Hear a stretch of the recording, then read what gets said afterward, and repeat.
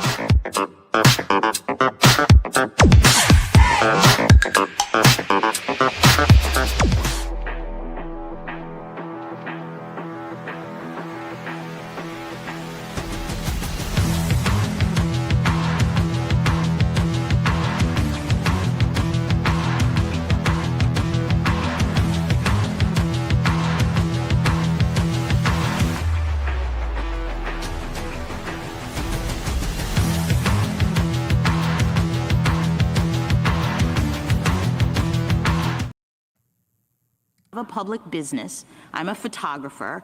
My belief is that, I'm doing It's a Wonderful Life scenes. That's what I'm offering, okay? I want to do video depictions of It's a Wonderful Life. And I'm knowing that movie very well. I want to be authentic, and so only white children and families can be customers for that particular product. Everybody else I'll give to everybody else. I'll sell them anything they want, just not the It's a Wonderful Life depictions. I'm expressing something, right, for your purposes, that's speech. What about, what's the other step? It's speech, and I can say anti-discrimination laws can't make me sell the It's a Wonderful Life package to non-white individuals. Wow, that's terrible. Public business. I'm a photographer. Wow, so she thinks It's a Wonderful Life is actually white supremacy. That is crazy. Oh my God, how's everybody doing tonight? Yes, as usual, I have a minor technical issue I'm working on right now. I think I have it solved. But first things first. Let's do this. We have 5 gifted memberships. Oh no. Thank you so much. And with that, I don't even get to tell you about the goal. It just automatically happens, and we get the Bellavision. Yes, we get the old Bellavision. Thank you so much. We're going to see who gets those. Let me fix this camera. It's all like discombobulated. It's been so long. Since we've had a stream. What is happening here? I see what's happening here. Hold on a second.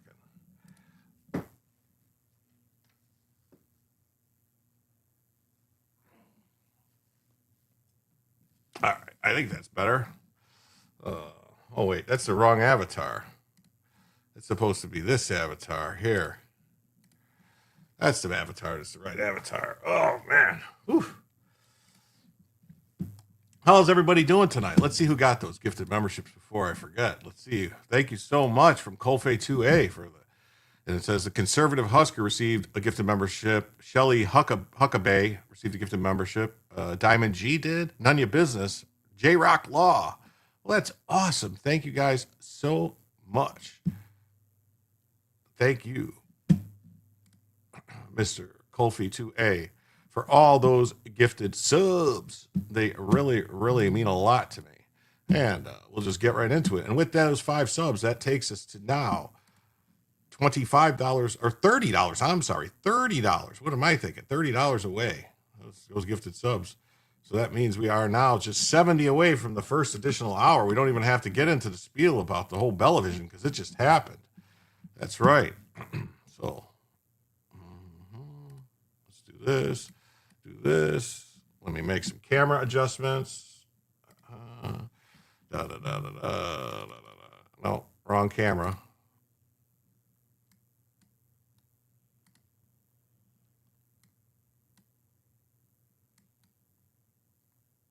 I think you can see her face pretty good. There she is. And then I can do me.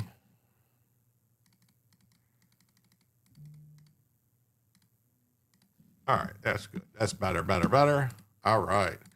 Let's get into this now. Let's see. Let's see who's here tonight. We know Kofi's here because he's throwing the members out. And then we got Catherine Case is first. Belated Merry Christmas, Jim, in the chat. Yes, Merry Christmas to everybody who celebrates Christmas. If you celebrate Hanukkah, I will say Mazel Tov, Happy Hanukkah, Shalom. If you celebrate, Festivus, I'll say have a fantastic Festivus. And if you celebrate Kwanzaa, I will say have a crazy Kwanzaa. Anyway, now see, Pat Hacker says she's really looking forward to the chat tonight. I'm looking forward to it too. Yes, indeed. Jody's here and Tickle the Plus. He has always. Thank you, Jody. None of your business here. Great to see you. I've got this one. A Sekaroo says your stream would benefit from Peekabee. Remove the space. Oh, cool. Awesome. What a nice surprise, Michelle Perro. That's great to see you too. Yeah, the other Gygax, Dan's here. What's up? Tony's here. What's up, Tony? I'm going to call you Tony from now on. To New York with you. Great to see you. Now I'm going to Jim softly. I don't know what that means. Marjorie's here too. Hi all. And of course, Kofi with the 5 subs. That's great. Hey, Steve Hilliard's here. What's going on? Huh? What's up? For Lightning. Yeah, she's basically saying that It's a Wonderful Life. The Jimmy Stewart movie is white supremacy. Diamond G says, thank you. None of your business says, thank you. Kelly's here. Good evening, all. Yeah, Bella's here already. That's right. Dan Blackwood says, you look different in the picture, Jim. Yeah, well, I was, it's the moo cow. Hey, what's up, Cannibalistic Wizard? Nice to see you. Terry's here. How you doing, everybody? Great. Do what David D does. Greetings. How you doing? AZ Mercer's here, too. Pyramid 7's here. What's up, Pyramid 7? Great to see you. So, yeah, I think that was crazy. And you think this is crazy? Man, I saved up some really crazy stuff. But anyway, let me just get into the whole thing here and get it out of the way. There is a goal, as there always is. Obviously, someone gifted 5 memberships, so I don't have to say, everything goes towards the member, the goal. Memberships, gifted memberships, Rumble Rants, YouTube Super Chats, PayPal and Cash App and Ko-fi is pinned in the chat, and there's some QR codes pinned on the screen if you want to use those, or any of those things. It gets all added up, and the show usually runs for about 2 hours, 2.5 hours. If we hit the $100, we add an extra hour to the show, and then for every $100, we add an extra hour to the show. So the show could be as long as you guys want it. And as usually if we hit 50, we activate Bellavision, or if an individual donation of 25 or greater comes in, which 5 gifted subs is definitely 25 or greater. So that is Bellavision for the evening. So we are now just 70 away from a first additional hour of the show. I want to thank everybody who was here. I want to slightly apologize to everybody for missing the past 3 days. I didn't realize I was going to miss 3 days, but it was crazy around here with all the Christmas preparedness stuff, building things, getting toys built together. I mean, these things are just impossible to build and everything. And I want to thank a couple people here before we get started. First of all, I got this beautiful card in the mail, Peace on Earth from Jules. And she just says, thanks for all you do, Jim, and I look forward to every show with Sweet Bella and your sense of humor. Well, Jules, I appreciate it. This means a lot. Thank you very, very much for the card. Oh, you've been watching Nick Shirley bust the fraudulent daycare centers? I've got some of those in here, yeah. And then I got this package in the mail. It was very unsurprised, this big old package in the mail from a friend of mine named Salty, Sean Salter, who does a comic book. He's been on the show and we talked about his comic book. It's called Silence Dogood, the Time Traveling Agent. And he sent me this box full of all this stuff. I mean, look at this stuff. It's got this card, Silence Dogood, and a bunch of like bookmarkers and comic books and another comic book and a first edition comic book and a signed first edition comic book and a poster and all this stuff. And I just want to thank him and let you guys know that if you ever want to read a good story, if you got some grandkids or some kids or something that needs a good story, maybe that's not like all sexed up and drugs and stuff like that, and you want something good that's got a little bit of history in it too, about Ben Franklin, and his young Ben Franklin, check out Turkey Robot Comics and the Time Traveling Agent Silence Dogood comic series. Looks amazing. I've read it. There's actually if you go on my channel, there's a video, one of the first, I think it was the first video I might have made for YouTube, that is about the first comic, issue number 1 of Silence Dogood. So, check it out. Turkey Robot Comics. Give him, good guy, really good guy. So, and let's jump in to this second video I have, which this video I was shocked. Ben Franklin was young. Yeah, I was a young Ben Franklin, this is before the whole, start of the country. And he was a time traveler, I guess. An inventor. H.J. Remy's here. What's up? Nice to see you. Save Minnesota. We're going to try. So check this out. We got this Democrat, all right? I want to show you this Democrat running for office, all right? And I believe it's in Iowa, yeah. So Democrat Benjamin Shower is running for the Iowa House. And he demands health care for all, this guy, all right? All right, not to be rude, but this man should have no say in anything healthcare related and be left out of any healthcare discussions. I mean, look at this guy. I mean, do you guys remember that movie Stand By Me? When the little guy's telling the story about the guy, I can't say his name, with the pie eating contest. I mean, that's all I see here is the pie eating contest guy. And he wants to talk to us about healthcare. I mean, if this guy is not 500 pounds, yeah, the pie eating contest, that's what I'm talking about, yeah. I mean, his name was a Lard something or other. Lard rear end. Lard. Anyway, let's hear what he has to say. What do you think?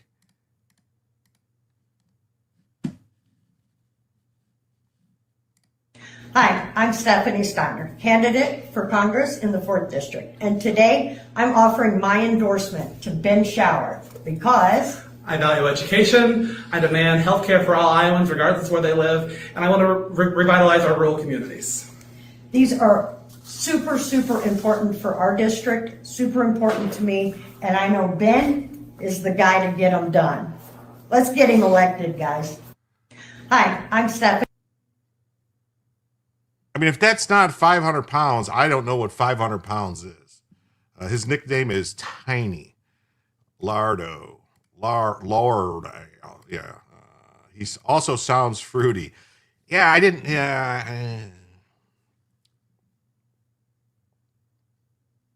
I don't know. Yeah.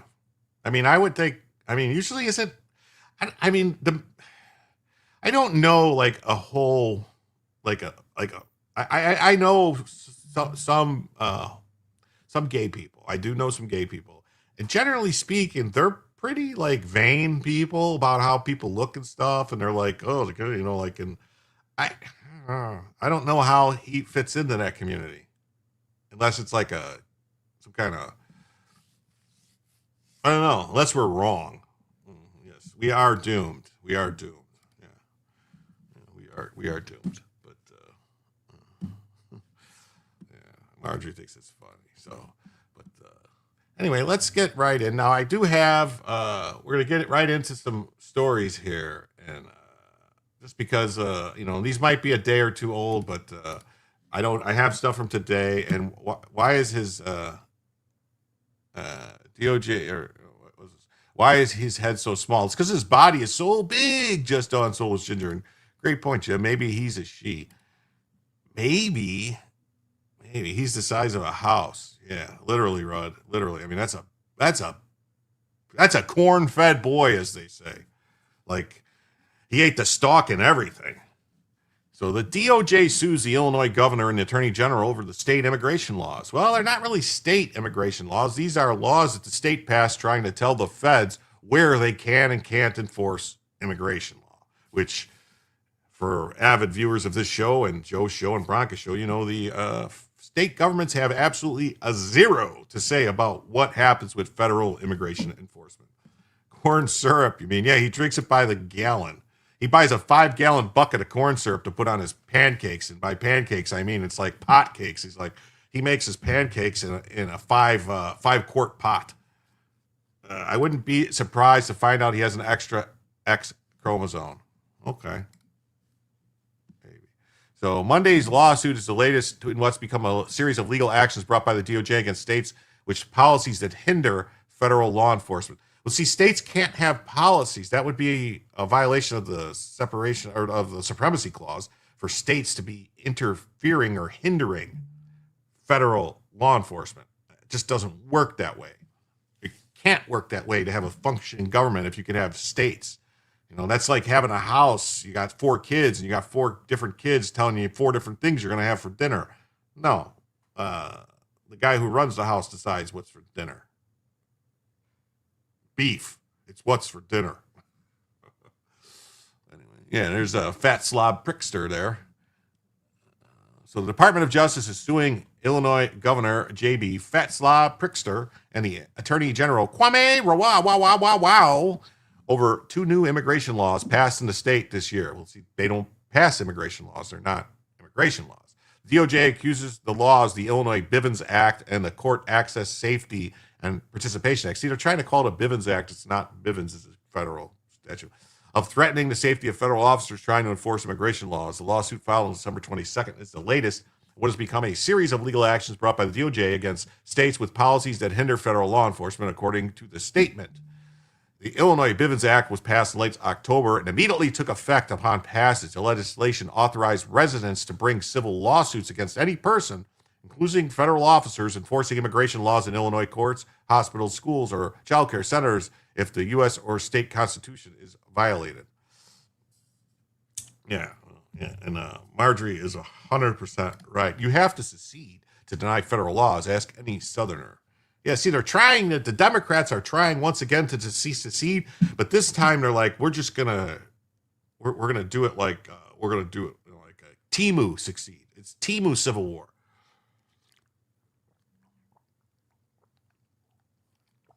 Yes. Illinois is out of control. That's definitely. He's a big dude, may need 2 votes per person.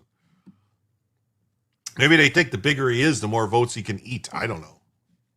The act also outlines criteria for determining punitive damages that could be awarded.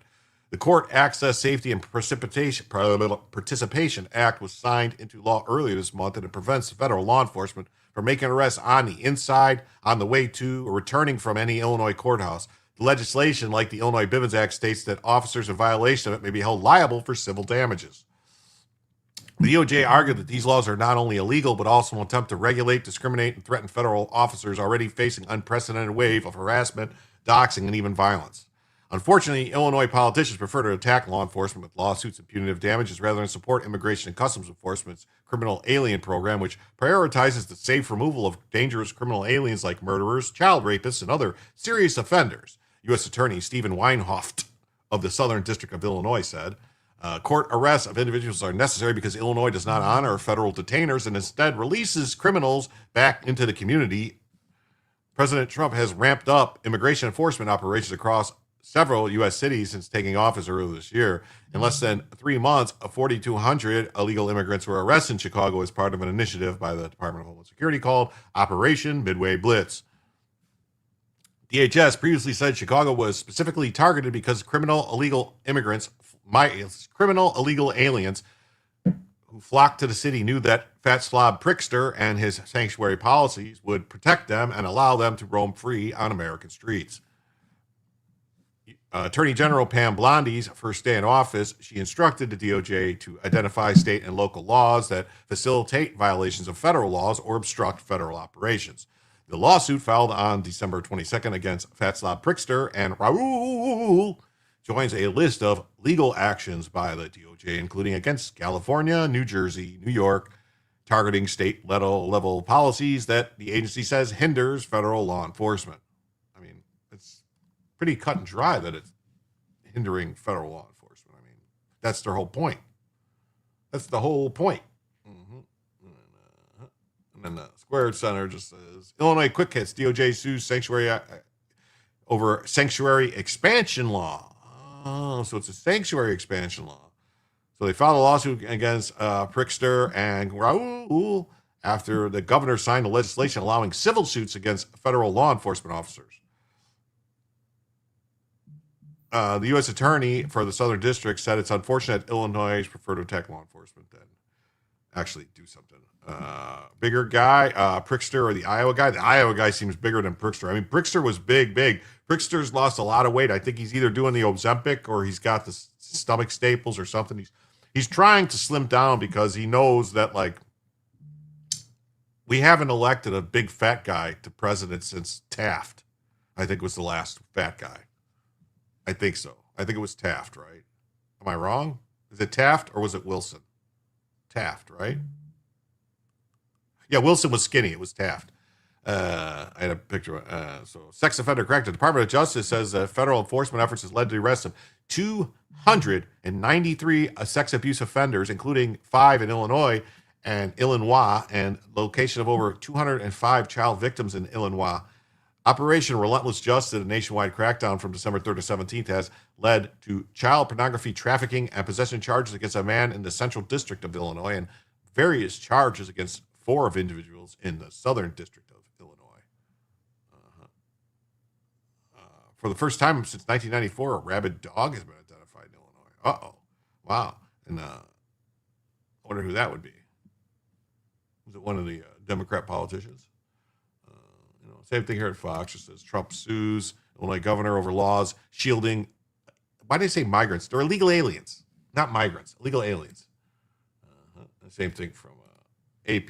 DOJ sues governor over laws protecting immigrants. No, illegal aliens. See, why do they have to lie? This is the thing the left does. They twist the words. They're just immigrants. They're migrants. No, a migrant is somebody who comes here to work and then leaves. That's a migrant. They're migrant workers. They come to work, then they go home. That's what it's always been. Not this thing we have now. Look at old Greg Bovino there. Must be getting cold in Illinois. Look at him. So,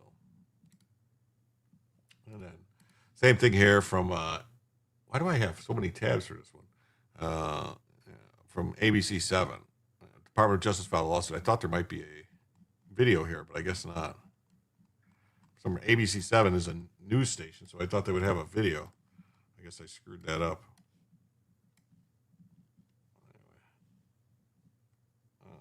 So there's that. And then we got this story for all you people that have student loans or anybody who has student loans. Why sue? It's a violation of federal law. Arrest them. Well, that's the thing. Like, the problem is we've already seen several cases. Like, did you hear that the case of that tow truck driver that was stealing ICE vehicles while they were arresting people? The tow truck driver was pulling up and hooking ICE vehicles and taking off with them. He was acquitted by an LA jury. Said, well, no, it's his job to tow cars away. So that's what we're already in the jury nullification phase of this, where they're refusing to, it started with that Sussman guy in DC, who lied about the part of Carter Page stuff and changed the records, all that. He got found not guilty. And because DC, he works for Clinton, not guilty. He's a Democrat, not guilty. That's how DC is, man. Same thing with the guy who threw the sandwich. They found the sandwich guy not guilty in DC. It's on video of him throwing the sandwich and hitting somebody. How could you find him not guilty? So pay garnishments for defaulted student loans to begin in January. That's right, folks. All that talk about, you don't have to pay your student loans. You do. The Department of Education's latest measure follows months of reforms and crackdowns in the federal student loan program. Look at this. President Biden, thank you for canceling student debt. He didn't, though. Bunch of idiots. Young Democrats. Yeah, thank you for canceling my debt. Give me free money. I went to college, so make the guy who works for minimum wage pay my student loan, or make the electrician or the plumber or any of those, service industry workers, make them pay my loans. Same way that OJ was innocent. Yeah, same way. Starting next month, borrowers who didn't honor the conditions of federally backed student loans should notice smaller paychecks. The Department of Education senior official said on December 23rd, notice of wage garnishment will be sent out about 100 or 1,000 defaulted borrowers the week of January 7th. The number of notices is expected to increase in scale on a month-to-month basis. I would think there's way more than 1,000 people, though. Maybe that's all they could do at once. I don't know. The pay garnishment for student loans was initially paused in early 2020 as part of the COVID-19. Of course it was. Part of COVID-19 relief measures. No more taking the money for the loans you owe. After student and parent borrowers are provided sufficient notice and opportunities to repay their loans, collection activities are required under the Higher Education Act of 1965 and the Debt Collection Improvement Act of 1996. Wow, the Debt Collection Improvement Act of 1996. Do you know who was responsible for that law? Do you know whose baby that was? Who put all the stuff in there? That was a guy by the name of Joe Biden. And you know what's in there? It's in there saying that you can't bankrupt away student loans. So even if you're bankrupt and have no money and you can't work because your student loan was shit and you didn't actually get you a job and it was a waste of money, you still can't bankrupt it away. Wow, that's weird, right? The federal student aid webpage said student loans typically go into default if a payment hasn't been made in 270 days. So you almost have to not pay it for almost a year. 9 months. Under federal law, loan holders can order employers to withhold 15% of the borrower's pay without taking them to court until the loan is paid back. You heard that right. 15% of your paycheck gets withheld until the loan is paid back. Those who receive garnishment notices have the right to a formal hearing or a chance to negotiate other terms with the Department of Education, according to the webpage. Womp womp. President Trump has overhauled the federal student loan policy of his predecessor, Sleepy Joe Autopen Biden, who attempted to forgive hundreds of billions of dollars in delinquent debt to more than 5 million student loan borrowers. Pat Hacker says garnishment only happens if they still have $250 a week after taxes and garnishment. Well, I guess, yeah, and if they don't have, if they're making cash or something like that, there's no way to garnish cash. So, but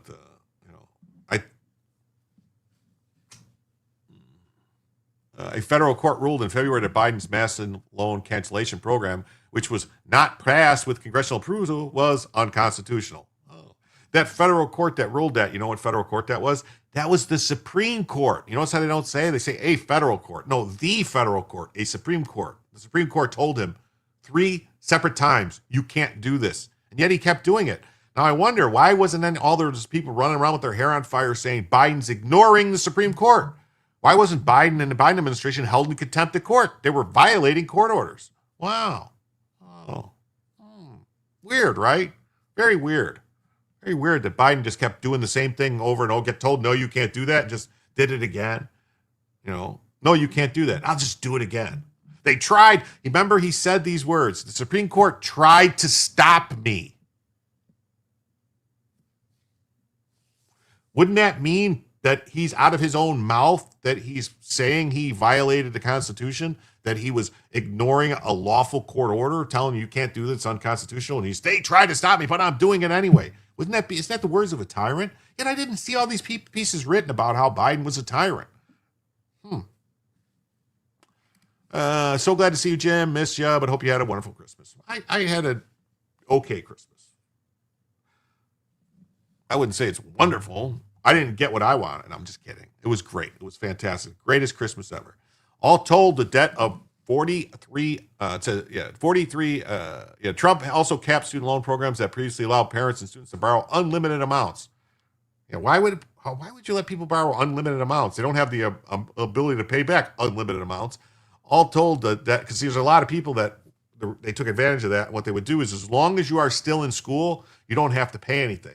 So they would keep taking more loans, and they would stay in school for 20, 30 years, getting degree after degree after degree, worthless degree. Just because the government's paying for it, they got to, get.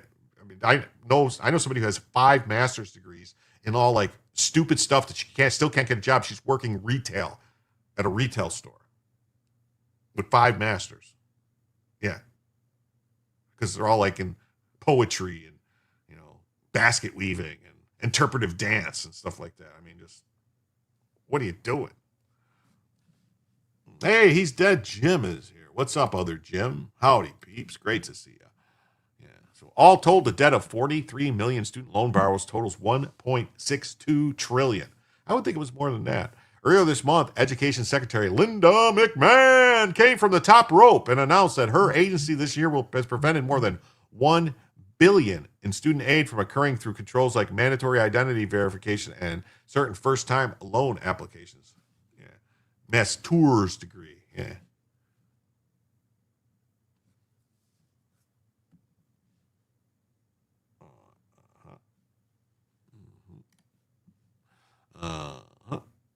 Her investigation determined that money had previously been dispersed to deceased individuals and chatbots disguised as student applications. Yeah, because see, whenever the government's giving all this money out, you always got this fraud where people figure it out in other countries. Well, we just keep applying to these schools, and then we'll get them to send us the money, and then we'll take the money and we just won't send it to the school. And we'll just pocket it. You would think, how is that possible? Yeah.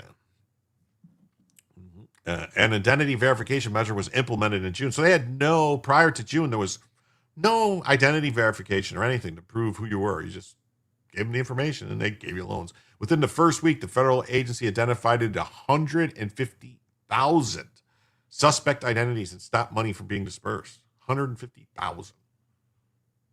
And they're not talking about, like, when you're talking about student loans and money being dispersed, they're not talking about $10 or $50 or $100 or $1,000. They're talking about tens of thousands of dollars. Tens of thousands of dollars. So it's a lots of money. That's like 1.5 billion right there. McMahon said that there would be additional crackdowns on student aid fraud in 2026. Hey, Sunshine's here. That's so awesome. Great to see you. I hope you had a wonderful holiday. America is being hoodwinked. It is. It is. American citizens have to present an ID to purchase a ticket to travel or to rent a car. It's only right that they should have to present an ID to access tens of thousands of taxpayer dollars to fund their education. Makes me recall Christmas in Prison by John Preen. Hi, Sunshine. Merry Christmas, taxpayer, says Linda McMahon. Wow. Crazy stuff, huh? Crazy stuff. Crazy stuff. Yeah, so let's see here. So the Post says Trump administration to begin seizing wages for defaulted student loans. See how the way they make that sound like not, hey, you owe us this money, and it's just, the law says that we have to garnish your wages, so we're going to garnish your wages. No, they're seizing the money. Trump's just out here. Trump's stealing the money. He's stealing money from people. Oh my God, look at that headline. Trump is stealing money. Yeah. So next year, Trump will begin seizing wages from individuals who defaulted on their student loans. Wow. Hey, Phil Coggins is here. Great to see you, Phil. That was a good one. Happy one, too. So the missives will give borrowers a 30-day heads up about the plans to garnish wages. Well, at least they give them 30 days notice so they can just quit their job, right? I wonder how many will do that, just quit their job. So yeah, they're up to seize. They can seize 15% of the after-tax income. Back in May, the Trump administration revived the policy of taking Social Security benefits and tax refunds to pay for defaulted student loans after they initially planned to resume. Wow. They're going to take Social Security benefits for defaulted student loans. That's a little shady, in my opinion, because that's like if someone's living on Social Security. No, I understand what part of the loan I understand, but I'm saying like if somebody's like living on Social Security and that's all the money they have to live on, and they're just going to take their Social Security, like people aren't getting thousands of dollars. I mean, you might get 2,000 or 3,000 tops from Social Security a month, and you had to pay in a lot to get that though.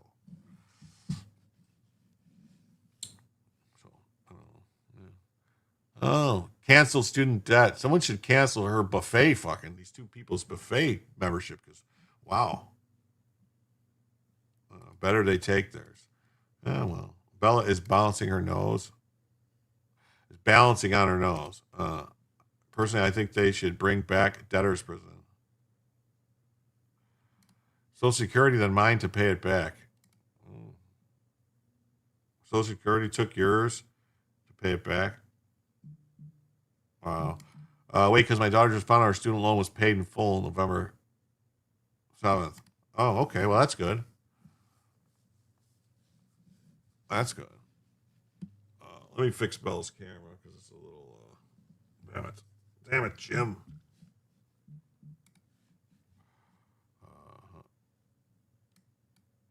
That's better. Now it looks like her nose is just touching there. Oh, and look, she's got a tattoo on her behind. You see that? A red tattoo. It looks like some kind of cross. So yeah, I don't want to spend a lot of time on this.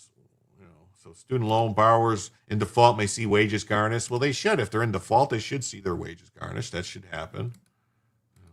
Breitbart says, oh, hold on. I'm sorry. This is the next story.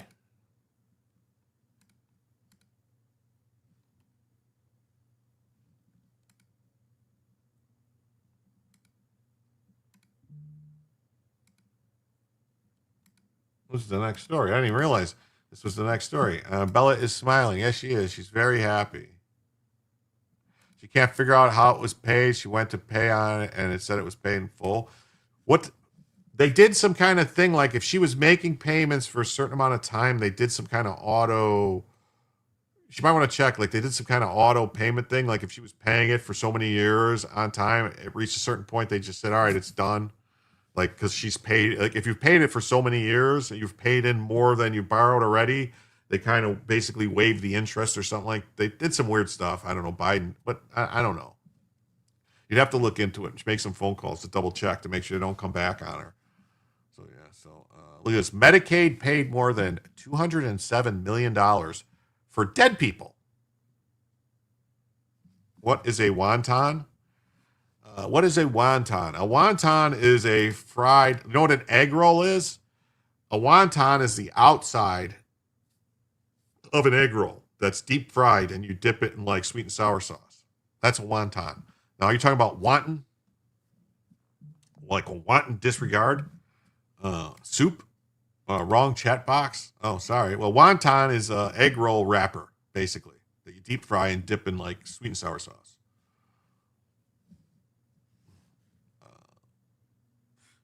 A new law could help fix that. That's right. So $207 million for dead people.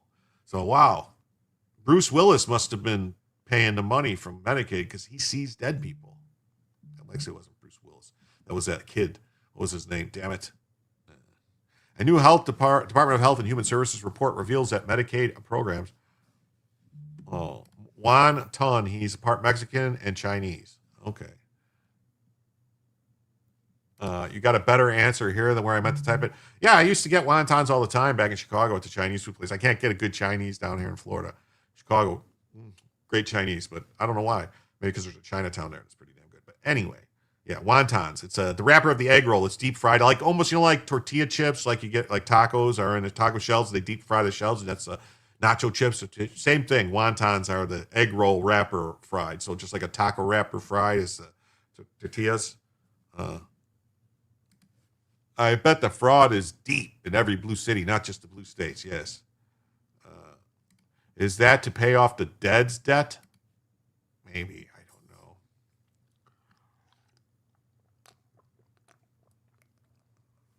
know.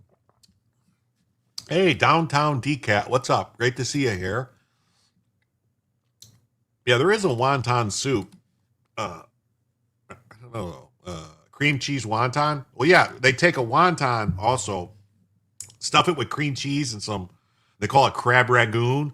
Cream cheese, like they're supposed to have crab in it, but usually it's artificial crab or whatever that they mix in with it. And then it's like cream cheese and crab. It's really good if it's done right. I also bet if each of us did some digging, we could find lots local to us. Okay. Oh, the fraud, definitely. Yeah, cream cheese wonton. Yeah. Captain, what's up? So, Yeah, so a new health department report reveals Medicaid programs paid over $200 million in improper payments to healthcare providers between 2021 and 2022. So that's 1 year, over $200 million in 1 year for people who were already dead. Medicaid paid more than $207 million for dead people. A new law that could help fix that by Fatima Hosseini. Oh, I wonder if she's responsible for any of the stealing. Medicaid programs made more than $200 million in improper payments to healthcare providers between 2021 and 2022 for people who already died. The department's Office of Inspector General said it expects a new provision in the Republicans' One Big Beautiful Bill requiring states to audit their Medicaid beneficiary list may help reduce these improper payments. Well, see, the thing is, the Democrat states just aren't going to do it. They're going to say, no, you can't make us.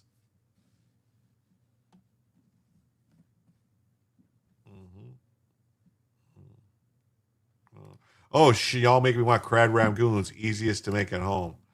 And then Cannibals Winter said, I watched a crabber guy who tasted a few different fake crab, and the funniest thing was the fake crab with no crab was his favorite.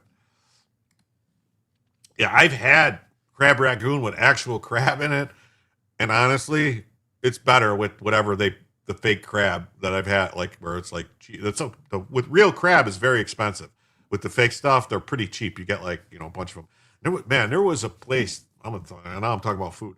There was a place that had a Chinese shrimp cocktail, they called it. But it was like I don't know why you would describe it. It was like a spicy, sweet, tangy tomato sauce coating on the shrimp. It was hot. It was served hot.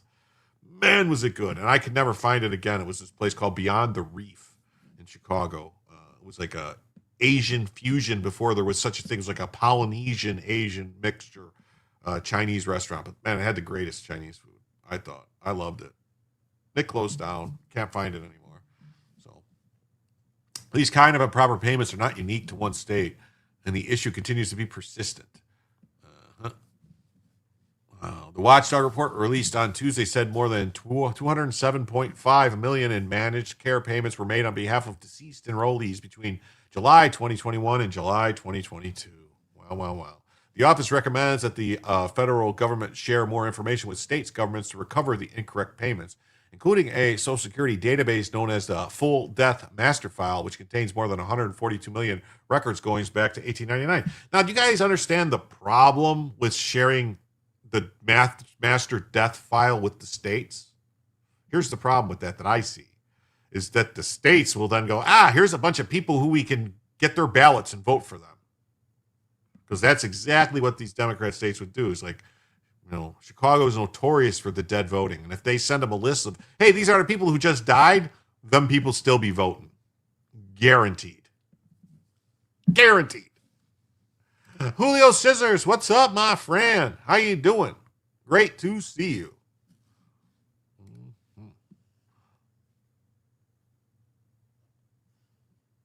Sharing the full death master file data has been tightly restricted due to privacy laws, which protects against identity theft and fraud. You think? The massive tax and spending bill that was signed into law by President Trump this summer expands how the full death master file can be used by mandating Medicaid agencies to quarterly audit their provider and beneficiary lists against the file. Beginning in 2027. The intent is to stop payments to dead people and improve accuracy. Oh, this is going to be bad. They gave me access to the file. Y'all don't like me. I forgot to hit that like button. Let's get to 29. Come on, let's go. Yeah, let's go. On YouTube, we got 108 people watching and only 41 likes. That's pretty piss poor. I must say. That's pretty piss poor, I must say.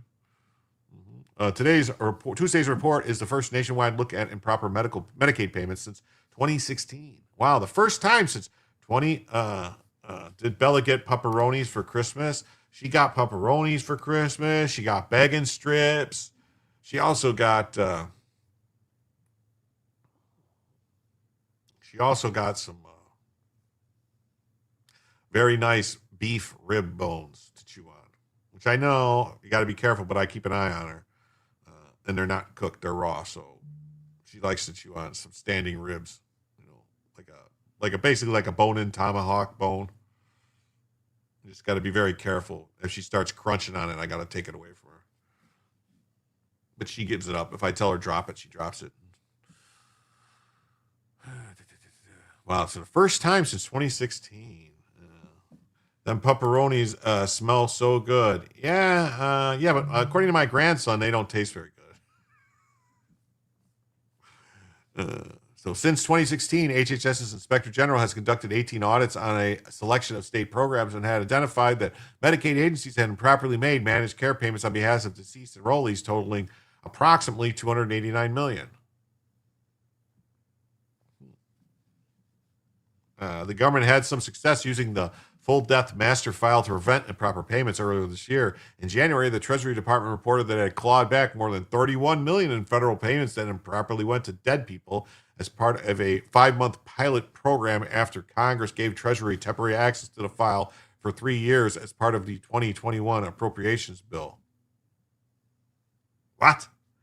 So the Treasury Department didn't have access to the file that says who everybody, the Treasury Department didn't have access to the Social Security death file so that the Treasury, who's responsible for cutting all the checks,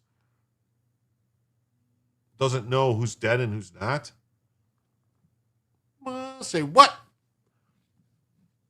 Meanwhile, the Social Security Administration has been making unusual updates to the file itself, adding and removing records and complicating its use. For instance, the Trump administration in April moved to classify thousands of living immigrants as dead and cancel their Social Security numbers to crack down on immigrants who had temporarily allowed to live in the U.S. under programs started during the Biden administration. Oh, so they just said, no, you're dead. Wow. I've heard stories about that where people go to the government says, no, you're dead. It's like, wait, no, I'm not dead. No, it's here, you're dead. It's like, well, no, but I'm here. But no, you're dead. It says here you're dead.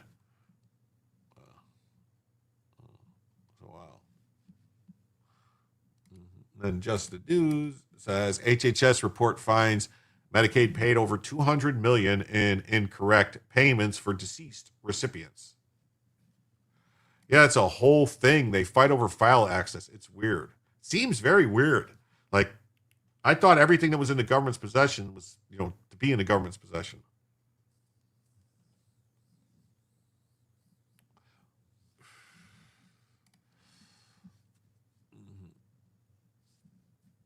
So Health and Human Services Inspector General did a report, and they paid over $200 million from 2021 to 2022.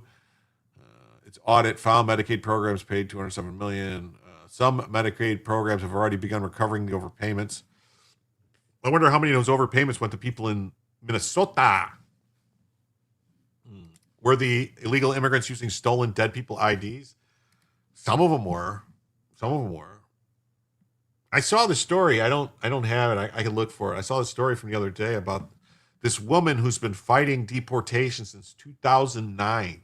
And during the first Trump administration, I think I remember the story from the first Trump administration, that she was hiding in a church in Colorado, refusing to leave. The Catholic Church was shielding her because they had her order to deport her. And it says like, oh, she's been living here for all these years, and then everything was fine. She came here in 97 illegally, but she's been here. Everything was fine until she got arrested in 2009 for using a fraudulent Social Security number, a Social Security card. And the woman's story was, well, I didn't know it was a fraudulent number. I just paid someone to give me a Social Security number, and they made a fake Social Security card with my name and somebody else's number. I had no idea it was fraud. It's like, come on, really? And we're still fighting in 2025 to get this woman out of the country who was arrested in 2009. So over 16 years, somebody who's caught, using fake documents to work illegally in the country. What is going on that the person was not immediately shipped out, like cha-chunk, out of the country? There shouldn't be all this. This is crazy. So the office also highlighted provisions in the One Big Beautiful Bill, which was passed earlier this year to help minimize unallowed Medicaid payments in the future. Secretary Ag Brooke Rollins said that SNAP benefit payments have been going to deceased people as well. One way she plans to fix the issue is by making all recipients reapply for benefits. That's right. They all have to reapply. They all has to reapply. AP, same story. Just Medicaid paid more than $207 million for dead people. A new law could help fix that.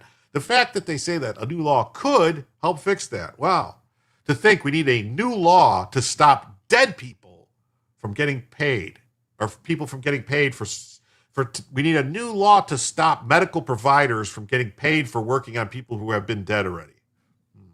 I don't know. She also went back to MX and snuck back in and got a DUI. That's when she hid in the church. Okay.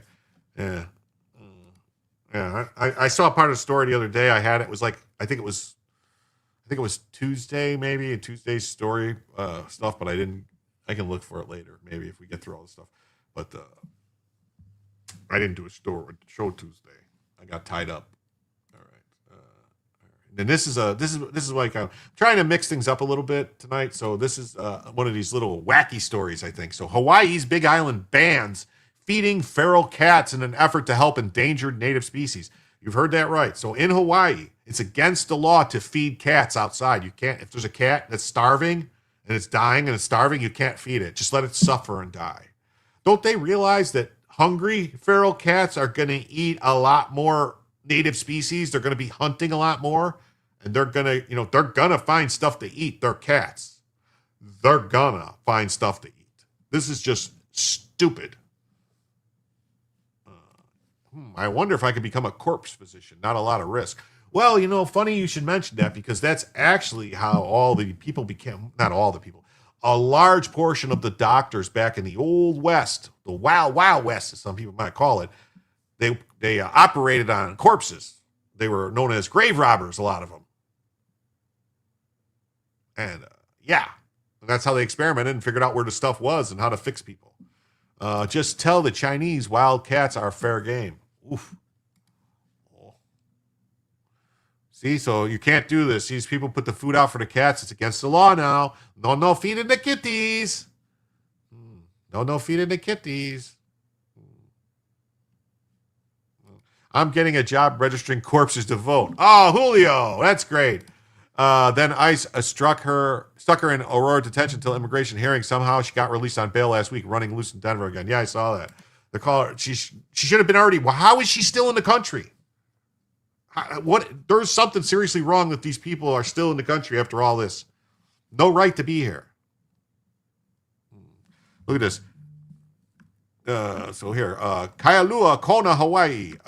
Throngs of feral cats emerge from the shade of parked trucks and bushes as soon as the familiar Subaru Forester pulls in to dump on Hawaii's Big Island. They run after the vehicle to a certain meal, a gravy train that might not be around much longer. A Hawaii County law set to take effect at the start of the new year bans feeding feral animals on county property. So it's on county property. Well, I guess, okay, so this is not as bad. So they're just saying not on, you got rogue immigration judges. I don't think it's the rogue immigration judges. I think if I'm not mistaken, I believe it was a federal judge that said she had to get released. Like a district judge. They keep sticking their nose where they don't belong. Yeah, so a new law is going to take effect to ban feral animal feeding. It's an effort to protect native species, such as the endangered goose called the ninny. They want to protect the ninny from a super predator introduced to the islands by Europeans in the 18th century. Oh, them damn Europeans, them damn colonizers, and they brought in these filthy cats that are now killing everything. Damn Whitey did it again. But the measure doesn't sit well with many cat lovers, including the driver of the Subaru, Liz Swan, who has been feeding feral felines on the Big Island for 33 years. Oh, shut up, white lady. That's what they're going to tell you. Go away, Whitey. Liz Swan set up foods in a trap for stray cats near the Kalika transfer station. The Kalika transfer station and recycling center. I don't believe the cat should be exterminated at the expense of the ninny, Swan said. They're both living creatures. It's unclear how many feral cats, abandoned pets, and their descendants live on the Big Island. Estimates range well into the tens of thousands, with the pockets of dense colonies supported by people. So, I mean, Hawaii, places like that where it's warm, you can get, like, if they don't have other predators that are going to eat them, like in Florida, there's a lot of alligators and other things, and, like eagles and ospreys and stuff that'll just swoop down and, steal a cat. Hey, Seagull Gunner's here. What's up? Great to see you. Awesome. And Archie says, I want to be a corpse doctor. They can't sue. They don't talk back, and they can't die again. Yeah. You can never be accused of killing anybody if they're already dead. See, Wilkie says, yes, you are correct. Roach judges interference in immigration laws. Yes. Oh, my God. Boo-hoo. 4962 said, cats need to go. Wow. I didn't know someone was so against pussycats. Pussycats. And then, so estimates range in 10,000. Opponents of the ban say it will hamper their efforts to contain the population by trapping and neutering the animals, and that hungry cats will then have to hunt for food. That's correct. They will hunt for food. They should import some Haitians to Hawaii. Ooh. But then that's like, that's the thing. No, save the cats. That's what I say. Hello, Mr. K. Great to see you. Like, that's the thing the government always does. They always import something new in that causes a worse problem. Like bringing Haitians into Hawaii. Man. Oh, yeah. Upon the Horizon has a great point here. He says, in the blue states, corpses have the best insurance you can charge. Yeah, that's right. A variety of threats. About 200 cats live at the Kalikilaka transfer station. Mickey Kalikilaka. Isn't that a song? Mickey Kalikilaka is Hawaii's way to say Merry Christmas to you. Except for the cats. According to them, they don't like the cats. No more Christmases for cats. Bella is hunting in her dreams. Yes, she is. Haitians would save the cats for leftovers. So they live on that thing, not far from a bustling tourist district of Kona, Hawaii. Swan shows up every late afternoon with water and kibble and says she's never seen a ninny anywhere near the dump. Despite living amid trash, the cats there generally appear robust, most of them missing the tip of an ear, indicating they've been spayed or neutered. Also, that's what they do. They clip a tip of an ear off so they know they've already got them taken care of. I understand this. Cats are one of the few species that hunt and kill for fun, not just hunger. Yeah, but making them or start making spam out of feral cats, I guess they could start eating cats. I mean, I hear cat tastes all right. I mean, I wouldn't do it, but I hear maybe. I mean, the Haitians love it. They say it's a delicacy. Her ears are twitching. She knows you're talking about her. The cats threaten a native species directly by killing them, and indirectly, biologists say food left out for cats can attract native animals, bringing them in closer contact with humans. Oh no! Cat feces can also spread a parasite called toxoplasmosis, a disease that killed endangered Hawaiian monk seals and native birds. Oh my God. Oh my God. Toxoplasmosis. Wow. It killed the monk seals. Wow. Carnivore animals are usually full of parasites. Yeah. Cats destroy native species. Yes, they do. Merry Christmas, Cesium Cat. Merry Christmas, Cesium Cat. Alf loved eating cats. That's what we need. We need more Alf aliens. Alien life force. Alf. We need him to come in and eat the cats. They're eating the dogs. They're eating the cats. They're eating the dogs. They're eating the cats. We need more Alfs. Don't eat Cesium Cat, though. Don't eat him. He's all right. Last year, a male ninny pronounced nene. Oh, that's a song. Did they nay or did they do the nay? But struck and killed by a car as it crossed the road in Hilo. Oh my God, they should ban the cars. A nini got killed. A ninny got killed. They have to ban cars on the eastern side of the island to reach a cat feeding station. The goose surviving mate, which also had a gosling die of toxoplasmosis in 2020. How the frick did they know all this stuff about these birds? Doesn't Hawaii have a flock of feral chickens on one island? Yeah, I heard there's feral chickens all over Key West. I'm sorry, Key West. Holy crap, go to Key West. There's chickens everywhere. They're just running all over the place, and you can't hurt them. You can't get rid of them. They're protected because the people are weirdos down there. Also transmissible to humans. Pregnant women don't clean litter boxes. Yes, definitely. Dead ones get dissected. The county's feeding ban will help protect them, the department said. Well, maybe don't have this lady touching their eggs. That's the best way to protect them is don't touch their eggs. If you touch the eggs, then the mother's not going to come sit on them. Weirdos. A Hawaiian biologist's view. State wildlife biologist Raymond McGuire. Well, he doesn't sound like Hawaiian. His name isn't Makamoko Mlakalakaluka. That would be a Hawaiian guy. Mikalakaluka would be the Hawaiian biologist. Checked for nene nesting sites among the barren black rock fields near a shopping center at the Wakalokoloka Resort. It's not their traditional habitat, but he has seen the geese fly in to grab food, risking getting hit by cars, and last year some nested there. Yes. Don't touch the cat eggs. Never touch the cat eggs. As he approached, a pair of feline eyes appeared out of a crack in the lava rock. Cats emerged from their nooks, perhaps mistaking him for someone who might offer food. Maybe the cats thought he was food. Let me tell you something. Cats would eat you if they thought they could get away with it. If they were a little bit bigger, they would be eating people all the time.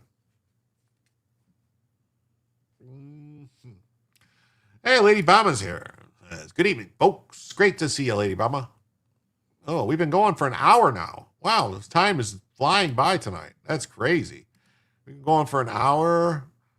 We've got 108 people watching. That's great. It'd be nice if we had 108 likes. Yeah.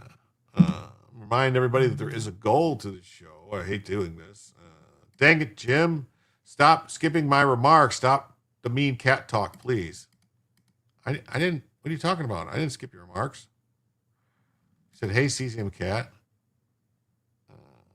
Her ears are twitching. What are you talking about? What did I skip? Hey, Lady Mama, I did not skip your chat, Sunshine. I did not skip your chat.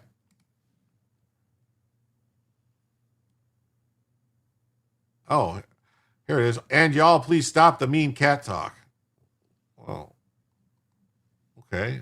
I thought I did that.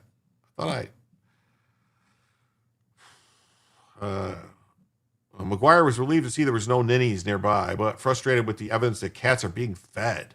Oh, no. Make the cats starve. That's what this guy wants. No, feed the cats. I'd let a cougar eat me. Ooh, the wild cat cougar. All right, whatever. The only difference between a tiger and a house cat is about 500 pounds. Yes. Yeah. Like, I've heard stories. Never mind. I don't want to get to it. People are going to. I've heard stories about people, people that expire, that pass away alone at home, and people that have a bunch of cats or people that have a bunch of dogs or dogs. The difference is stark. What happens to the people after they expire with those different animals? That's all I'll say. He sounds like a feline phone. Yeah, he's like a felinophobe. He's a felinophobe.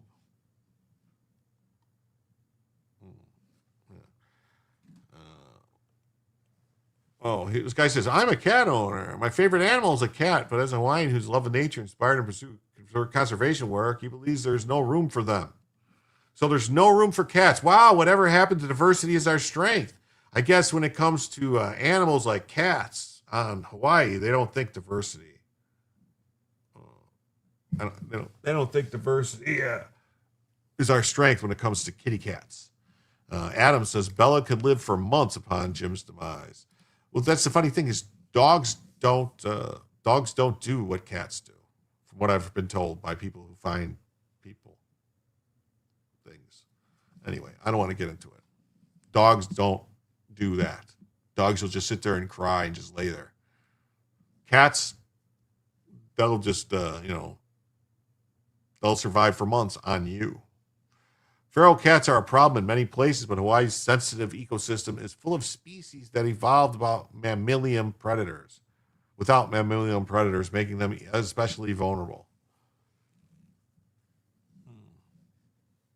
Well, some dogs will, cough, cough. Not this dog. No. I felt bad for the cats. Hawaiian culture is closely tied to Hawaiian's animal, the moka muka muka, the ancestral spirit guides. Ancestral spirit guides can take animal form. Noted Big Island Mayor Kimo Alameda. His family's amuka muka is the shark.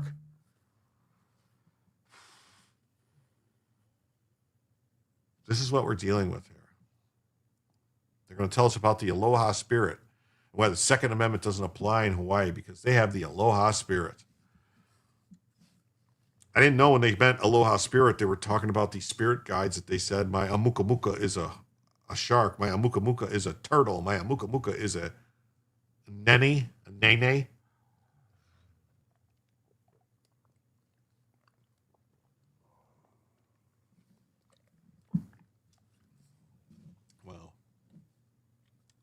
After the council passed a measure with a veto-proof 6-2 vote, Alameda decided to let it take effect without his signature.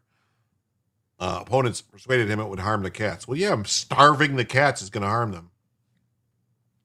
If they are being caught and neutered, I think it's under control. Yeah, that's what they're saying. Like they feed them, they have a cage, and when they catch them that aren't neutered, they neuter them or spay them and neuter them. They're doing like what Bob Barker wanted everybody to do. Yeah. There has been 2 recent cases of owners charged because their dogs attacked babies. Oh, well, yeah, that can happen, for bad dogs. But if there's a dog, that's doing stuff like that, that's a dog. If you have a dog and that's even, most people, if you're not paying attention to you have to not be paying attention to your dog to not know that your dog has a problem and that that dog probably, should either not be around other people or needs to get taken care of. Because you shouldn't have a dog that, like if you have a kid come by, the dog's just going to maul the kid. That's not a dog that anyone should have. I'm sorry. And if your dog is like that, that's on you to get that fixed. Can't wait till Maisie Hirona weighs in on this. I know I think all these cats actually are her cats. She just releases them in the wild when she goes to Washington. Because if you don't think she doesn't smell like a crazy cat lady, just look at her. Just look at her. A drunken, unless you don't like kids. Well, I guess if you don't like kids and you want a dog that doesn't like kids, I guess it works out for everybody. The debate was so contentious that some opponents sent him hate messages. Oh, no. The mayor said he hopes police consider enforcement a low priority. Violations can carry up to a $50 fine for the first offense and up to $500 for subsequent offenses.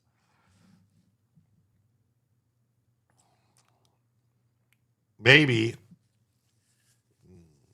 Wouldn't this be considered animal cruelty? Isn't there laws against starving animals? Isn't that animal cruelty? Isn't there federal laws about starving animals? I'm pretty sure there is some kind of, I don't know, maybe not federal laws. Is there federal laws about starving animals? It's a good question. Will the ban prompt feeders to work in secret? The answer is as simple to Makalaka Kawana Wana Wana, a cultural practitioner, someone who works to preserve Hawaiian cultural traditions on the island of Kauai. Trapping, neutering, and releasing cats makes no difference because they can still hunt. Oh, so she just wants all the cats to be murdered. She wants all the cats killed. Oh, okay. It does make a difference because cats only live 12 to 14 years. So once they're all neutered, that's it. That's the end. They can't multiply. The cats have to be removed. Oh my God, she's looking for a solution to the cats, one might say. Wow. We have cat killing clubs in South Australia, Mr. K. Oh my God. Yeah, but you guys got, well, no wonder, because you guys are being ruled by frickin' emus. You guys lost the war to the emus, and now the emus are afraid that the cats are going to basically defeat the emus. So now the emus are ordering all the Australian slaves to get rid of their only predator, the cats. Damn emus. Yes, Cannibalistic Wizard, they could say it would be quite final. Yes, it would be. If you remove them from the mortal coil, it would be final. It's a native species. Why does that reign over a domestic cat that somebody dumped out pregnant and then had 6 kittens in the wild? Why is that life more valuable than this life? Opponents who also argue the ban might only push feeding efforts underground. Yes, they'll dig tunnels. They'll be like the Underground Railroad. They'll have tunnels, like escape tunnels, like they had at camps for the cats, to feed the cats. Okay. Lady Obama says, indoor cats, 12 to 15. Outside cats, lifespans are lower. Well, yeah, because generally speaking, outside cats are going to get more diseases. They're going to get more sicknesses. Didn't Aussies lose a rabbit war too? I don't know. They did lose the war to the emu, though. I know that. That's in their history books. They have lots of mongoose. Maybe they think they're cats. Maybe. I hear they shoot roos as well. I didn't think you could. I thought you were supposed to kill kangaroos. I'm not sure. They should label them illegal alien and animal invaders, and the libs would want to protect them. Yeah. How dare they? These are just illegal aliens, man. They're jackrabbits. Yeah. Mili kaliki maka hawali maka laka hawa. Hiya hawa malaka laka hawa. Duck Fat, great to see you. Yeah, those underground Hawaiian cat feeding rings. Yes. What's up, Duck Fat? It could be worse. They could be underground cat fighting rings. I mean, how would you get the little tiny gloves on the cat's paws for them to fight? Man.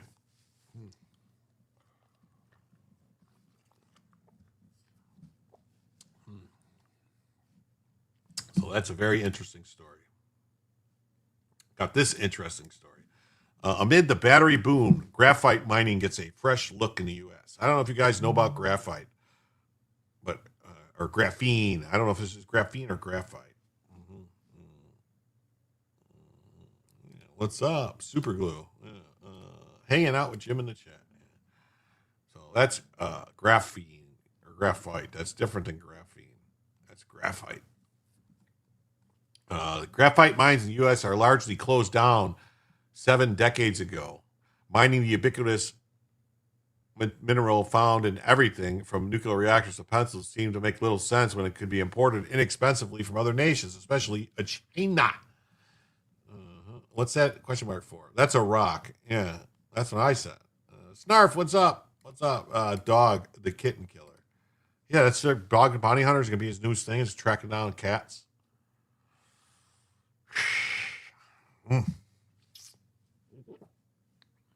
That view is changing now, despite demand for graphite. I thought it was graphene. I don't know. The key material in lithium-ion batteries that powers everything. Graphite is a key material in lithium-ion batteries. Oh, didn't know that. Federal officials concerned about the steady supply of a number of critical minerals. Several companies have plans to mine graphite.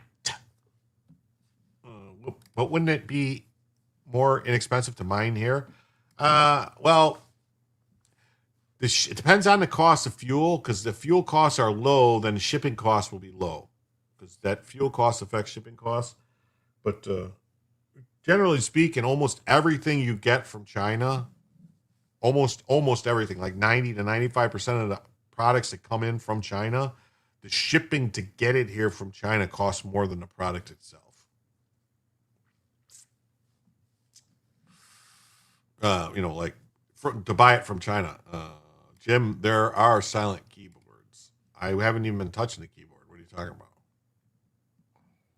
about? In New York, Titan Mining Corporation has mined a limited amount of ore from a deposit in Snowy Woods, about 25 miles from the Canadian border, aiming for commercial sales by 2028. Company officials believe the geopolitical winds are at their backs to sell graphite concentration for high-tech, industrial, and military uses. That could include heat-resistant coatings in factories, anodes in large lithium batteries connected to electrical grids, and lubricants for military vehicles, according to the company. We believe there's a real opportunity here, says the company CEO, Rita Adaniani, and we have the ability to supply a significant portion of U.S. needs, and that's largely because you can't see China now as a reliable supply chain partner. Are my eyes okay? No, they're not. My eyes have been bothering me. I don't know what's going on. I don't know. Something's that's his false teeth rattling. Is it really? I want to get a keyboard for the TV. Depending on the TV, if it's a Samsung or LG TV, they do make keyboards that you can connect to them. Basically any Samsung actually sells keyboards. I don't know if LG does. But I think LG TVs, you can actually connect like in any Logitech or any type of wireless keyboard to them for using. Yeah, they're cheap. Yeah, they are cheap. I saw them. Yeah, they have them. Like Samsung makes ones specifically for their TVs. I had one when I had a Samsung TV. But I don't know. It wasn't. Yeah, they were cheap. Trade tensions with China rose this year after President Trump's administration imposed higher tariffs. Though those tensions eased somewhat after Trump and Chinese President Xi Jinping met in October during a regional economic summit in South Korea. Thank you. Sorry about that. We already had Bellavision. Thank you for the 5, Terry. Merry Christmas to all, and to all a good night. Yes. Doc says, you have to be a special kind of stupid to connect a smart TV to the internet. Use a streaming box instead. Yeah, I know what you're saying. Yeah, I know a lot of people. I have Roku boxes. I don't connect my TVs because I don't want the TV to get. I heard a lot of stories about when you have it connected to the internet, it's constantly doing some stuff, but I don't know. But thank you for the 5, Terry. And with that, we are now $65 away from the first additional hour of the show. I'm going to try to sing us there. Not so. Okay. The Northern New York deposit is in a rural region from a rich history of graphite, iron ore, and garnet mining. The iconic yellow Ticonderoga pencil was named for a town several hours east of the deposit where graphite was mined long ago. Titan's Joel Renault, I think it is, recently held up a rock from the newly mined area. It was an ordinary-looking flecked fragment of schist, glinting slightly in the sun, but it was comprised of roughly 3% graphite. Wow. Hey, Richard is here. What's up, Mr. Dick Parker? How you doing? Howdy, folks. Sorry I'm late. I saw Joe did a stream yesterday, which was very good of him. I couldn't join. I was busy, but it popped up the notification. And I wanted to pop in, and I would have liked to actually join him, but like I said, I was busy. You can see how gray the rock is here, says Rolt, the company's vice president of operations. That's because of the graphite. A critical mineral. Graphite can conduct electricity and withstand high temperatures, making it useful for a host of commercial and military applications. As such, the Department of Energy has said the need for graphite is critical. And the Department of Interior listed as one of 60 critical minerals, along with more than a dozen rare earth elements. Look at Renee Collins is here. Says, I'm here, just lurking. Well, thank you for being here, Renee Collins. I hope you had a wonderful Christmas, happy Hanukkah, fantastic Festivus, and a crazy Kwanzaa. I think that Christmas bronchitis is trying to turn into a pneumonia, so tomorrow to the doctor I will go. What fun. Oh, my God, I hope you feel better. Wow, that's nuts. I hate when that happens.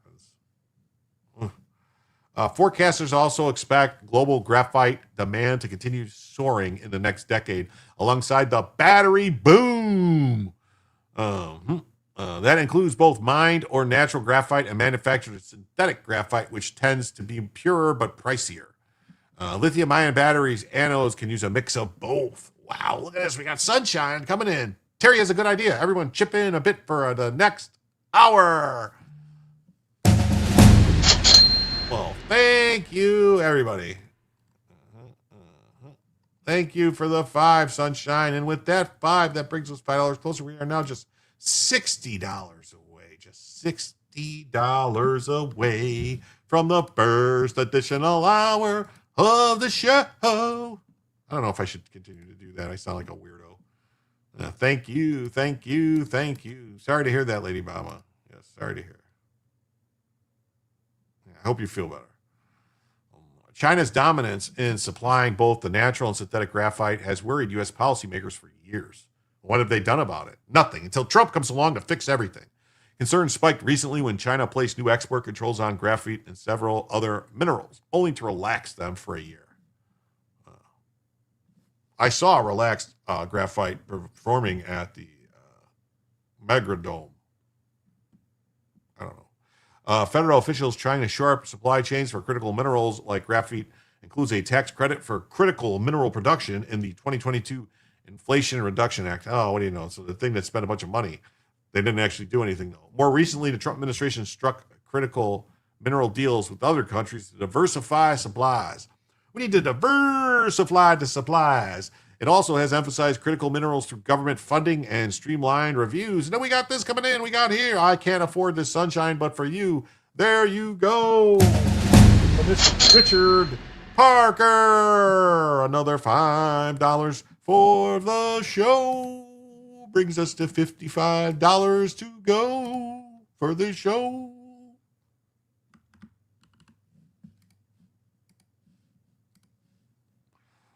Yes, take care of yourself, Lady Bama. Definitely. And thanks, Richard. Great. Season Cat, I will be right now trying to breathe with being in a snot machine. Wow. Have you got a humidifier, one of them things, or one of them? Have you? I'm just probably just talking out of my behind, but one of them Vicks machines that they have this Vicks liquid you can put in it. Dayquil, like they have a, like a thing. It's like a vaporizer, I think it's called, not humidifier, or vaporizer, and they have different chemicals. Put like Vicks makes different things you can put in there. It's supposed to. I don't know. I don't know. Am I making stuff? I don't know. Speaking of batteries and minerals, stock them on silver. HTB battery news. Samsung silver solid state battery closer to becoming mainstream. Did you guys ever hear the story? Wow. Speaking of silver, Doc, there was a story about that I watched. The story about how when they built the atomic bombs, nebulizer type of thing. Yeah, no, nothing. When they built the atomic bombs, when they first were trying to make the separator or whatever to make the uranium, to separate the uranium-234 from the 235, they had to, because copper was in such wide use, they had to use silver. They had to use 14,000 tons of silver or something like that to make the windings for this. I can't remember what it was called, but this machine that separated the stuff. And then they had to save it and everything. And then it all had to get returned. After. And they finally, I think, returned the last, whatever, so many tons of silver in like the 70s when they closed down the plant in what was it, Oak Ridge, I think it was Oak Ridge, Tennessee. Anyway, fascinating story about they use silver, but millions of dollars in silver. We have many incompetent people. Make sure you're taking enough vitamin D. Dr. Campbell did a video a couple weeks ago about the 2014 study that was revised. He did the math wrong. Instead of needing 600 IU a day, you need 9,000. Yes. Did it glow in the dark? No. As far as I know, everything was fine. They even did stuff like they chopped up the floors and everything and burnt the floor to recover they tried to recover all the silver possible because they had to get returned to the Treasury because it was, it was supposedly came out of Fort Knox, if you believe that. But silver hit $80 an ounce today. Crazy. Oh my God, that is insane. That is crazy insane. Oh.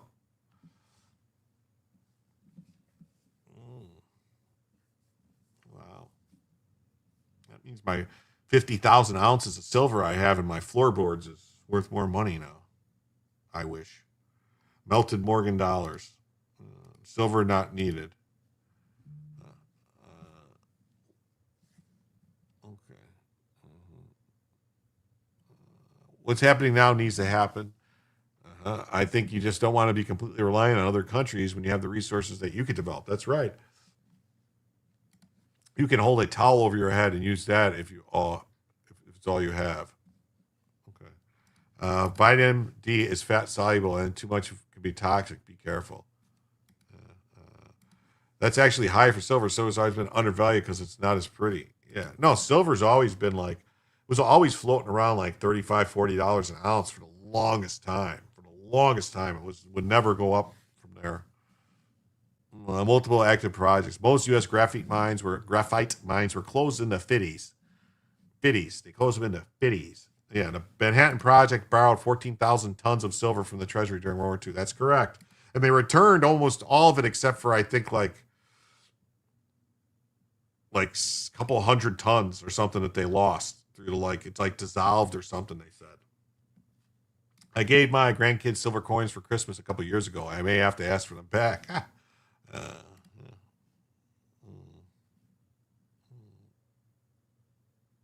I think originally it was 14,000 tons they asked for. I think it went up from there, though. I think it was more than that. The center said the Titan mine is one of 5 active projects, including 2 in Alabama, and 1 in Montana and Alaska. Westwater Resources this fall announced it's retained an engineering firm to lead the permitting process for a mine development in Coosa deposit in Alabama. The Graphite One Corp project in Alaska is at the site of what state officials say is the largest known large flake graphite deposit in the United States. Wow. when we are sitting with one of the largest graphite deposits in the entire world, there's no reason why we need to rely on China, said Anthony Houston, president and CEO of Graphite One. I wonder if this is going to be like Uranium One. You guys know the story of Uranium One? It's all the uranium in the U.S. that we own all this uranium, and then, thanks to old Hillary Clinton, sold it to the Ruskies. And now Uranium One is no longer United States. I would sell now. That's an obvious bubble. It used to be $7 an ounce 45 years ago. Yeah. It was insane. Titan has advantage because New York graphite deposit was discovered several years ago at the site of an existing zinc mine. The company was able to start limited graphite mining under its current permits while seeking additional permits for full-scale mining. Yes. Samsung has a newer solid-state battery that solves most of the current problems with charging cold weather performance fires, but it could take up to 1 kilogram of silver per car. Wow. That's a lot of din. That's 36 ounces of silver right there. So, I mean, that's just shy of $3,500. That should spike demand, yeah. The federal government this fall approved New York mine for fast-track permitting, saying it would build a strategic and significant domestic supply chain for graphite. The U.S. Export-Import Bank also said it would consider lending up to $120 million for construction and pledged $5.5 million for a feasibility study. Titan expected to eventually produce 40,000 metric tonnes. 44,092 tons of graphite concentrate a year, which the company says is roughly half the current U.S. demand for natural graphite. We have indications, in fact, that 100% of the output from this facility could be sold. Well, why would you want it not to be sold? What, are you going to keep it? Going to store it? Keep it in your pants? That's what you're going to do? You're going to keep it in your pants? When they say, keep it in your pants there, folks. Is that what they're talking about? The graphite? You keep the graphite in your pants? That's crazy. That's some crazy talk there.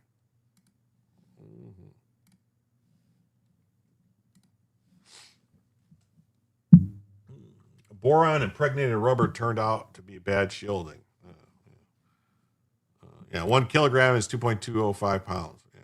Well, no, I mean, I know that, 1,008 grams is 36 ounces. So that's 8 grams more than a kilo is 36 ounces. So it's roughly 36 ounces.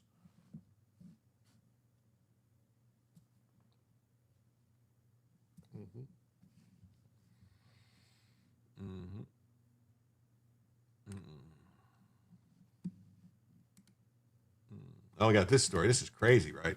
We got a teacher that was reported. This is a crazy story. This is an insane story. This is like a clippable story.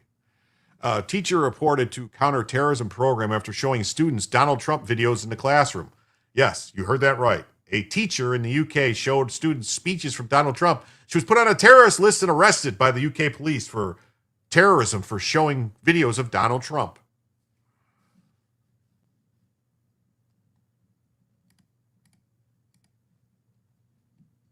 A favourite programme on telly is called Educating Yorkshire, and it's on Sunday nights at 8 o'clock on Channel 4, right? And every week my mouth just hangs open as to what is permitted in schools and how different schools are compared to my day, and the amazing job that teachers have to do, but completely different on than what you and I would Yes. remember at school. So, what's this story about? So the Daily Mail are going on a headline, woke guidance to tackle absenteeism, and stop asking pupils questions, it makes them anxious. Now, Of course it makes you anxious. Teachers, it's your job. yeah, so I mean, I get what they're going, and it's very easy to go with the popular view here, but I think they're not saying all pupils. They're asking to take into account that there may be in certain sets of the classes neurodivergent people, autistic, for whom it does make it. So I do work with children who've been in care, and sometimes I've got people in the room who are autistic. And because I'm energetic and stuff, I've got to be very careful how I approach them. So sometimes if I'm asking a question, I won't even look. But Chris, I don't think that you can break up. You can sit and say, well, we've got Dawn, better not ask her that. Chris, I can't Better not, ask she her won't this. And whatever. You know, you can't keep differentiating and cutting things up like that. I think you have to relook at what teachers are expected to do. I think if we're preparing children for the outside world, we have to be tougher with them than we are. Now, you can't wrap them up in cotton wool. Okay. The world does not revolve around them. They have to toughen up, sorry. So, You will be asked questions in life. Yeah. Yeah, no, it's true. So are you saying then exclude them from the classroom so that you can concentrate on the main body? Yes. Okay. Well, okay. I mean, okay. That might be a solution. So you go back to having schools that cater Look, for. you see when people say questions make you anxious. Yes, I was anxious. Yeah, Yeah, we all are. I was anxious anxious. I was anxious when I went to the track, and as a World Cup athlete, I was still anxious when you go to the final. Yeah, we get that. Anxiety is part of being human. But the question is whether somebody. Well, he was a world-class athlete. What do you know? A Henley College teacher was accused of causing emotional harm to students, with local child protection officials suggesting the screenings could amount to a hate crime. A politics teacher at Oxfordshire Sixth Form College. How droll. Yes, GBN, British News. Yes, it's GB News. This is a British story. It is. The Brits are really full of shit. Yes, this is going to link into another story, though. The lecturer, who was in his 50s. Yes, so it says he was reported to the government's counterterrorism program after screening Donald Trump videos, including inauguration footage, to his A-level students. Did he take blows to the head? Yes. My mom used to say, "I'll give you something to cry about." Yes, that's it, Wheezy Bub. How you doing? Holy cow, the UK deserves to be conquered at this point. Freaking pussies. Yes, they are. Lincoln, Sixth Form College. Can we get that in English, please? Yes, I don't know. But it's a college. I don't know. What did he do? He showed pictures. He showed a Donald Trump speech. The lecturer in his 50s was effectively compelled to leave his £44,000 a year job at Henley College following the referral, ultimately expecting a £2,000 settlement. They likened me to a terrorist. It was completely jarring. It's dystopian, like something from a George Orwell novel. Oh, you don't say. Ha! Love Eamon Holmes, a Northern Ireland man who stands for common sense. Well, that's awesome. The Sixth Form College on Henley-on-Thames, with over 2,000 pupils, reported him to local child safeguarding authorities in January 2025 after 2 students lodged complaints.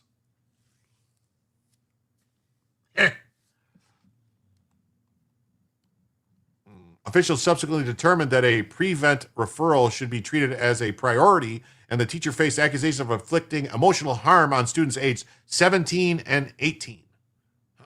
Local child protection officials suggested the video screenings could potentially constitute a hate crime. Yeah, UK is fucked. He is more powerful than I thought. Yeah, 2 Karens. A report dated May 22nd said the lecturer's videos could be perceived as radical and recommended the college proceed with a prevent referral. So they can't study modern politics at all. You remember how they always say, "Oh, we have a special relationship with Britain, the UK. We have a special relationship where we're always just stuff." Not anymore. The relationship is go fuck yourself. That's what I say. The document also expressed concern that his behavior could cause harm to a child. His promoting of views could be radicalization. The teacher, who first qualified in the mid-'90s, described feeling completely insulted at the suggestion that he was a danger to children, and said the ordeal affected both his mental and physical health, requiring him to seek counseling. Among the footage shown was President Trump's inauguration, and 5 campaign-related videos.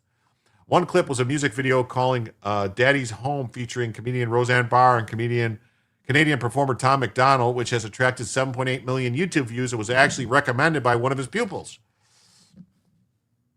Yeah, from the country that gave the world Jimmy Savile and Prince Charles comes, you showed a Donald Trump video, so you're going to jail.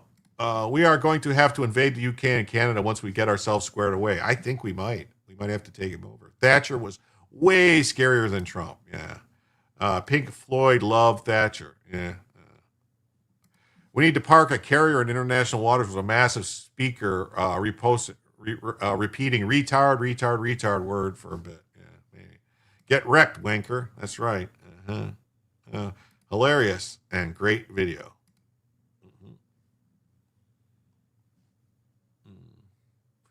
The lecturer maintains he presented balanced content, including Kamala Harris's videos as part of lessons on politics and propaganda following President-elect's victory. Oh, so he said that Kamala's videos were propaganda. Wow.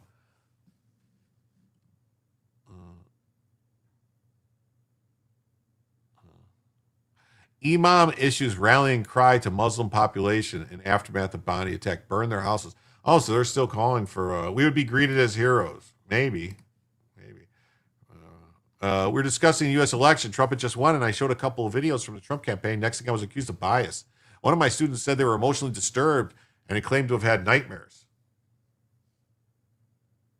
Someone should take that kid who said that, and they should be in a room with padded walls, wearing a straitjacket, going, because that's where they belong. The teacher believes he was targeted after taking over the politics class in September 2024, having previously taught business studies at a college where his work received praise. The teacher, a practicing Catholic and Republican supporter who insists his views are mainstream, denied being a far-right extremist when asked.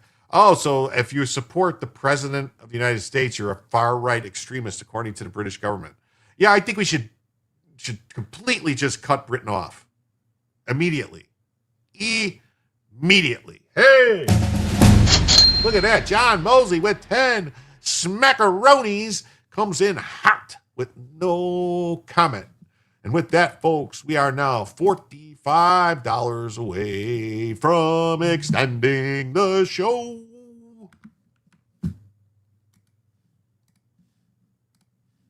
Thank you so much. See-through skin. Yeah, look at them. Police our streets, not our tweets. That's right. Yeah. If you say that graping kids is bad, the British government thinks you're worse than Nazis.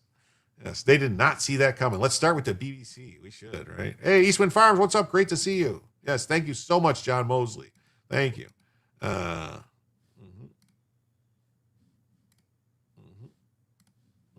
You see how that BC preacher was treated by Muslims in Dearborn?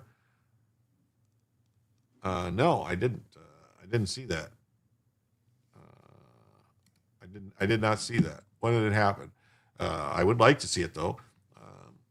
The Free Speech Union, which provided legal assistance to the teacher, condemned the handling of the case. The organization argued that safeguarding laws designed to protect children from serious criminals were being misused against individuals holding unfashionable political opinions. I wouldn't even say they're unfashionable. Colonel Sanders left the home at 12, and these kids are pitiful. Yeah. Right now, they're accusing us of abandoning Zelensky in his time of need. Listen,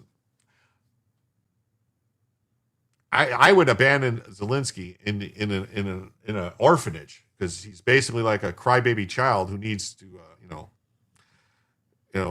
realize that it's the hard knock life for us. It's the hard knock life for us. Steady creaming, we can't wait for Ukraine to win because they never will win the war. Lord Young, the FSU's director and conservative peer, said the United States is our closest ally and Donald Trump is its democratically elected leader. Showing one of his election adverts to a class of politics students, particularly alongside one of Kamala Harris's, does not make you a risk to children. He described it as a clear-cut case of safeguarding protocols being weaponized to silence someone for political reasons. Those billions for the Ukraine never made it past the Cayman Islands. Yeah, I'm sure some of them came into the U.S. to purchase property for old Zelensky. They can have that little piano prick time of need or not. Maybe he can rule England. Zelensky can go back to playing the piano. Yeah, he can go back to tickling the pearlies with his pianiles. Henley College said it does not comment on individual allegations or ongoing investigations. Japan just offered $6 billion for Ukraine. Oh, Japan wants to buy Ukraine for $6 billion? I think that's overpriced. I think it's only worth about $3 billion. Look at it. It's places like destroyed. It's wrecked. Have you seen it? Like all the windows are broke. It's like, man, it's like a total rehab. It's got to be gutted. It's a tear down. Start over. $3 billion tops. Allegations are handled with due care in accordance with the statutory guidance with appropriate support for all involved. I don't believe it. Nothing you say. So there's that story. Yes. And then we got some American reporting on this. Oh, aid dummy. They're giving them a $6 million aid dummy. So it's like, what, some kind of dummy that's going to come in and fight the Russians? It's like a crash dummy that they're going to throw at Russians? Wow. Richard is not picking up the joke. They said they were going to buy it for $6 billion. And it's a fixer-upper and all that. I mean, come on. Let's go. Those kids didn't have to cross the pond to study propaganda. Yeah. UK teacher referred to anti-terror program for showing students Trump videos. School teacher in England was referred to the counterterrorism program for hate crimes. Wow. That's just crazy, right? Yeah. Mm-hmm. And this is the Standard. The Standard UK. UK teacher referred to counterterrorism program after showing Trump videos to politics class. Crazy. I'm sorry. Don't be sorry. We're I just didn't know why they would give him a dummy. At least they should have used a mannequin. That way someone could pull the strings. I don't know if you guys saw this or not, but there's been a lot of reporting lately about this. It's back in the news again. 2020 is back in the news.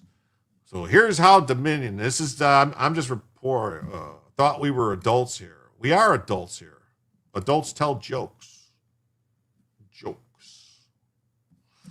For laughter. Laughter is the best medicine. Or so they say. Maybe people that don't have medicine say laughter. Maybe they say that when they don't want to give you medical treatment. They say laughter is the best medicine. I don't know. I have to think about that.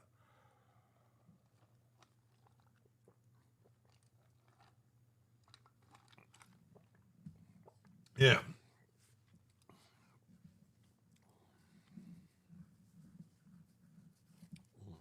Yeah, maybe you call for your insurance and say, are you going to cover this? And the insurance says, you thought we were actually going to cover you? Ha, ha, ha, ha. Laughter's the best medicine. In Canada, MAID is the best medicine. Well, it's the only thing they're offering in Canada. So here's how Dominion flipped the switch and rigged the 2020 election in the middle of the night in Antrim County, Michigan, from Trump to Biden. What?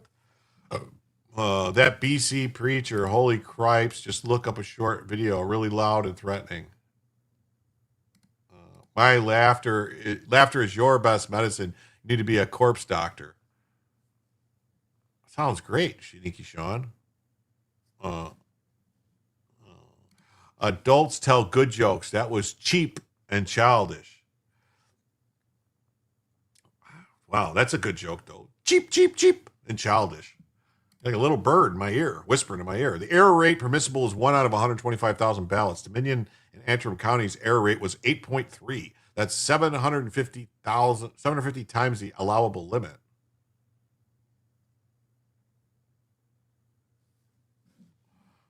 Everybody with any common sense knew this happened. That's why they couldn't let anyone talk about it. Banned me from Facebook several times.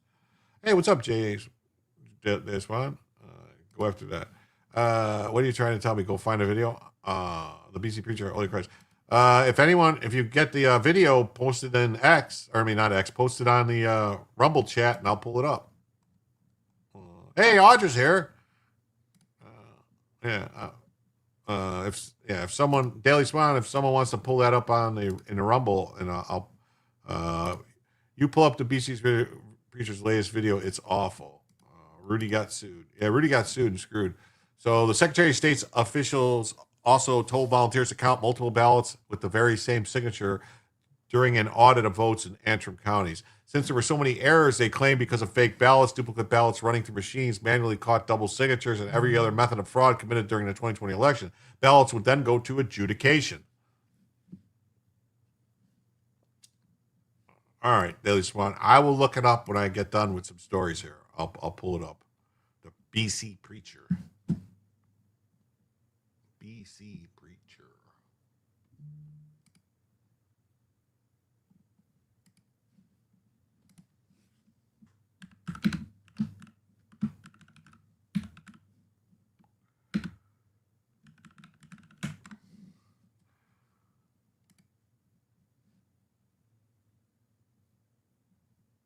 Wait a minute, you're talking about this? You're talking about another street preacher arrested and charged this time? Is this the one, or is that's from March 15th? No, no. You talking about the one, the Dallas police one?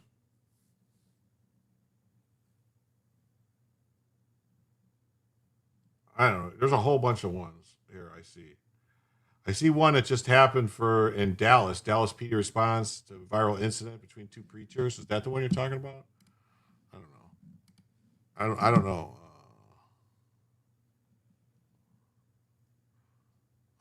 Who banned you? The Georgia legislative hearings told the whole story about Georgia. Even had the video of the woman that sued Rudy doing exactly what he said they did. Yeah, there's a video. We're gonna play it. They have a video. That's the Dearborn link. Oh, okay. All right. Let me get it. Let me pop out the chat now that I think about it. Let me see. There was nothing.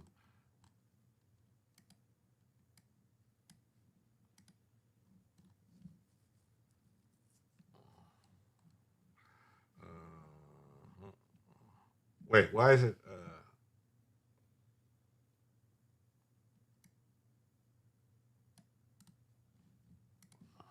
That's not. I don't see. I can. I don't think I can get that.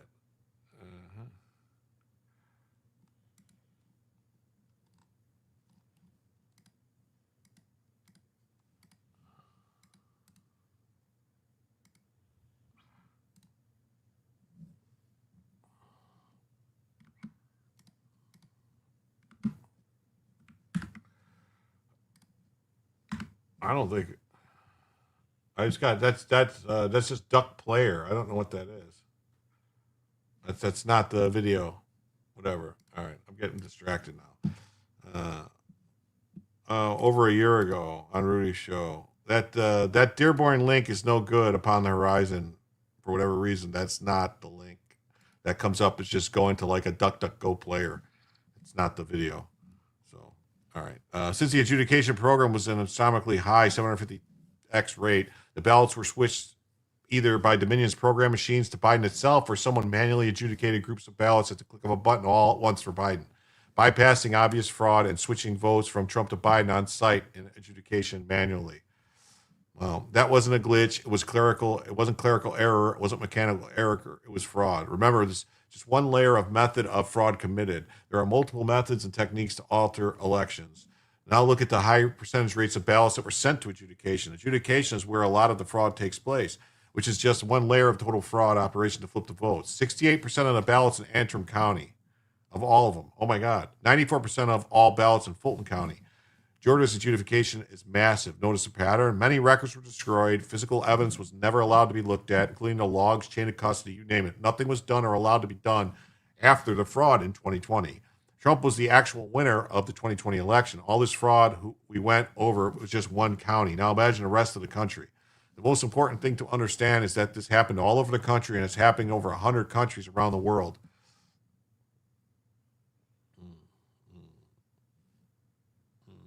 This is the election fraud cartel and their fraudulent methods to rig and steal elections worldwide, because Dominion, Smartmatic, and Miru are all different branches of the same company. Okay, let's hear.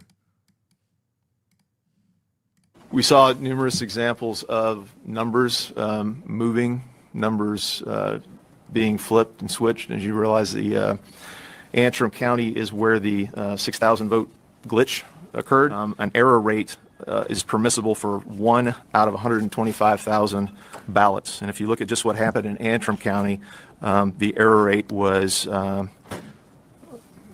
8.3. So it puts it about 750 times the allowable limit. And according to the regulations, that should have disqualified. We have multiple ballots with the very same signature. I don't know if challenge is the right word, but until we get... We'll go ahead and count the ballots. Right, we need you to move forward. But we will separate out and count those. And those in the work, there's going to be an asterisk saying these ballots have the same thing. And again, we know that you have a concern with this precinct, and as soon, when you get done with the audit part of it, not an investigation, not counting. We have 7,769 votes for Biden. And then for Trump, 4,509 votes. But that was wrong. And here are the actual results. Trump, significant margin over Joe Biden. First, they said, I believe this was a human error. Then they said it was a mechanical error. Then they said it was a human error. What happened? Well, what happened was the machine is designed to generate huge numbers of errors when you run ballots through the tabulator. And then those ballots, those errors, go to adjudication where someone sitting somewhere, we don't know where, can simply click on one button and bulk adjudicate thousands of ballots at once. So in this case, they were able to adjudicate, 12,000 ballots roughly, with one click of the button. Okay, and that's not good. Adjudication and the rate of ballots that were being adjudicated, i.e., it goes through the machine, something doesn't look right, a human being has to take it and do something with it. What was the rate of ballots that needed to be adjudicated? 68% of the ballots run through the machine had to be adjudicated. And tell us just how crazy off the wall that number is or isn't. It seems kind of high. It's very high because the federal allowable rate is 1 in 125,000 ballots. That's the error rate. And this program is designed specifically to generate these types of errors. And that's how they move votes from one candidate to another. They put them in these boulders for mass adjudication, and they are shipped somewhere. In our case, specifically, as you see in the report, we can't tell that right now because on November 4th, all of those system files, adjudication files, and internet files were deleted. So that's pretty significant. This is what we found. Another thing that we found very disturbing. And this, there's an adjudication process that I know you're probably familiar with, Pete, but if there is a mark that is questionable, the ballot should be sent to an adjudication holding area to be resolved manually by a 3-person team. Mm-hmm. Well, that's the way the system normally works. However, what the batch logs say is that all of the ballots were sent to adjudication. Virtually all of the ballots. Now, adjudication. Wow. Tactical assessment. Red Chinese victory. Impossible. America will never fall to communist invasion. Communism is the very definition of failure.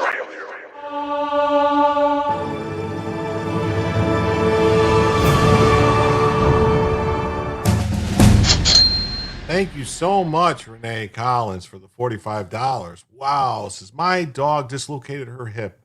I need the extra hour to get me through. Our other dog doesn't understand why they can't play. Oh man, that's horrible. Wow.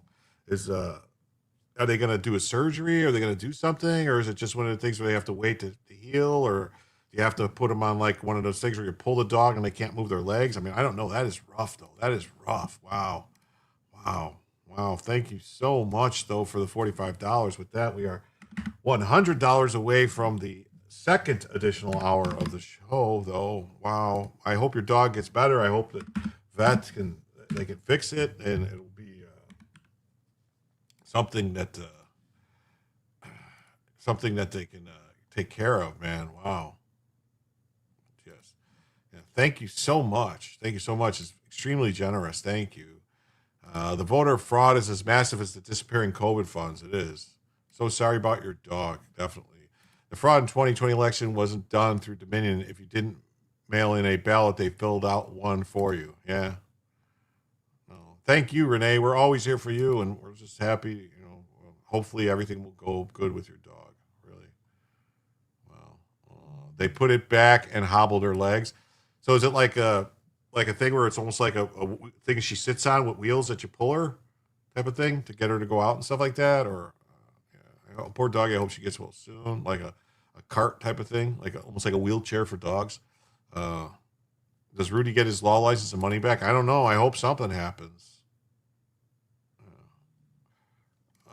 We're carrying her everywhere while fending off the puppy. Oh, wow.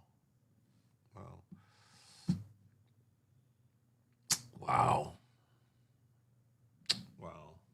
It only applies to mail-in ballots. So virtually all of the mail-in ballots, which was approximately 148,000, were forced into adjudication unnecessarily, and that's where they incur that extra risk of manipulation.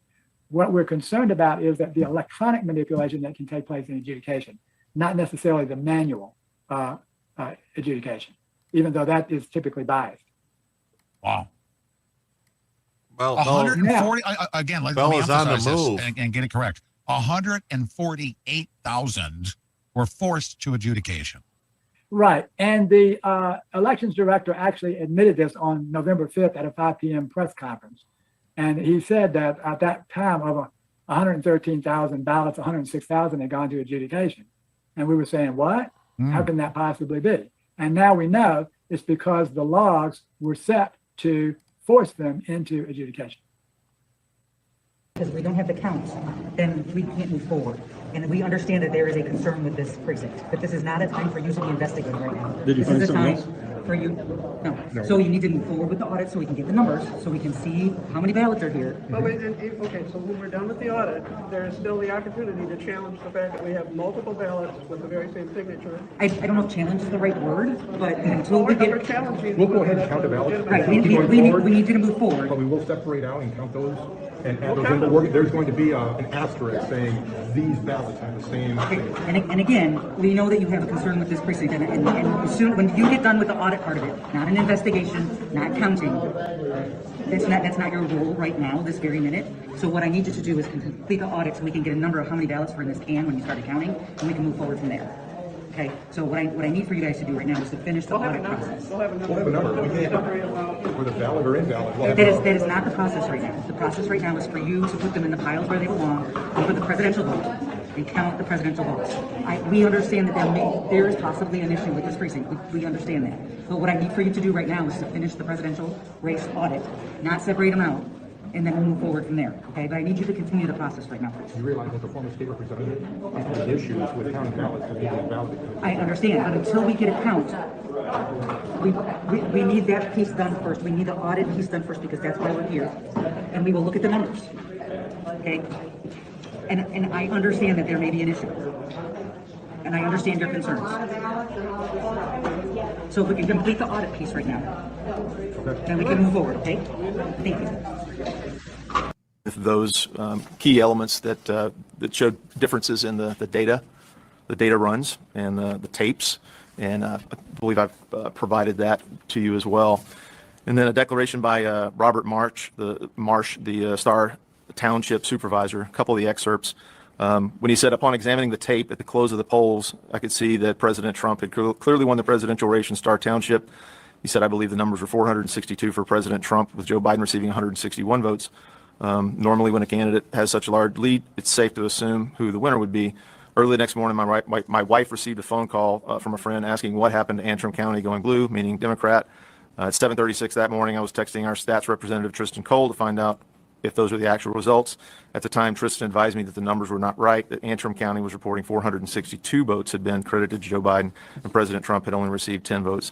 So we saw numerous examples of numbers moving, numbers being flipped and switched. As you realize, the Antrim County is where the 6,000 vote glitch occurred.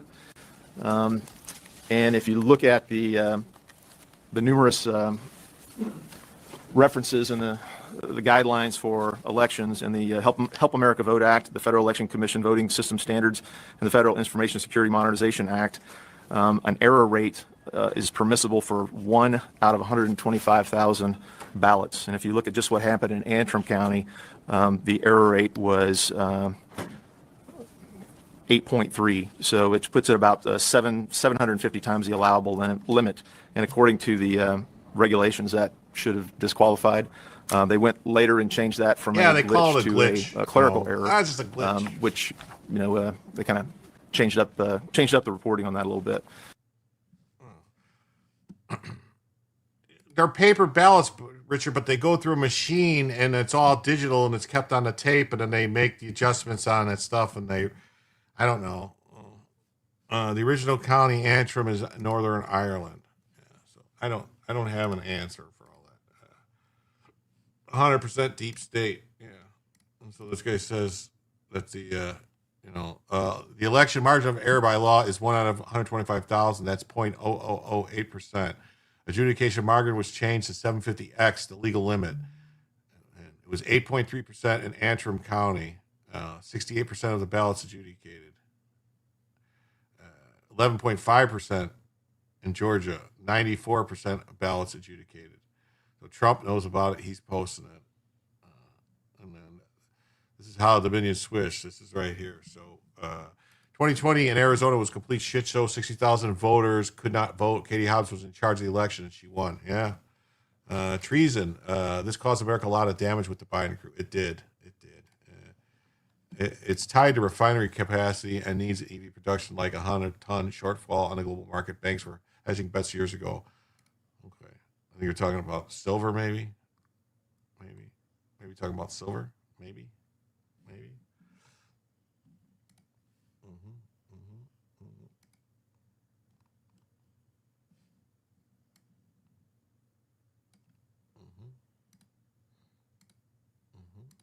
And Rasmussen says, good morning. The president has begun sharing court testimony under oath by computer expert Ben Cotton.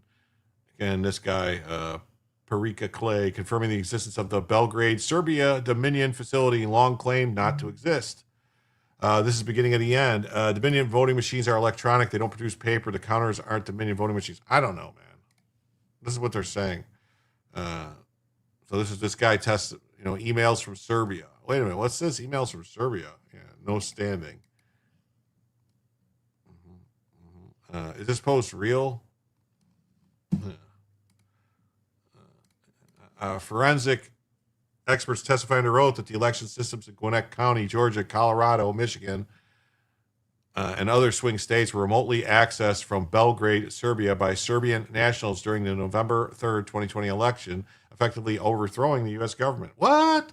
This can't be true. This can't be true. This can't be true, right? I don't know. Could this be true? If I'm remembering correctly, there were several states involved. And which time period are you referring to? This was 2020. Before or after the election? During the election. In your examination of any of these Dominion systems, have you seen any indication of non-election personnel remotely accessing a Dominion system? Yes. Can you tell us about that? I too have reviewed a series of emails produced by Dominion in which they're discussing remoting into Gwinnett County, Georgia. You also mentioned Dominion remotely connecting to election systems, but you don't have any evidence that occurred in Georgia, correct? There was one county. I've seen a lot of Dominion emails. I've had to translate Dominion emails from Serbian to English to verify the technical questions I was being asked about them, to verify that it was translated properly. So it's your testimony that there is evidence of Dominion remotely accessing Georgia election equipment? yes, on the one county. It was included with stuff that I was researching and reading through, considering Colorado. Michigan was also involved, and there were other ones. To your understanding, Serbian is Dominion able who rules Serbia? The UN, right? Is that controlled by remotely NATO? connect to these Basically, election Serbia is ruled by systems? NATO because of that war. Yes. Are they able to do that without detection? Yes. And are you aware of any instances in which that has occurred? Yes. Can you identify those instances? One would be the Denver, Colorado server was granted or requested to grant Belgrade only Belgrade.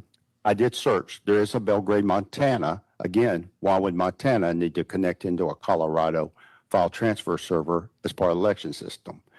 And there are other components and things that were done in the background concerning the database and the configure of the database server that still do not have an engineering change order. Because if somebody works in an operational environments for a lot of different things, what I will tell you is sometimes things break or you have a problem and you have to fix it. And you submit a change request, or in this case, an engineering change order that's retroactive, right?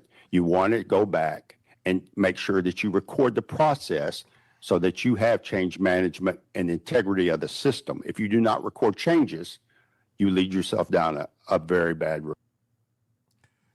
I estimated that somewhere between 80 and 90% were going to Joe Biden. Throughout the day, it kept making me sicker and sicker every time I saw another Biden, Biden, Biden. And then I'm going through batches, 100% of the batches were Biden. I find that statistically impossible. Wow. Should we assume that all elections around the world are being controlled like this? I would think a lot of them are, unless they have to be. You're saying you're hearing an echo, and it's only from me and not the video. Is anyone else hearing this echo? I don't know. Is there maybe there's something going on with my setup that I'm not aware of? You do too? All right, what the fuck is going on? Let me look. Is there something, there's a mic turned on somewhere that shouldn't be turned on? Hold on. Let me check my settings. Audio. Let's see. Is that better? No echo now?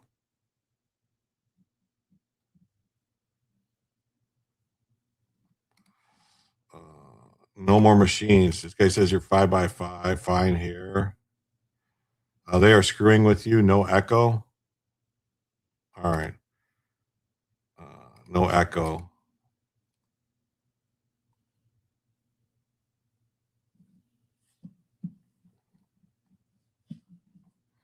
No echo here, Jim. Did you block me? Why would I block you? What are you talking about? I don't block people. I don't. The last comment from you was, I don't even see one before this. Oh, wait. You're this one. They stole the election the old-fashioned way by stuffing the ballot boxes. Democrats are attempting to send you down this rabbit hole because they know the hole is empty. Wake the F up.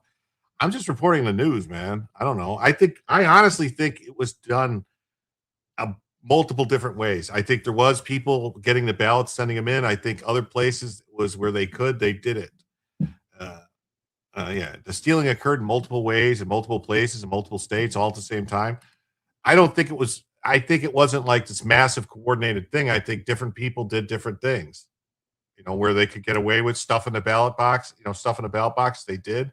In the places where they needed to, when it wasn't enough, that they still needed to.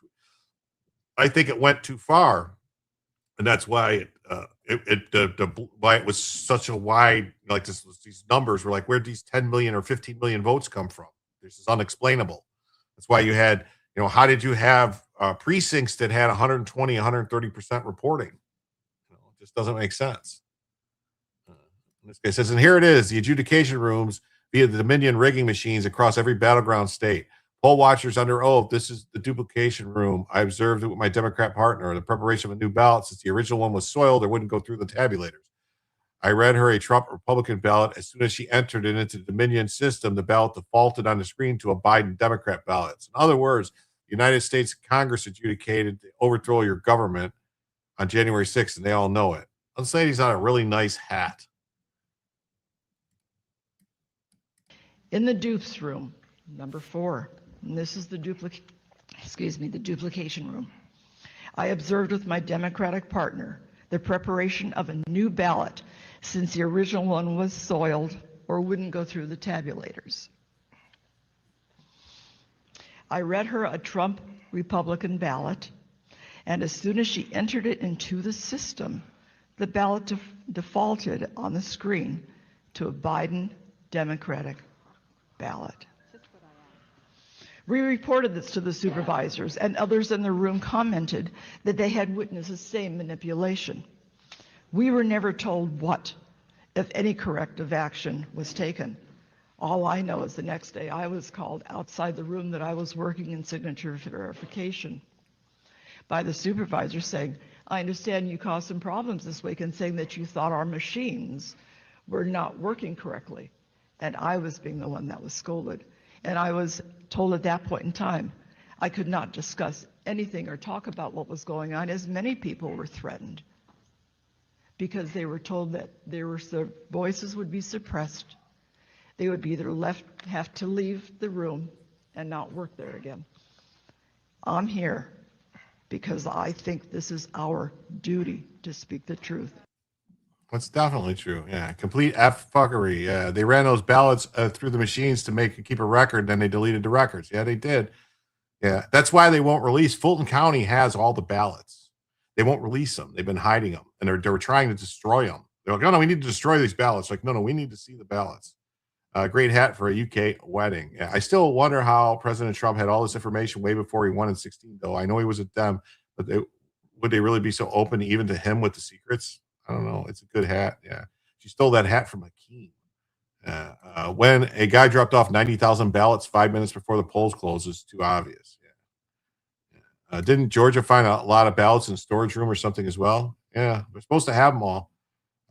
People need arrested volunteers. It's the intimidation machine. Yeah. Echo is gone. Hopefully it stays for good. Okay. And now Smartmatic has gone out of business. Dominion has been sold. Yeah.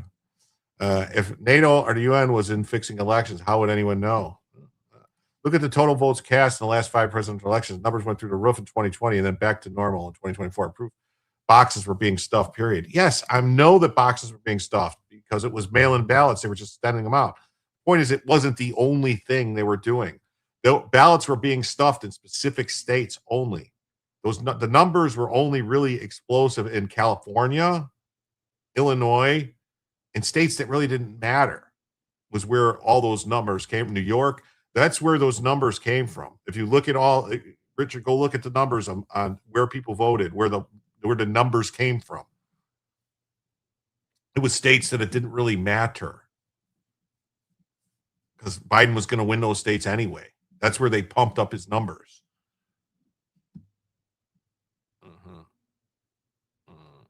If you want to get ahead, get ahead. Yeah. The Senate races were just as bad, and we're still paying for those. The Senate races this time in 2024, same shit happened in those same states. Wow, look at that. Wisconsin, Michigan, whoa. Arizona, wow. Nevada, whoa. New Mexico, wow.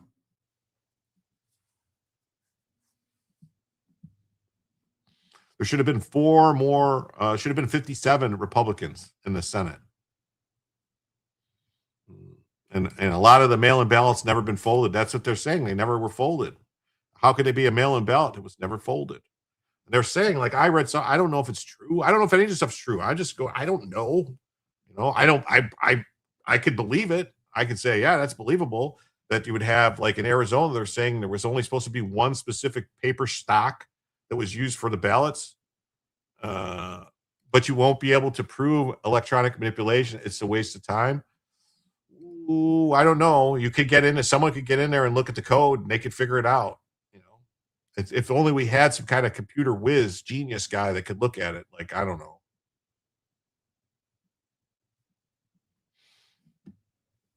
Yeah, our Senate's full of rhinos that never should have been elected. That's right. Yeah, no primaries equal democracy. Camel toe for president. Yeah.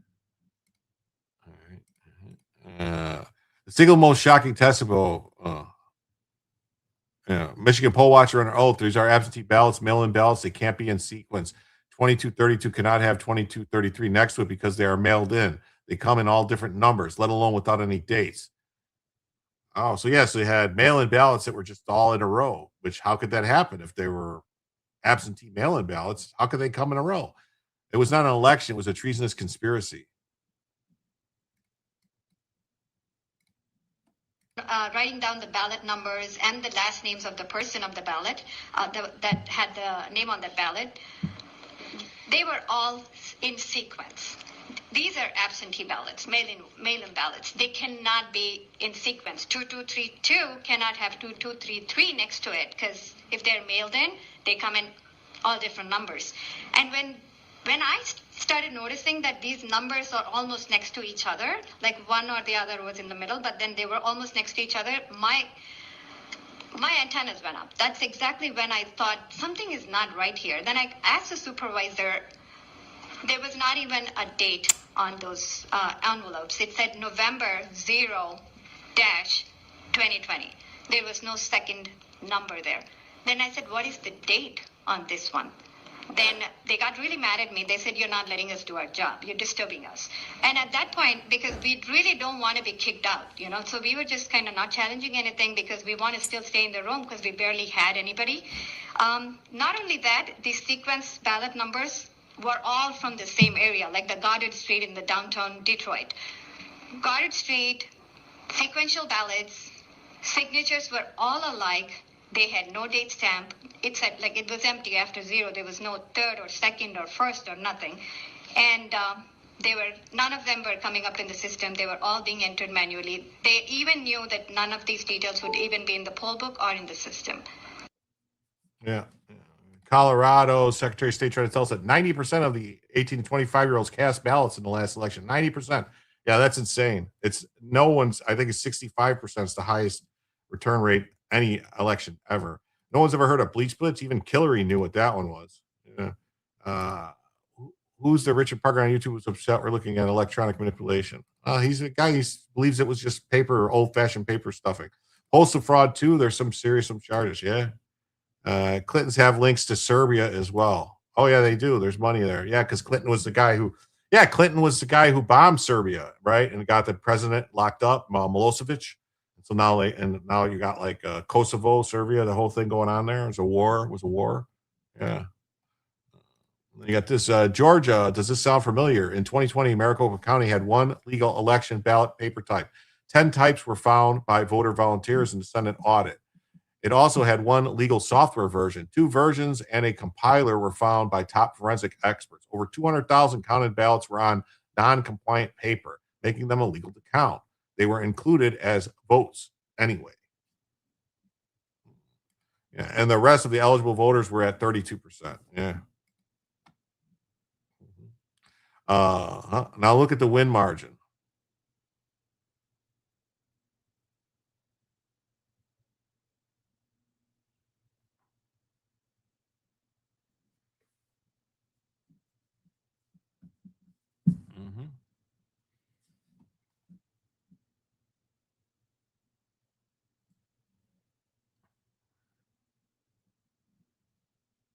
Why is this being treated as an important story by the usual outlets? Because they don't care. This infuriates me. Yes, infuriates me too. Then she made the audits illegal. Yeah, that's what they did. They went and they arrested the Colorado worker, Tina Peters, for trying to just prove that they were trying to change the software. And then look at this. You got the Delaware County, Pennsylvania in 2020 election videos have never been adjudicated on the merits. Our whistleblower footage shows election officials openly discussing and destroying the poll tapes, return sheets, and other required records while admitting it's potentially a felony and joking about a little campfire.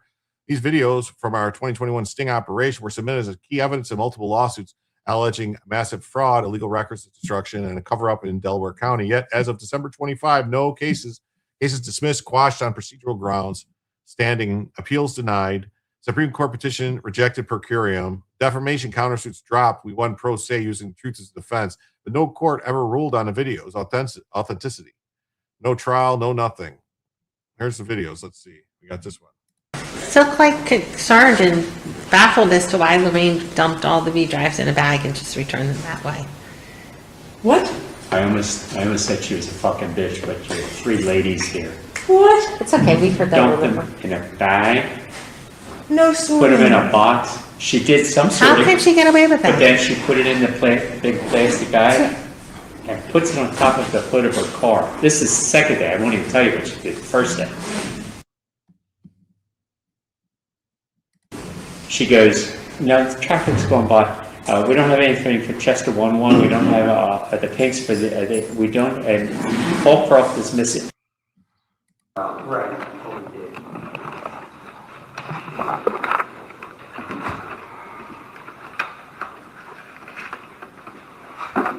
Tom, why do you have to rip it up? Makes you feel better? There's just so many copies. I don't want anybody to pick it up and take the screw stuff away. Oh. We gotta have a little campfire going. And that was 4 5. The guy's ripping up stuff. Extra one, it's missing Haverford, Fulcroft, with no piece of paper. Why is it missing those V I drives? have no idea, but there's 1,000 V drives in there, and I'm like, and they all came out of the plastic cases. They were all over the place. She took V. How risk limiting audits are going to take care of this need for us? All risk limiting audits do is test the machinery. You and I how risk limiting audits are going to take care of this need for us. All risk limiting audits do is test the machinery. You and I know that. I'm never participating in one of those. Why? Part of those. Because they're not done right, because the state doesn't know what the hell And they're there were doing. 2 people down there, little Victoria, Okay. and then the Asian gentleman. They were about as helpful as this table. Every fucking. I don't think they knew what they were doing, but They no didn't, one. but when you would ask them, it's there. And before you could say, well, they were gone. Those 2 people that were down there at that risk limiting audit, they didn't help us. Oh, no. Ziggy and I had to find out. How risk limiting audits are. I don't know what it is. Right? I wrote about this at the time. They were caught red-handed doing this in 2021. It was never allowed to be seen or represented in court. They get rid of the pads and the second scanner. Okay, it's a felony. It's Delaware County where PA election fraud tide turns. Oh,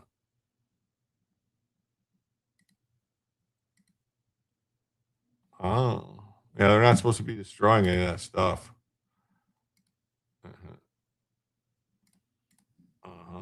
That's not what Tina Peters did. She was arrested for not destroying records. Yeah, she tried to preserve the records. She was following federal law.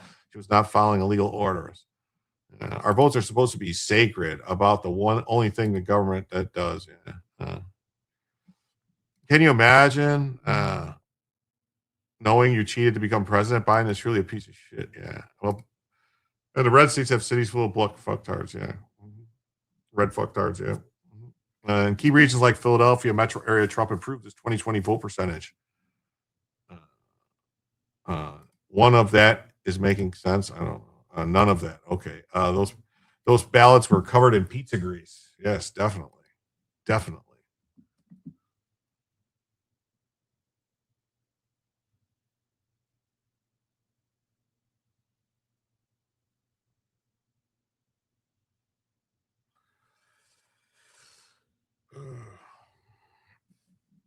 Now that Georgia finally admitted that they rigged the 2020 election, when is Ruby Freeman going to return the medal she was awarded for running the same stack of ballots through the same machine multiple times and be jailed?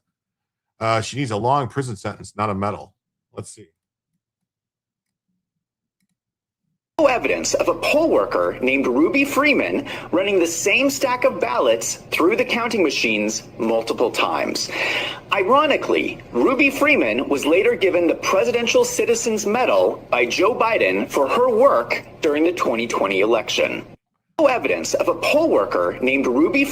Wow, that's weird, right? That's really weird. I'm not seeing anyone in Georgia admitting this, nor is it on Georgia News.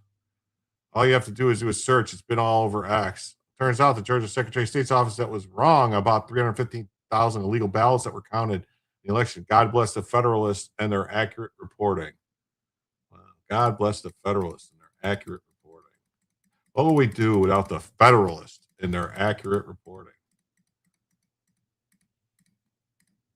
Wow. We got this 2020 video showing Georgia poll workers acting very suspiciously while handing off a USB drive is going viral after it was confirmed that over 300,000 ballots were illegally certified without poll workers' signatures in Fulton County. There you go. Proof she did wrong. Yeah, that's proof. It is. Was that Bozo the Clown getting an award? Yeah, because the clown pulled a trick on all of us. Now watch this. I saw this. I'm going to watch this a couple times because it goes fast. It's not very long, but you're going to see this person with the long weave hairdo and this other person standing here, and you're going to see him pass something. All right, watch. Now watch closely. She's being all suspicious. She takes this thing, she palms it. You see, now she goes like this. All right, now she's like this and like sitting here all suspiciously, and then she's going to pass it off to this guy. Like that right there is evidence of a crime.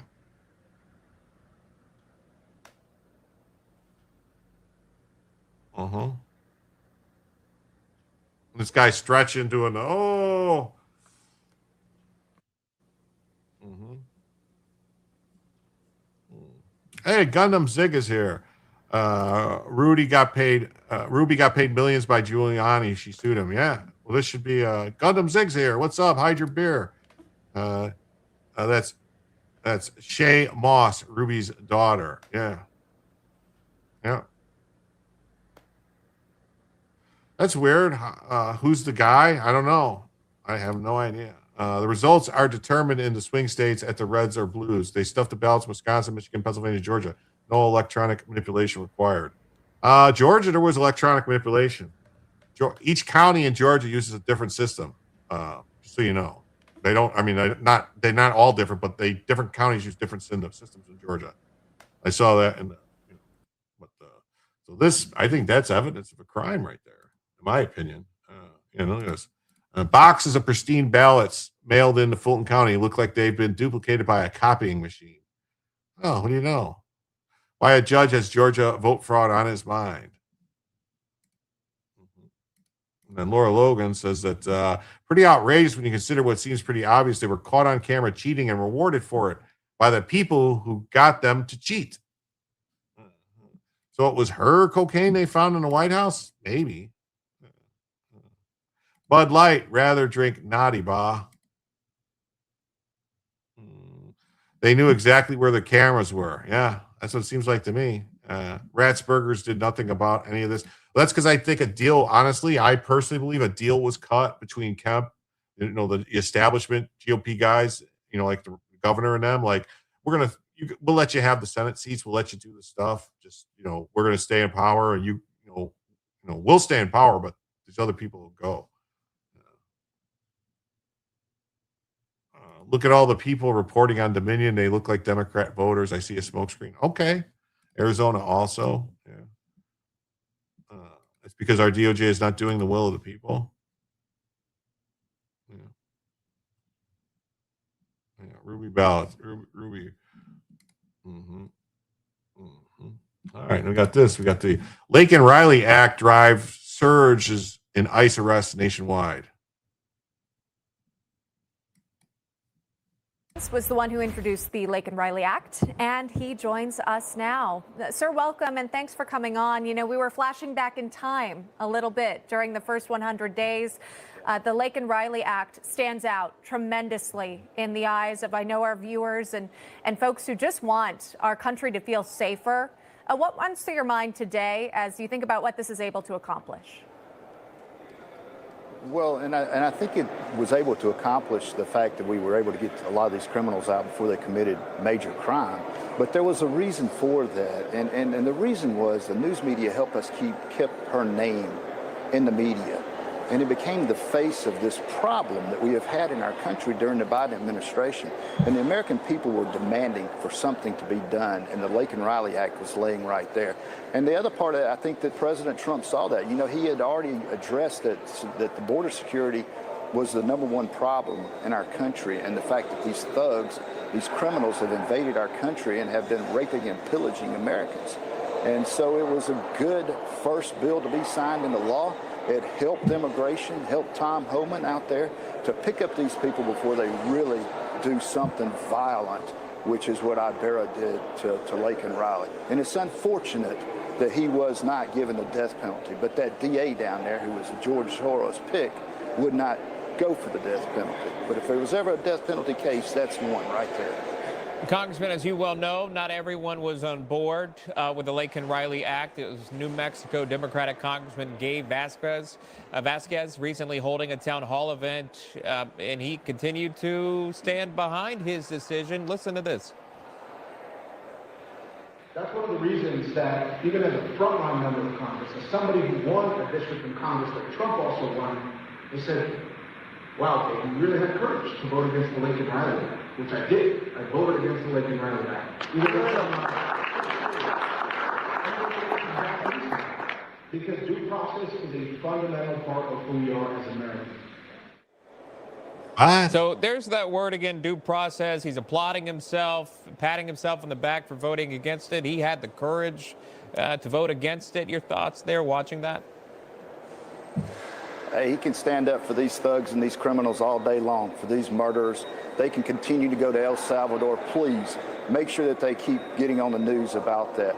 That is, it's more evidence out there. And even on your segment previous to this, it's just more evidence that the Democrats, where they stand up for these illegal aliens, especially these criminals. And in a state like New Mexico that you were just talking about, that just goes to show that Joe Biden and the Biden administration had another tool in their toolbox that they could have used to prevent this from happening.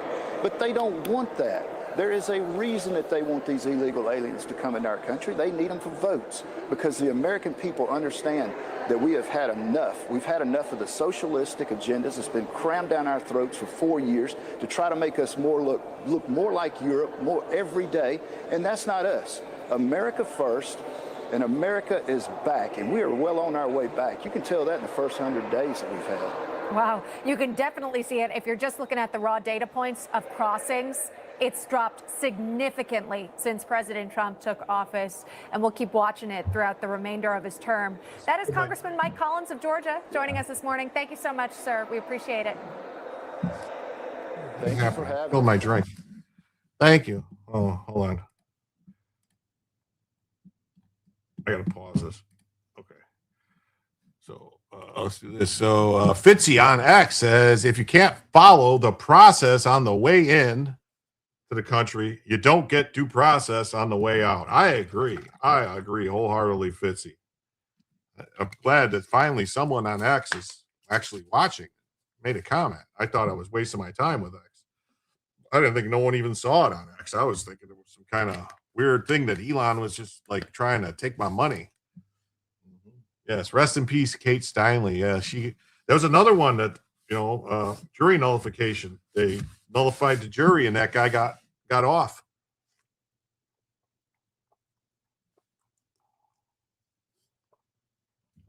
Wow, look at this. Thank you. And then Sunshine comes in with a 5. Here's to start for another hour. Well, thanks, Sunshine. That's right, folks. With that 5, we are now $5 closer to adding a second additional hour to the show. We are into the first additional hour of the show right now. I restarted the goal there on YouTube when it expired, and we are now $95 away from the second additional hour of the show. And that is, YouTube, Rumble Rants, YouTube Super Chats. Rumble Rants, gifted memberships, or becoming a member on Rumble or YouTube, gifting memberships on either, Super Chats, PayPal, Cash App. The links are pinned in the chat on YouTube and on Rumble and on Twitch and on Kick. And there's also a thing called Coffee for donations. And so it gets all added up. And at another 100 comes in, we'll add a second additional hour to the show. Yes, and Jocelyn Nungary, 12 years old, tortured and essayed and killed. Yes, that poor little girl. Definitely. Move the case out of Florida. Move the case out of Florida. I don't know what that means. The big case is coming out of Florida and will include Obama. Be patient, folks. Dems are screaming to move the case. Oh, okay, yeah. No, I saw that. I don't know. I don't know how it's going to work exactly. I'm hoping, but a lot of weird things are happening that I don't understand, Richard. I don't understand how things are happening. I really don't. I don't know how they're getting away with. I don't know how they're getting away with it. I really don't. I don't know how they're getting away with it. So the Department of Homeland Security says more than 17,500 criminal illegal aliens have been arrested and detained nationwide under enforcement of the Laken Riley Act, the law that mandates federal detention of non-citizens accused or convicted of specific crimes. And DHS says the arrest focused on illegal aliens charged with or convicted of offenses including theft, burglary, assault on law enforcement, and crimes resulting in death or serious bodily injury. Fitzy is probably Elon, probably the only one watching on X over there. Probably. This is where Elon gets all his news. Jim tells Elon the news. The Lincoln Island Act was the first piece of legislation signed by President Trump in his current term. It's named after Laken Riley, a Georgia nursing student who was murdered by a Venezuelan illegal alien murderer criminal, later identified as a member of the Tren de Aragua criminal gang. DHS says the suspect has been arrested and released into the U.S., and arrested again and released during the administration of Sleepy Joe Autopen Biden, a demon rat, before killing Riley. Earlier this week, Homeland Security Secretary Kristi Noem announced the conclusion of Operation Angel's Honor, a 14-day nationwide enforcement effort launched in Riley's name. DHS and Immigration and Customs Enforcement officers arrested 1,030 criminal illegal aliens during the operation. In honor of Laken Riley, ICE launched Operation Angel's Honor in the last 2 weeks alone, arresting more than 1,000 criminal illegal aliens under the authority of the Laken Riley Act. She said the administration is prioritizing arrests and removals of violent offenders and those accused of serious crimes. The law also includes a provision letter stating letting states sue the federal government over certain immigration enforcement decisions or alleged failures. Oh, okay. All right, I see it. Laken Riley's killer fled California after raping a mother and her preteen daughter. Yeah, what's up, KPT? HR Biggs is here. Damn it, Jim. Tuckweed, hearts for you too, Tuckweed. Great to see you. Hope everyone had a happy Christmas. 47 watching and only 25 likes in the ghetto. That's not good.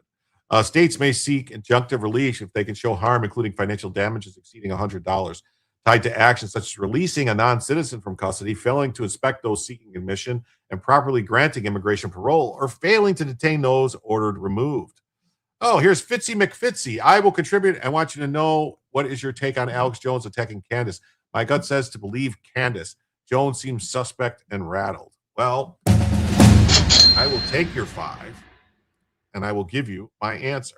Let me correct the goal. With that, we are now $90, just $90 away from a second additional hour of the show.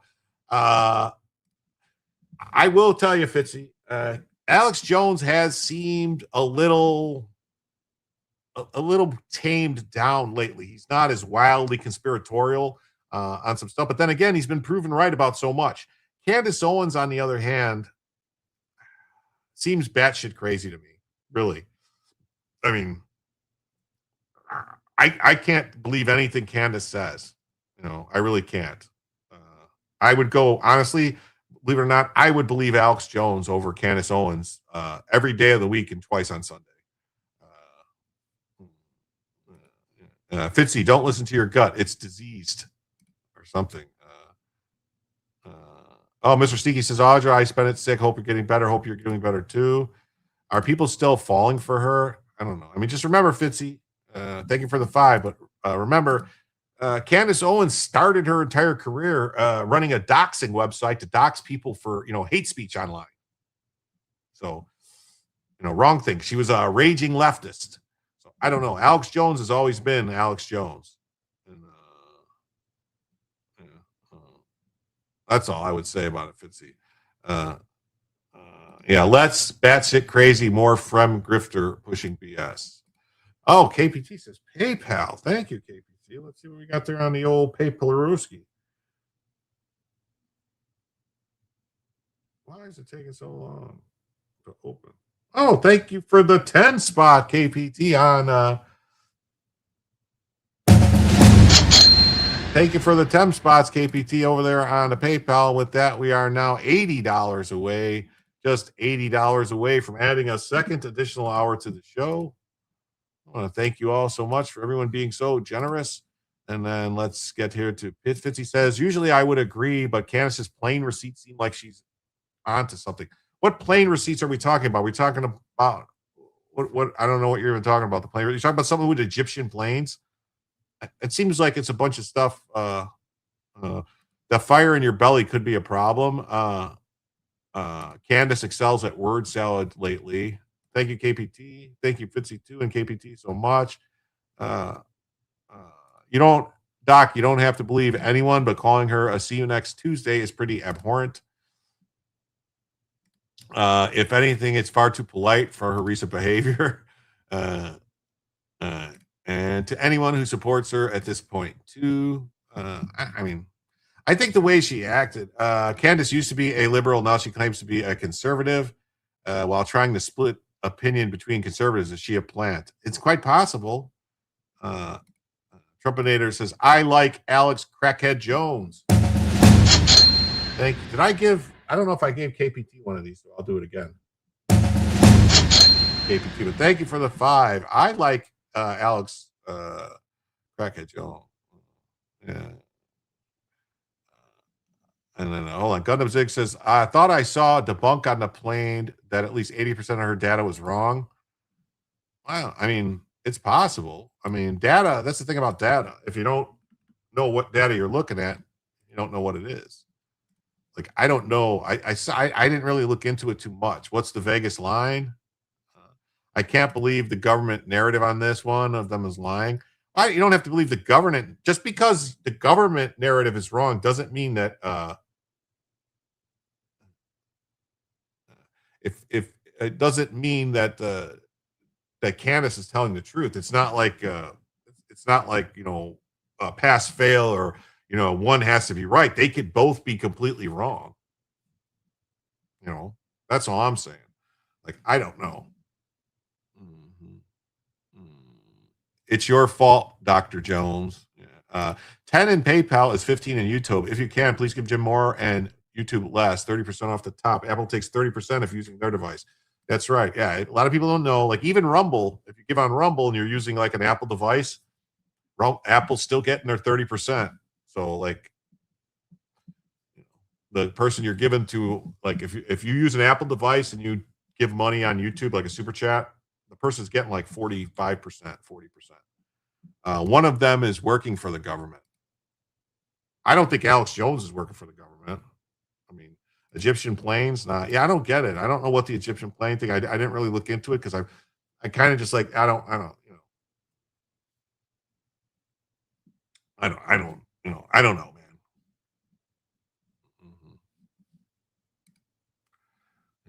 And then the New York Post just says ICE rounds up over 1,000 illegal immigrants during a 2-week operation to honor Lincoln Riley. Oh, look at this. Thousands flood the streets of Minneapolis to protest the ICE raids. Oh, I think we're going to have to watch this. This looks crazy. This looks like batshit insane. Let's see.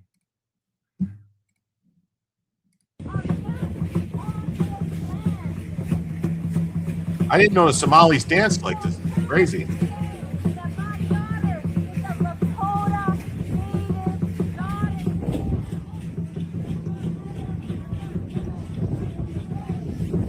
Yeah, at one point, didn't she say beekeepers were involved? I thought she was trying to say it had something to do with that Jason Statham beekeeper movie, but I don't know. Maybe I'm wrong.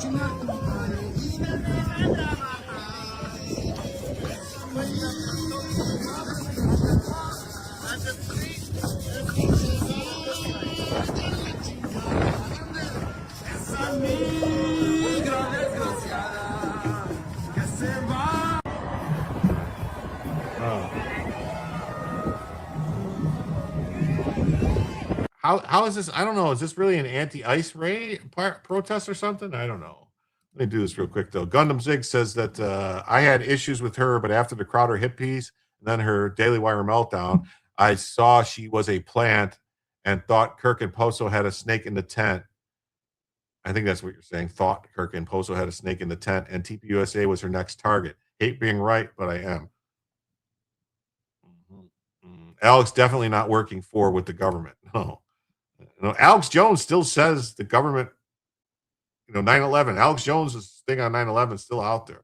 Candace sees the Jews in every bush. She's batshit crazy. Burka people. Trump later, I believe they're the Lakota. Utah is huge with beekeeping. They changed their flag to have a beehive. Wait, so it was a beekeeping mafia? So it was the beekeeping mafia that killed Charlie Kirk?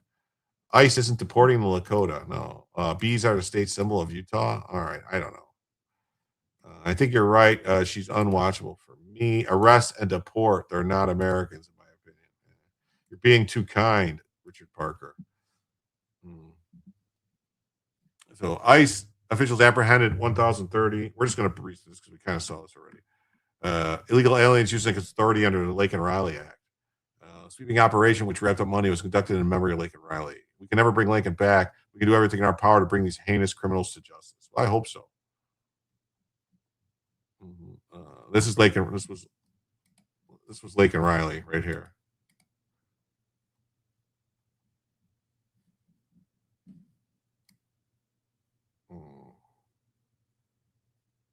Well, that's not good. Drunken Florida man. Riley's murderer, Jose Ibarra, an illegal alien from Venezuela who was convicted. Why are they saying illegal immigrant in the New York Post? That's crazy. It's because the Mormons store food. Oh, so the beekeepers or the Mormon. What? So it's Mormons are beekeepers? Owen's totally destroyed by Piers Morgan's. Thaddeus Olchek. Thaddeus Olchek. I knew an Eddie Olchek. I think he was a hockey player for Eddie Olchek. I believe he was a hockey player for the Blackhawks. FYI, 80% of Candace's audience are leftists. Yeah, she's picked up a huge with this whole Palestinian. She's widely popular with the whatever. I'm from Utah. The beehive has always been Utah's symbol. It has to do with our history and trying to be industrious people like bees are. Okay. All right. He was sentenced to life in prison, had a rap sheet included shoplifting, acting in a manner to injure a child, and more. The law was intended to prevent illegal aliens such as Ibarra who have a record from roaming the streets. What is a beehive for 1,000, Alex? Okay, cool. I can't say what I really think either. Well, I try to say what I really think. I try to do it in ways that don't get the channel nuked. But I've got opinions. And, that's the thing. The opinions are like, there's an old saying. Opinions are like assholes. Everyone's got one, and everyone's think everyone else's stinks. So it is what it is, and that's what it is. We need Alex Jones to host a conspiracy version of Jeopardy. Oh, that would be awesome. Yes. Just remember, Alex Jones did that video of, about we love those Somalis. Remember that video? Where is that video?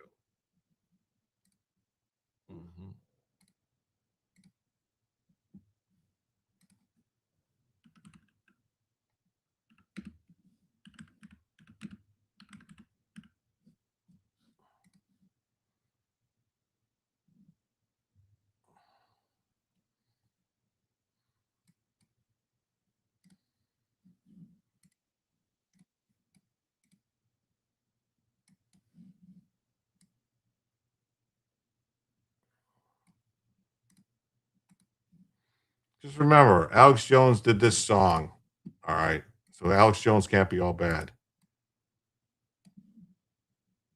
The company store, the paradigm of absolute control. And that's why we're just out here doing simple things, pointing out that we're meant to be in nature and be natural. And this is where we find the source that God made to transcend the New World Order. And that's why they want to try to keep us out of it. I'm angry. I've had enough of these people.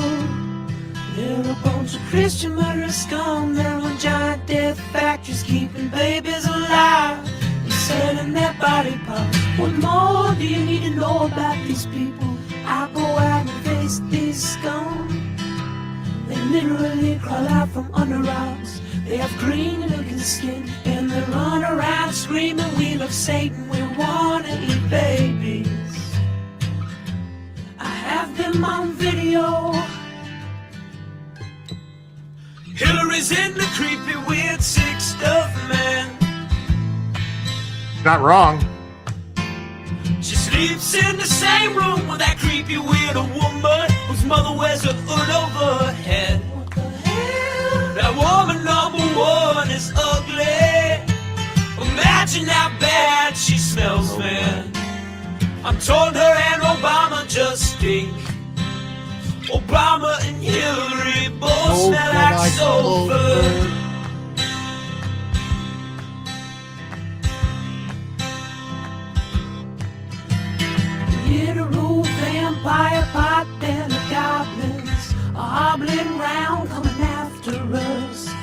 spirit gets close to that evil and I feel it go.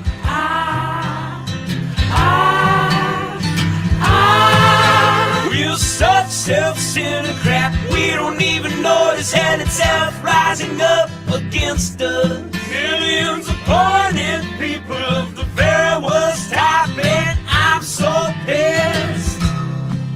We're gonna stab your daughter at the mall. We're gonna stab your wife, your son. We're gonna stab you with a butcher knife, and then the police chief is gonna say, We love our Somalis. We love our Muslims. Oh, that's so good. Oh, that's so sweet. I was watching Fox News as I worked out this morning. Oh, I love that video. I really do. I really do. I really do. But snappy tune. It's a great tune. It's great. KPT, if you're having problems with your audio, there is some weird bug going around on Windows right now that's messing with audio, that you have to, like, you go to click on audio and it like shuts down and something screwed up. The only thing I can say is you have to go into, if you're running Windows 11, you have to type into the search bar, control panel, click on the audio, like the sound stuff, and make sure you have the correct things enabled. Because for whatever reason, it's like putting things like your digital output as your output, and it won't let you adjust it. Could you guys hear that? Was that good? Alex has been doing this a very long time. Do y'all remember the show Jesse Ventura had? Alex was on there a lot. Yeah. No, Fitzy, he takes the popular side. Grifter. What? It's not AI. This is old. That's an old video. That's been around for years before AI was really a thing. Lost your sound after you muted it for a minute. Now it won't come back. Piers Morgan plays devil advocate. Okay, I see. You're talking about Piers Morgan. Okay. He's a grifter, yeah. She's not questioning shit. She's grifting off someone's death, and it's beyond disgusting. People are retarded. Is there one thing Jones was wrong about? See, I don't know. Like, I would say that, to go into the settings, like I said, click on the search bar right at the bottom of your screen for Windows search. Type in control panel. It'll pop up. And then you can go to where your whatchamacallit is, settings, to make sure that your correct output is what's selected as your default. Otherwise, because for some reason it's been doing some weird stuff. Yeah. Alex Jones is professional wrestling of news. He's not crazy, just over the top. Erica is sketchy and performative. I'm not going to disagree with you there. There's some stuff where I'm like, I don't want to judge her because, I'm like, whoa, she's lost somebody. But there's some stuff that just don't, like, I'm like, what are you doing? But I'm not going to throw stones,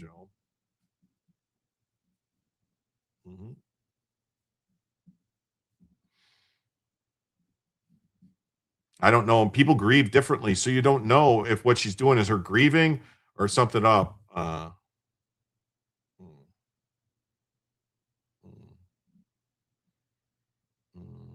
Forging Freedom says, hams it up to gain viewers. I do. I ham it up to gain viewers. That's what I do. I try to be honest. I might color things with a little, Jones is a showman. He's charismatic. People love to hate him. Yeah.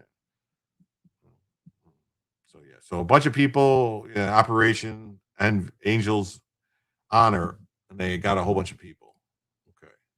Wow, you guys want to see some corruption? We were talking about some corruption. Well, here's some plain old-fashioned demon rat corruption. FEMA money for disaster victims. Bought on a $109,000 diamond ring for demon rat rep Sheila Sherfilis McCormick. DOJ is prosecuting. She refuses to resign and continues to wear the ring.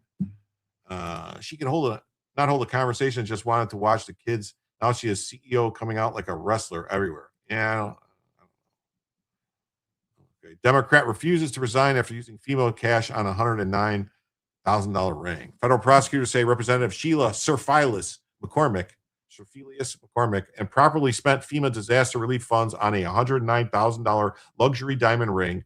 The case is being pursued by the U.S. Department of Justice. The funds were intended for victims of natural disasters, not personal enrichment. Despite the charges, Sirfelius McCormick has refused to resign and continues to serve in Congress. Well, it's weird because they were real quick to get George Santos out like immediately when he was charged. He had to go. But yet, this is like the third Democrat charged with the crime that they did not kick out of Congress.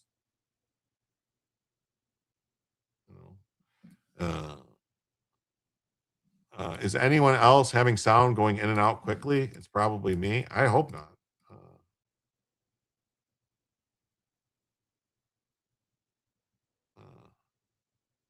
Why can't we have edit button on our live chats, YouTube? Well, maybe we could. Maybe. See, there's the ring. Look at this. And then they edited the ring out. Here she is. Says, for my family to yours, Merry Christmas. And then here's the picture though with the ring in it, and she had him Photoshop the ring out of the picture. I wish I got a diamond every time I get to press. Yeah, sure, Phyllis. Yeah, that's a real name. Sheriff Phyllis. Yeah, that's a real name. Oh, I wasn't talking about you, Jim. I was talking about Alex Jones. I'm a big fan of your show.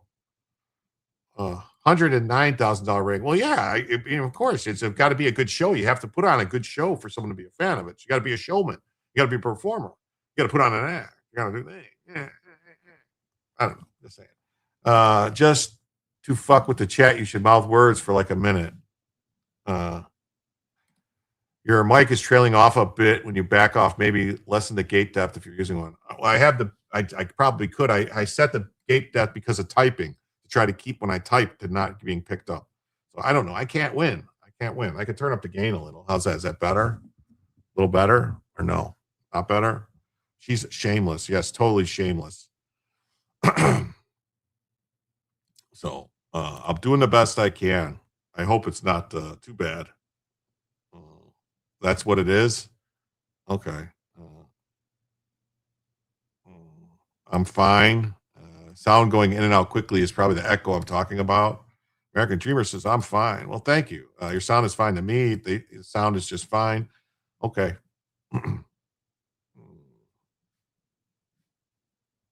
I swear men have canine hearing. Sounds good. Okay. So here she is. Florida. South Florida. The portrait of Rep has been altered to remove the ring off her left hand that she bought using $109,000 in stolen FEMA money. No, it's when you moved for a second. Okay, well, if I back away, because it is a directional mic, so if I'm not right under the mic, then yes, it's going to do that. It's what I said. I'm a sound engineer. Okay, all right, okay. I don't know how to fix the gate though. Like I played with it a lot. You fixate on audio.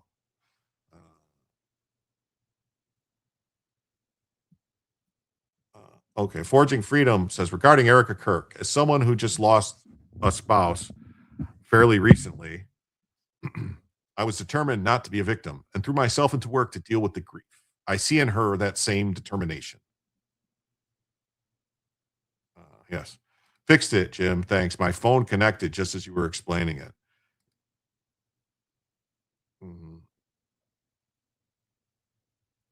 Guess you can play the recording later and see what you hear. I will. I always listen to it later. You're definitely not fine, Jim. Your sound is good though. Adult joke. Rolling on the floor, laughing my GDAO. When it comes to audio processing, less is more. Keep it stupidly simple. Tell us about you, Jim. I'm just Jim, and I tell you, I'm just Jim, and I tell you about the news. I'm just a guy living in Florida, living the dream, get deeply personal. Oh, this one time at band camp, I stuck a flute in my, no, it's not really personal to talk about, really. I got grandkids. I'm the world famous Jim from Florida who used to call into the Anthony Cumia show all the time and call into the In Hot Water show. And Fitzy knows that because I'm pretty sure that's Fitzy from Gino's show. Pretty sure. Same Fitzy. Pretty sure. Maybe not. Okay, yes. All right. I need some fudge. All right, as long as you don't pack the fudge like Tom Cruise. I recognize that grandkid. I'm sorry. So Democrats are spending FEMA money on luxury hotels for illegals, diamond rings for themselves. Honestly, how the hell do these people keep getting elected? Wasn't anybody in prison? People need to resign. Here's Jared Santos. Did someone Photoshop out the ring? Yeah. Yeah. Yeah. LMAO, she erased, Magic erased the ring she spent $109,000 on stolen FEMA money on. You know, Rep. Sherfilis McCormick spent stolen FEMA money on a $109,000 ring. This is crazy. It's fancy, vivid yellow diamonds. Wow. What is it with the certain people? Hey, J Rock Law, what's up? How you doing? Merry Christmas. Thank Colfie 2A J Rock for the gifted membership today. He's the one who gave it to you. Yeah. It's a very good point about Erica. My heart goes out to you for losing a spouse recently. I totally understand. Gross. No, my homemade fudge. Oh, no. It was a joke. It's a South Park joke. Gold Coast, Gulf Coast, Panhandle, Gulf Coast. So how did they catch her spending that money on the ring? Did she report it or something? Did I miss it? A Christmas gift. Yes. I don't know. We're going to have to story. You know what? Let's find out. Good question. Let's find out. Rep. Sherfilis McCormick spent stolen FEMA money on $109,000 rings, say the feds. Your son is in St. Pete. Oh, it's beautiful there. St. Pete's a little north of me. Last week, a federal grand jury in Miami. Whose ring? Her ring. She bought the ring herself. So, federal grand jury in Miami indicted Democrat Rep. Sheila Sherfilis McCormick on charges that she stole millions in federal disaster relief funds. She stole millions.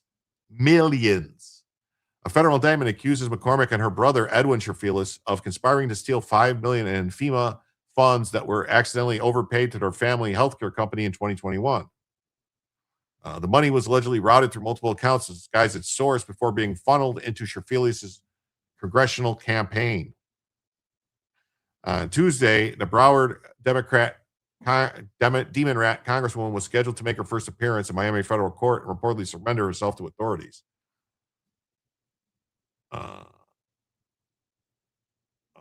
Laffy Obama. Hello there. Lady Obama. Sorry, typo. Erica? No, not Erica. This is the woman from no, not Erica. This is the woman. This is a Democrat. This is just he jumped fast from the Erica chat to the talk. Yeah, no, I did. I'm south of Sarasota. 3 carats, yes. And look at this. Oh. Wow, thank you so much. Let's see who got that from American Dreamer. It says Peachy's Paradise received a gift of membership from American Dreamer. Thank you so much, American Dreamer. And with that, we are now $6 closer. We are now 69, dude. We're 69, dude. $69 away from a second additional hour of the show. Give me an example of a Republican doing this type of thing. I think what's his name? No, Dan Rostenkowski was a Democrat too, so I can't. You're welcome, 69. Thank you. Stole this kind of money. I mean, George Santos stole $50,000 and got 9 years for it or something like that, right? So that's why he was pardoned. There were blood diamonds, but now the bane of all, fudge diamonds. See what lengths international crime will get them and what governments will do to keep them. It just baffles me why anyone need a $100,000 ring, but the BLM scammers did buy $1 million homes. Spiro Agnew. Yes, he did go to jail, but that was a long time ago.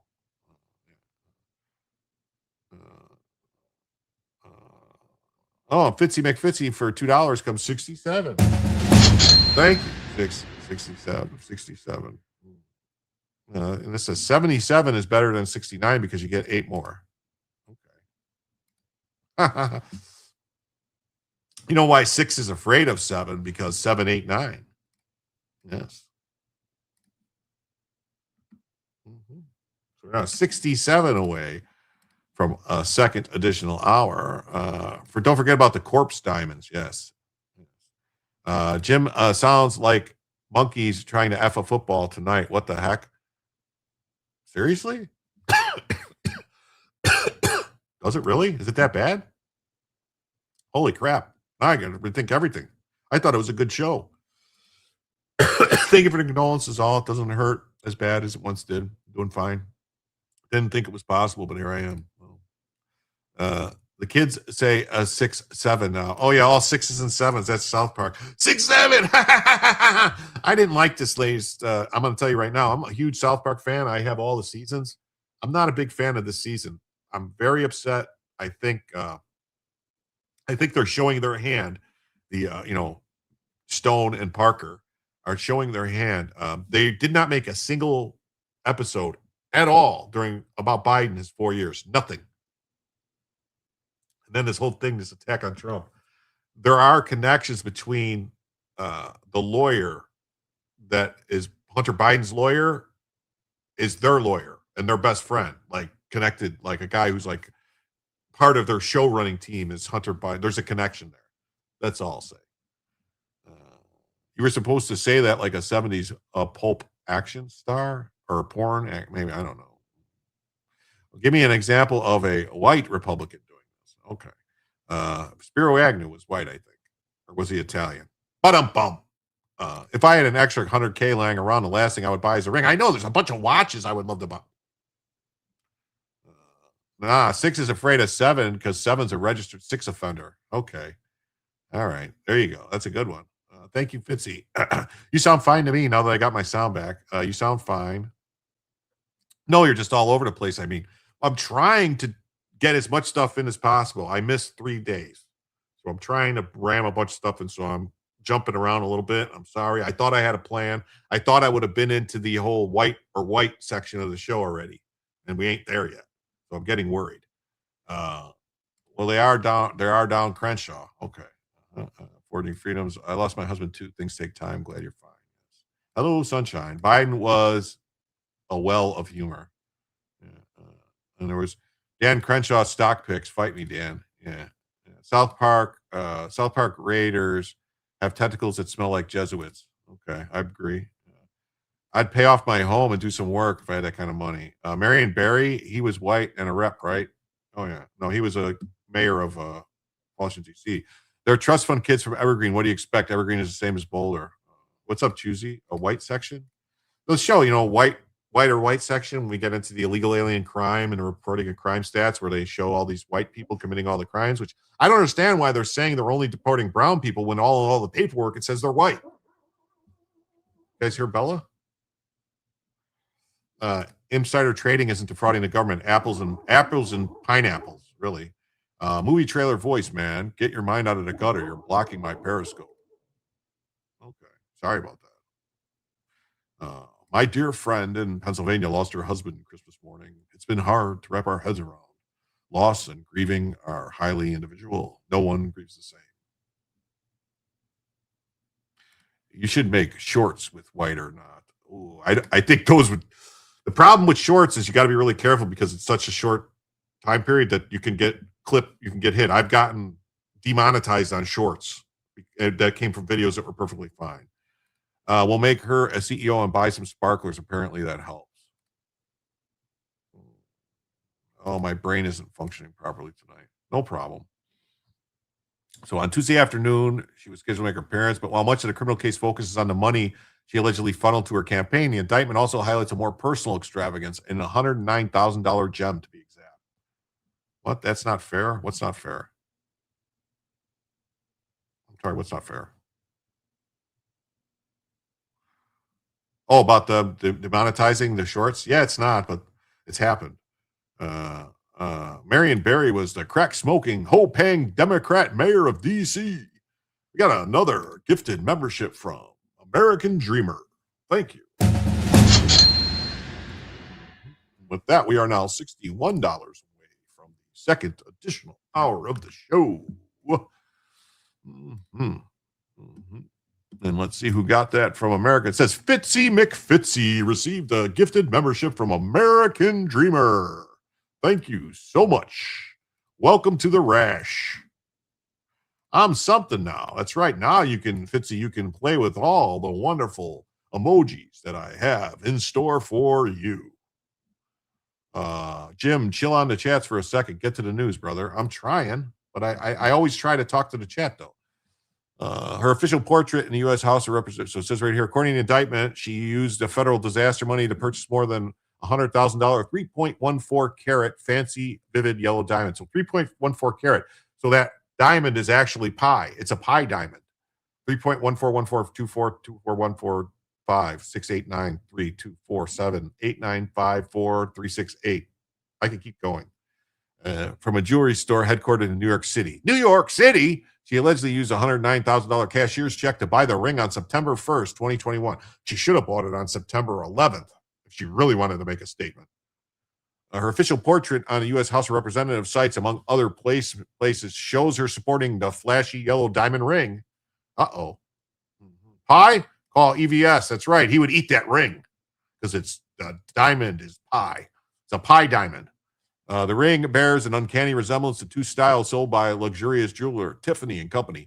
New York Times took the liberty of sending the photo of the rings to Tiffany & Company advisor. This appears to be the Tiffany Fancy Yellow Single Rose Celeste and the Victoria Band ring, the advisor replied when he asked where the company carried the jewelry. The former ranges from a 36 to 94, depending on the carat weight, though custom orders can request a larger carat weight for a heftier price tag, although the latter retails for a $24,500. Oh, how beautiful. Does Tiffany carry this ring? This appears to be the Tiffany Yellow Fancy. According to the International Gem Society, fancy yellow vivid diamonds can be sold for $8,000 to $16,000 per carat. The rare gemstones have an intense yellow hue and highly valuable due to their color. Well, generally speaking, at what point is a diamond bad yellow to rare and expensive yellow? They changed it. She should have gotten a blue diamond. Diamond used to be the 3 C's, color, cut, and clarity. And color had to be pure. And now they changed it because they're like, oh, no, people want these fancy ones, so they made them more expensive. When colored diamonds were garbage. It's a total scam. Yeah, it was garbage. You know, you want a diamond, it's the 3 C's, or is it color, cut? I'm sorry, 4 C's. Color, cut, clarity, and carat. And so weight, yellow diamonds aren't worth much. Clarity. Red is the rarest color. Yeah, clarity, color. The clarity, because it could be, I don't know. I'm not a diamondologist. Maybe we had diamond. Where's Diamond at? We have Diamond G is in this chat somewhere. He could tell us. Apparently, a yellow one is worth $100,000. Apparently, to her it was. The first black legislator to represent Florida's 20th congressional district. Oh, so she's is it safe, Jim? Is it safe, Jim? I don't know. Red may be the rarest, but 1 is the loveliest number. She won the primary, and so she was the DEI, the first black woman to win, the first black legislator to win the 20th district. She won the primary by 5 votes. Wow. I wonder if that was 5 mailed-in votes. She's set to face 27-year-old Broward County activist Elijah Manley in the Democrat primary for the district now. Florida's Division of Emergency Management hired Shafaris McCormick's Miramar-based Trinity Health Services to register people for COVID. So this is a COVID-19 scam. She sent the state an invoice for $50,000, but while the state intended to pay that amount, the decimal error led to a $5 million payment, an overpayment of $5 million. Now, the suit claimed that the $5 million was just one of several overpayments, totaling more than $5.7 million. Yeah, fuck yeah. Don't trust her father. Yeah.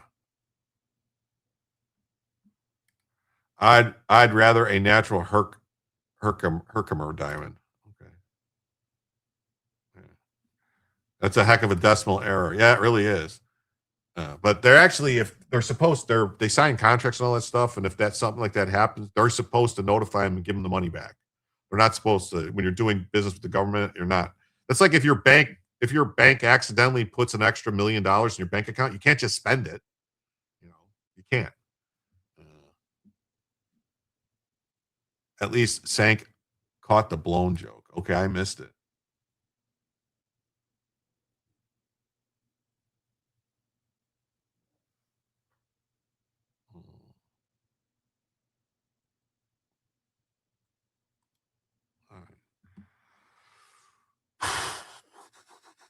The FEC records show that the state signed the contract with Trinity and the overpayment occurred. She loaned her campaign at the time. She loaned her campaign $6.2 million, which she used to win the primary. So she took the money. I wondered. Now this makes me wonder if it wasn't purposeful. Like somehow somebody in the government did it on purpose to give her the money so that she could run for the election. Like it just happened to come through that money, and she just happened to need it to run for election. It seems all too convenient. All too convenient. Yeah, half a century ago, the only nose rings I ever saw were in bulls and pigs. That's what I'm saying. Okay, here we go. This is the night you've all been waiting for. All right. Donald Trump promised the largest deportation operation in American history, larger even than the current record holder, Dwight D. Eisenhower, president. Heritage Foundation ran the numbers. Eisenhower's operation cut the illegal alien population by about 31% in its first year. Even using a liberal estimate, 2025 would only see about a 4% reduction. Could be. That's what I'm thinking. Like something. Yeah. Tattoos used to be solely for sailors and whores. Operation, yes, wetback. But there's a way to achieve the promised results. First, and Eisenhower used the active duty military to do it, and nobody said boo. First, the Trump administration should remove prioritization limits, focusing primarily on the worst of the worst, only removes a small fraction of the deportable aliens. DHS should fully implement President Trump's executive order 14159 and mandate enforcement against all deportable aliens. Second, dramatically increase worksite enforcement. Worksite enforcement is essential to achieving truly large numbers of deportations. The One Big Beautiful Bill granted $45 billion for immigration law enforcement. Those resources need to go towards maximum apprehension and deportation. Everything from cultural cohesion, jobs and wages and community safety to housing shortages, overwhelmed hospitals, and overcrowded schools will improve dramatically if the massive population of illegal aliens imposed on America is returned to their home countries. Americans are tired of the crime, fraud, and chaos caused by illegal aliens. Every week, they're reminded why they voted for record deportations. The Trump administration must deliver on its promises. Cartman said, unwanted crappy jewelry plus cable shopping network plus demented old people equals gold. Tarnished gold. True worksite enforcement is jailing people who employ illegals. When is that starting? I hope so soon. 109,000. I could build one hell of a bunker with that money. The smell of mendacity seems prevalent in Southern black women. The odor of mendacity. The odor of mendacity. So let's see. President Trump promised the largest deportation operation in American history, larger even than current record holder, President Dwight D. Eisenhower. And that's exactly what Americans voted for, knowing that deportations are necessary for national security and American safety. But deportations are well behind where they need to be to achieve that goal. By conservative estimates, Eisenhower's operation cut the illegal alien population by about 31% in its first year. Even using a liberal estimate, 2025 would only see about a 4% reduction. But there is a way to achieve the promised results. First, the Trump administration should remove prioritization limits. Focusing primarily on the worst of the worst only removes a small fraction of deportable aliens. DHS should fully implement President Trump's executive order 14159 and mandate enforcement against all deportable aliens. Second, dramatically increase worksite enforcement. Worksite enforcement is essential for achieving truly large numbers of deportations. The One Big Beautiful Bill granted $45 billion for immigration law enforcement. Those resources need to go towards maximum apprehension and deportation. Everything from cultural cohesion, jobs and wages, and community safety to housing shortages, overwhelmed hospitals, hospitals and overcrowded schools will improve dramatically if the massive population of illegal aliens imposed on Americans is returned to their home countries. Americans are tired of the crime, fraud, and chaos caused by illegal aliens. Every week, they're reminded why they voted for record deportations. The Trump administration must deliver on this promise. That's what I think so. All right, everybody.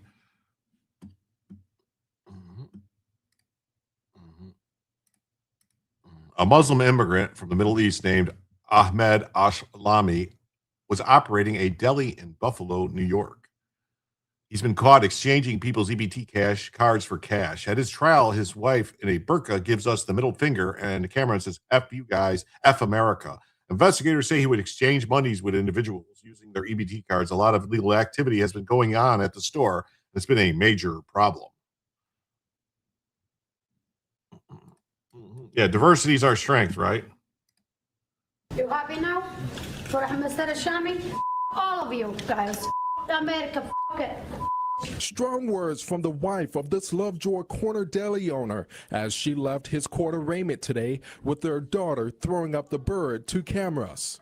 This defendant is accused of flagrantly abusing the public trust. A grand jury indicted 37-year-old Ahmed Al-Shami for food stamp fraud. Investigators say he would exchange money with individuals to use their EBT cards, then go to big box retailers to purchase items for his store. Transactions totaling almost $4,000. He was selling Pepsi for 99 cents a 2-liter. You can't buy Pepsi for 99 cents for a 2-liter if you're an independent store owner. You have to charge more. Buffalo Council member Richard Fontana lives near the deli. He says a lot of illegal activity has been going on at the store, and it has been a major problem for the Lovejoy community. He was essentially the worst store owner I've seen in my 20 years in City Hall. Worst store owner he's seen in his 20 years at City Hall. What do you know? That is just insane. That is just insane. Yes, diversity gets you destruction. It does. All right, everybody, this is your 15-minute, well, not 15-minute warning. This is about a 15-minute warning on the goal on YouTube. I don't know how long we're going to go over tonight. We're going to go a little over, but if we get in the next $61 before the show ends, we will add an hour to the show, just so everyone knows. I don't want anyone to think it's going to be I'm not going to bail out like right as a timer goes off or anything like that, but we got some stuff I want to get through. So ICE Boston has arrested a Brazilian illegal alien convicted pedophile in Fall River, Massachusetts, who was caught and released at the Arizona border by the Biden administration. Anthony Arroyo has convictions for child rape. Where's the wood chipper? Indecent assault of a child and possession of child pornography. Wow. Wow. Wow.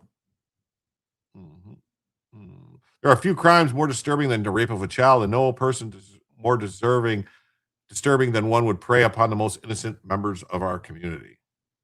ERO Boston will continue to prioritize public safety by working tenaciously to arrest and remove criminal illegal aliens.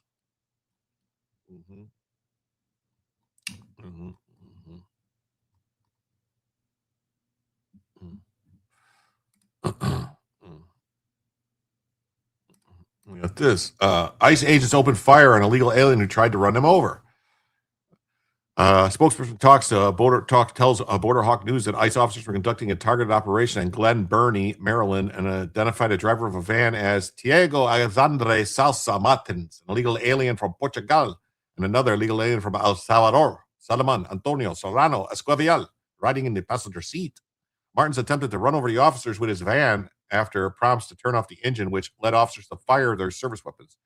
He subsequently crashed after being struck by gunfire and injured Esquivel in the process. Officers rendered immediate medical aid to both the driver and the vehicle passenger, who were transported to a local hospital for treatment. Both are in stable conditions, expected to recover. Per spokesman, anti-ICE rhetoric and outright lies of politicians and the news media and activists have led violent agitators to continue to fuel more than an 1,150% increase in assaults on ICE officers.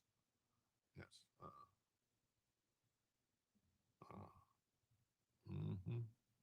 Wow. He's an illegal alien from Portugal who's been illegally riding the U.S. for 17 years. Wow. ICE shooting. Anne Arundel police now confirm the van tried to run over ICE agents. At about 10:51 this morning, Anne Arundel officers responded to the 500 block of West Court in Glen Burnie, right here behind me, for a shooting involving ICE ERO agents. No members of the Anne Arundel County Police Department were involved in the shooting. I just want to stress that. Based on the preliminary information that we received, it indicates that ICE agents were conducting a detail. They approached a white van. That van attempted to run agents over. The ICE agents fired at that vehicle. That vehicle accelerated, coming to rest behind me in a wooded area behind these homes. There was an individual in that vehicle that was struck by gunfire. That individual was transported to an area hospital with what is being described, he's being described as being in stable condition. That would work. There was another individual That would work. outside of that vehicle I need to drop the that cards. sustained minor injuries and also went to an area hospital. At about 10:51. Yes, I agree. They need to drop the cards and just hand out the cheese, milk, rice, and beans and potatoes like they used to. Yeah, that's what they should do. Yeah. And eggs too, stuff like that. Substance. I mean, if they stood by a check cashing counter at Walmart on payday, they could probably ton up a ton of illegals. I think so. That would be great. That'd be a great idea. Hold on, I got to close some tabs. I got a lot of tabs open.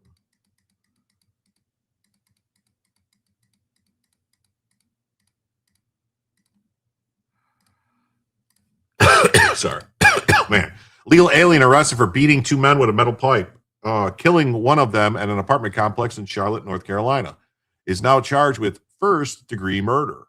This is exactly what ICE has been trying to stop. Hey, White Castle. I love White Castle. Buy them by the bag of trash they turn in. Buy them by the sack is what the... anyone abusing the system should be banned from using it. Definitely. Definitely. Exactly, KPT. Let's see here. New details just in about a University City murder that's left many residents on edge since Tuesday. According to an arrest warrant, there is a second victim who survived. Police arrested Saul Perez early this morning. According to the newly released court documents, Perez beat two men with a metal pipe, killing one of them. Marvin Alonzo died as a result. That's according to these new documents. Police say the murder happened at Chancellor Park Apartments in Northeast Charlotte, just minutes away from UNC Charlotte. Perez had his bond denied today. He's expected back in court Friday. New details. Wow. See, I want to look real quick. Did I miss something? Was there more to this? No. Okay. No. Okay. Did I screw up? All right. Let's see here. Praying for the victim's family. Illegal alien beats two men with a pipe, kills one, charged with murder. This is exactly what ICE is trying to stop. Yeah. This is crazy. And then got this story. Look at this. 5 Venezuelan gang members are charged with trafficking guns and drugs in Chicago. You don't say. I like White Castle's yum. White Castle survivors after 2 p.m. crowd, mostly, I bet. My adult kids and their spouses tried to stop at McDonald's before coming to dinner. Just they were hungry now. Couldn't wait 20 minutes to drive her. I was so happy they were closed. So 5 Venezuelan gang members are charged with trafficking guns and drugs in Chicago. You don't say. Part of a nationwide federal effort to dismantle Tren de Aragua operations in the USA. We need more Doge. Yes, we do. But these 2 spent millions to fight like hell to keep them there. That's right. Dumb and Dumber, embarrassments, Illinois. You come for my people, you come through me. JB Fetzla Pricksters protecting MS-13 and Tren de Aragua. Yes.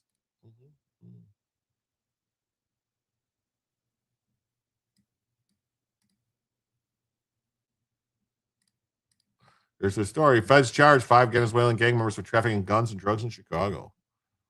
5 men believed to be members of the Venezuelan-based Tren de Aragua street gang are facing federal charges for allegedly trafficking firearms and drugs into Chicago area as part of a broader multi-state investigation targeting the transnational organization. I wonder if these are the guys that got busted when they raided that house, that apartment complex. Remember? Federal authorities announced that grand juries in Chicago returned indictments charging the 5 men with unlawfully dealing firearms, with some defendants also accused of distributing controlled substances. Officials say the 5 are Venezuelan origin and have ties to Tren de Aragua, which the United States designated a foreign terrorist organization earlier this year. Prosecutors say Chicago cases are connected to a sweeping multi-district probe that has already resulted in charges against 30 alleged Tren de Aragua leaders and members in Colorado. The gangs run Chicago. Yes, they do. Tren de Aragua leaders and members in Colorado. Cases involve allegations of running guns and drug trafficking, kidnapping, carjacking, and murder for hire. Never hate a White Castle and probably won't, as I like onion as a flavor. I can't eat them because they have a weird texture, giving nasty onion burps. Never had. Well, the onions, just so you know, the onions at White Castles are dehydrated onions that they reconstitute with water before they put them on a fryer. So it's not like the same texture isn't the same. It's not.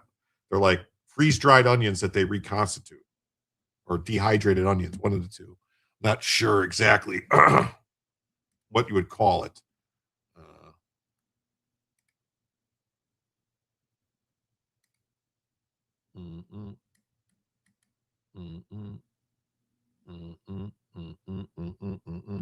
I made Blue Bella up.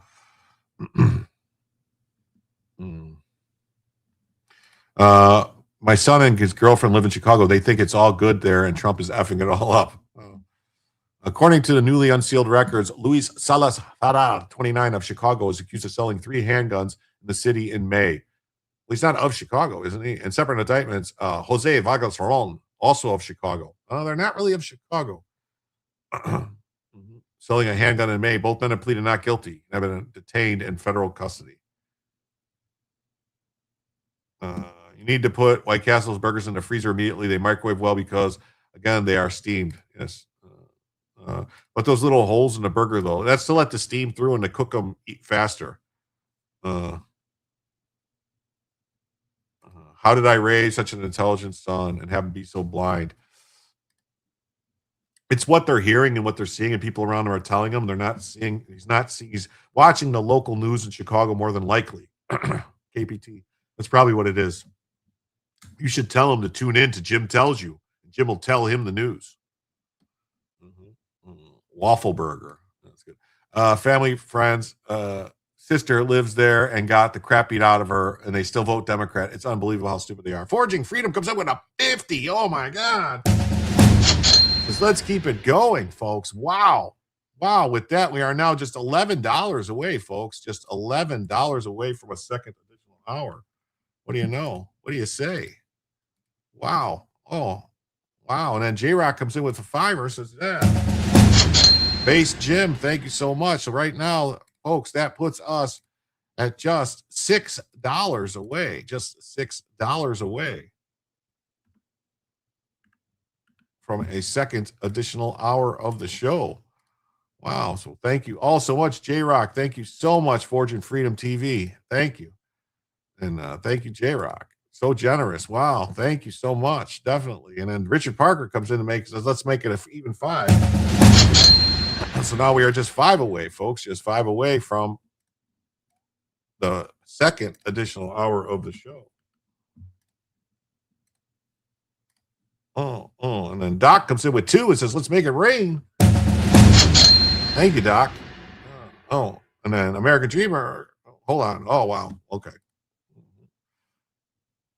Hold on. Doc comes in for 2 and says, let's make it rain. So that takes us to $3 away.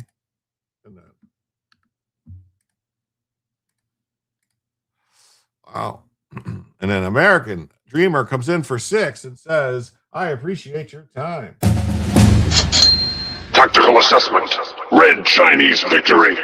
Impossible. America will never fall to communist invasion. Communism is the very definition of failure.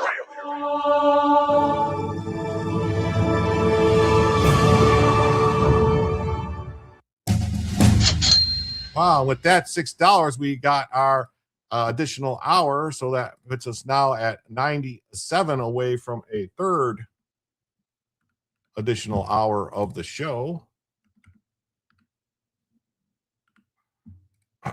And then, hold on. And then we got Jonathan Mosley. Thank you. Well, thank y'all, Jim. Keep in mind occupied. Jonathan Mosley for another 10. That brings us to $87 away from a third additional hour of the show. And then Wrestler Town comes in with another 5. That means we are now $82 away from a third additional hour of the show. Thank you all so much for the awesome generosity. Thank you. Thank you. Thank you. All of you. Thank you, Doc. Thank you all so much. We got our next hour. Yes, we did. Yes, we did. Thank you all. Yay. Make sure you hit that smash to follow and hit the thumbs up and share. Thank you. Every little bit helps, Richard. Every little bit helps. Thank you all, Richard. It all adds up. That's right.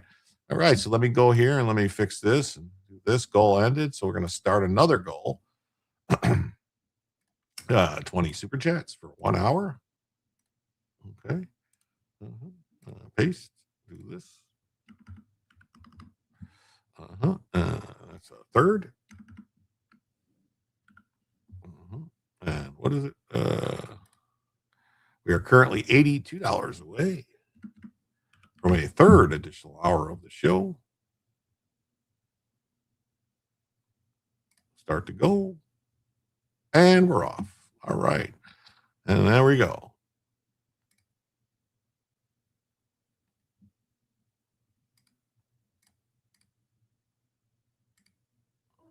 Okay. Oh, there we go. I think he's a pencil up on a math. I'm not. What are you talking about? I did all the math perfectly. I could prove it, actually. I could prove it. I could show you. All the math adds up tonight. I was doing one at a time. That way I could keep track.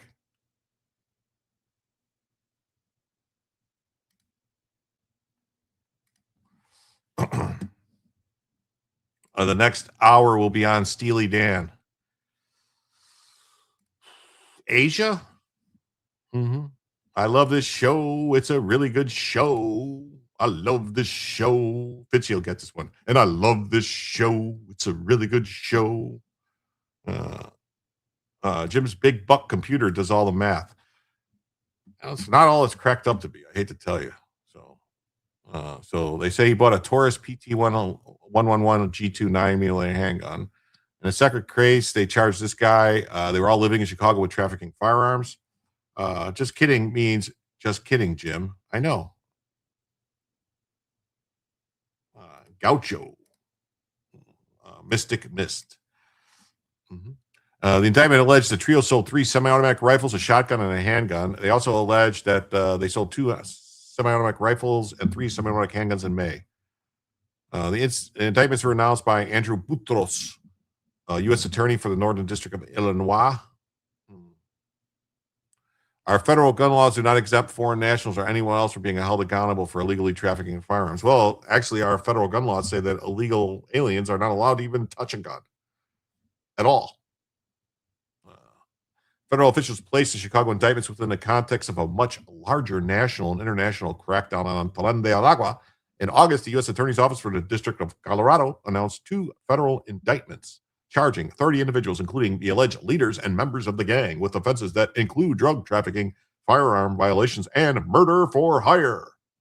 Mexicans love that Brazilian tourist crap. The only thing I'll say about Taurus is you can get a Taurus for around the same cost as you can get a High Point or High Power. I'm sorry, High Point. And I think Tauruses are built way better than High Points. I mean, High Points work and all that, but I mean, you can always use it as a club if you need it to, I guess. According to prosecutors, a 9-month investigation began after authorities identified an apartment complex in the Denver metropolitan area that has experienced a spike in violent crime and drug activity. The 39-count indictment charged 28 defendants with crimes that include firearm trafficking, possessions of firearms, illegal ammunition, and using guns in furtherance of drug trafficking. Steely Dan, Doobie Brothers, man. Man, the Doobie Brothers broke up, man. That's terrible. When did that happen? So they distributed controlled substances such as methamphetamine, cocaine, and Tusi. Prosecutors described Tusi as a narcotic originating in Venezuela that can contain ketamine, methamphetamine, MDMA, and is often manufactured in a peak form. That sounds like, I don't know, let's get into it. The lead from shotguns aren't traceable. That's what I hear. No matter what anyone tells you, they can't track a pellet. ATF agents recovered 69 firearms, dude, including automatic machine guns. Uh-oh. Authorities allege many of those weapons were linked to shootings in Denver, Aurora, including carjackings, robberies, and drive-by attacks. This is a great, if you ever want to check out a site, I'm going to tell you right now, this CWB, this Chicago watch blog, is fantastic for Chicago stuff. CWB Chicago, it's great. It's great. We got this. We got excited about the Democrat governor-elect Abigail Spanberger's illegal alien South American theft groups are moving in on Virginia. They're now terrorizing homeowners with burglaries and home invasions. Police are on alert. Henrico police tell me they believe this is the work of the South American Theft Group, or SATG. The criminals are targeting wealthy people in the community, many of whom run businesses operating in cash. Owners of companies, businesses, IT representatives. We've even had a couple public officials whose homes were burglarized. At least 14 homes burglarized in Henrico since November 5th. Mostly around Short Pump and Wyndham in the Three Chop district. Also, these victims have incredibly valuable items in their house, gold, cash, and jewelry. In some cases, stealing $5,000 to $75,000 in cash. Detective William Gage with Henrico PD says the crooks appear to be selectively targeting their victims, many of them in the Asian American community. And we're in consultation with our regional and federal partners to determine how they're selecting these victims. But it's really no secret to the criminal that a lot of business owners, a lot of mom and pops, if you will, operate in cash. He says there's a pattern to their crimes, breaking into the back doors and windows of homes in groups of 3 to 5 between the hours of 4 to 10 p.m. and always when no one is home. Almost every victim we've had, the home has been completely ransacked. And these are professional burglars. They do this for a living. They're professional criminals. We had one burglary where they're in and out of the house in 11 minutes. Wow, that's pretty fast. Rachel Boone says, how can these invaders get machine guns, but we can't? Well, they're criminals, and gun laws only apply to legal people. A criminal, it's very easy for a criminal to get a machine gun. The problem is that, as far as I know, if you get caught with an illegal machine gun, it's like an automatic 10 years in federal prison. And not the federal prison where it's like a camp where they play tennis. That's federal prison where they pound you in the, you know what, for those 10 years. Yeah, that's what I heard. So I wouldn't want to do anything like that. Gun laws only control law-abiding citizens. That's the sad thing that nobody realizes. Gun laws do not stop criminals from doing anything because criminals don't follow the law. So, and that's why you should own a firearm. They're trying to take over every city in the nation. Chuzi says, my brother called hours later to apologize. That was a good Christmas gift. That is great. It's always nice. Do they come in 410? That always fits in your pocket. Machine guns? No. Asians don't use banks. Well, they don't use. I hate to say it. It isn't that we can't get autos. It isn't worth the risk. Exactly, but you can get them. That's the thing. They're not illegal. All right. It's just you have to have them registered. If you want an actual registered machine gun, the cheapest you can get one, a legal one, is around. See, I don't even know if I can say this stuff on YouTube without getting in trouble. You could go to an auction and get them, and usually for something like an Uzi or Mac 10, 11, something like that, they run around $7,000 to $8,000 plus the tax stamp. Yeah, $7,000 to $8,000 for this gun that's like a stamped sheet metal, nothing that costs, it should cost like $250, $300. The most expensive one that ever sold, there is only one on record of a saw, an actual M249 saw. There's one that was registered before the Hughes Amendment went into effect. It sold for over $500,000 at auction last year for one gun. That's insane. That's why it's unconstitutional. I'm sorry. It shouldn't be that only rich millionaires can have these guns. It's not. It's not. But that's where it's at. I was reliably told it's impossible to get a machine gun in the USA. Okay. They were China, and then I think a lot of this had to do with Obama and them too, allowed China to flood the US with Glock switches. They were, selling these little Glock switches that you could, you had to do some stuff to the Glock to put it on there, but it turned Glock, a Glock 17 into a Glock 18. Uh-huh. VA could use some Roof Koreans. They are legal in Kentucky. Well, they're legal in the United States. That's the thing. They need more than 10 years then. Yeah.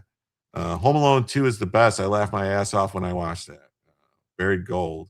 Our poors can't get them that way. Yeah, that's right. I lost my machine gun in a boat accident. Get a Thompson. A Tommy gun, a full auto Tommy gun is like 25 grand now. 25 G's. That's what they cost. Like 25. Yeah. Just call it a toy gun. Well, that's what they did. That's what they brought in. They brought in a bunch of Glock switches that they said were for it's airsoft guns, but they work on you saw a 45 Thompson years ago. A friend had it. Yeah. Should there be any gun laws or permitting? Do they interfere with the Second Amendment? I believe they all interfere with the Second Amendment. None of these restrictions existed prior to the 20th century. The NFA was passed in 1934. Yeah, 1934. Prior to that, you could order machine guns, grenades, anything you wanted would get shipped to you in the mail. You just order it out of a catalog. They sold full auto Thompson submachine guns, in the Sears Roebuck catalog. You could get a case of hand grenades shipped to your house. So no, they should be vending machines at the gas stations that you go, oh, I'd like grenades and whatever. Because here's the thing. You don't punish the thing. You punish the people for committing the acts with the thing, not for having them. That's ridiculous. Tax stamps dropped to 0 on January 1st. Yeah. Check your DMs for a relevant machine gun meme. Okay, I'm on it.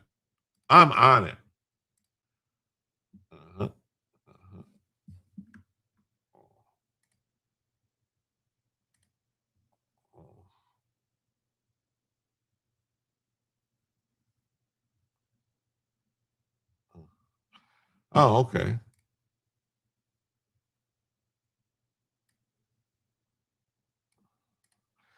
So 10 of these would buy you an average home in 1929. 10 of these would buy you the average home in 2024. So the M1928 Thompson is the perfect stable currency.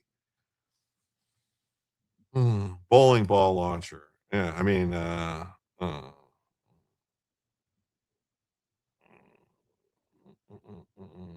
yeah. Your dad had an M14 auto, impossible to shoot. They only made not too many of them. I've shot a full auto Thompson with a 100-round drum on it. Well, that's cool. That's a lot of fun. Nice trumpinator. Yeah. Never mind.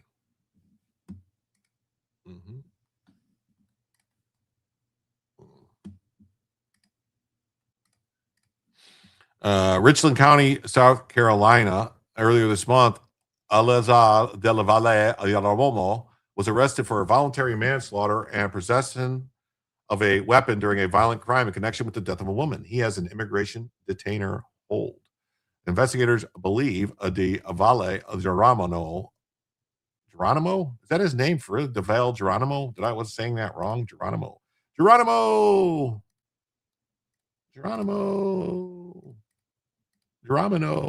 Geronimo argued with the victim before allegedly using a sharp object to kill her. What do you guys think? Do we think is this a white man? Is this Mr. Geronimo a white man? Let's find out.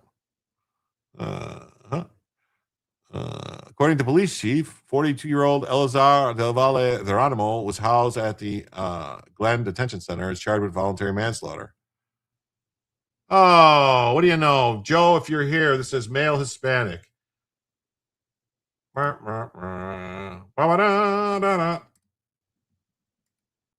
Male Hispanic. Too bad. So sad. That J is an H sound. So it's not Geronimo, it's Geronimo. Okay. That says Hispanic. So that's too bad, Joe. No way, they got one right. JS in Spanish is pronounced as an H. Okay. J's. Okay. Police nabbed nabbed me daddy. Okay. Yes. They got one right. It's crazy, right? Every once in a while, even a blind squirrel finds a nut. A blind nut finds a squirrel. What about Jesus?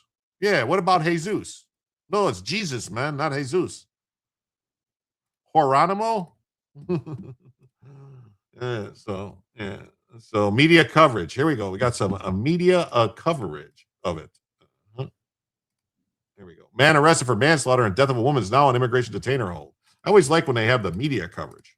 Let's hear if they're going to say he's a father. Columbia police confirming a man is now in custody after a woman was found dead inside a home this morning. WIS broke this story earlier today. Investigators say that the man on your screen is now charged in connection with the victim's death. He faces multiple charges, including voluntary manslaughter and possession of a weapon during a violent crime. The police department responded to a home in the 2300 block of Burns Drive just before 7 this morning. They say a woman was found unresponsive inside. Officers later detained the suspect for questioning before arresting him. He's being held at the Alvinus Glen Detention Center. Columbia police confirming a man. Reporting he is an illegal.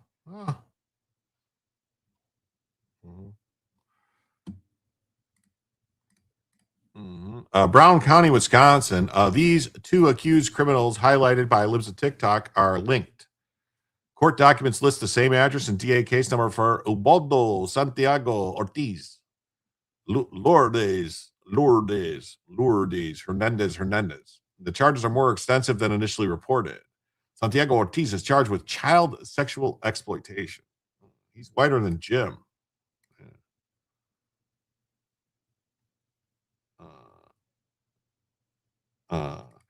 Hand gets dropped from drone over ice pro. Yeah, sounds like music to my ears. Okay, I get you. Wow. And this other one is charged with a sexual exploitation, failed to prevent incest with a child. What? Hernandez is charged with first-degree sexual assault, intercourse with a person under 12. Oh, my God. What do we think? Wow. What do we think? Are these white people? Ubaldo Santiago Ortiz was arrested in Wisconsin for possession of child porn. He's now in an ICE hold. Oh, this one, Lourdes Hernandez was arrested in Wisconsin for rape of a child under 12. She's now on an ICE hold. Wow. We think these are white people?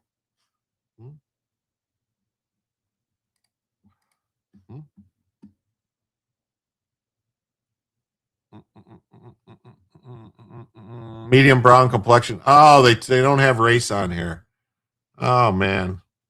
See how they're trying to get us. They don't have no race on here. No race. Female. Are we sure she's female? This is crazy. Original post by Libs of TikTok. Bella, what's wrong? What's wrong, Bella? You gotta go outside? You gotta go potties? Jim is creamy white. My iPhone, whenever I say the word George, always changes it to Jorge. Unblemished. Milk toast. Wouldn't ICE get it right? Maybe. I don't know. Ethnicity. It doesn't say. It doesn't say on here anywhere. I looked. It does not say. It just says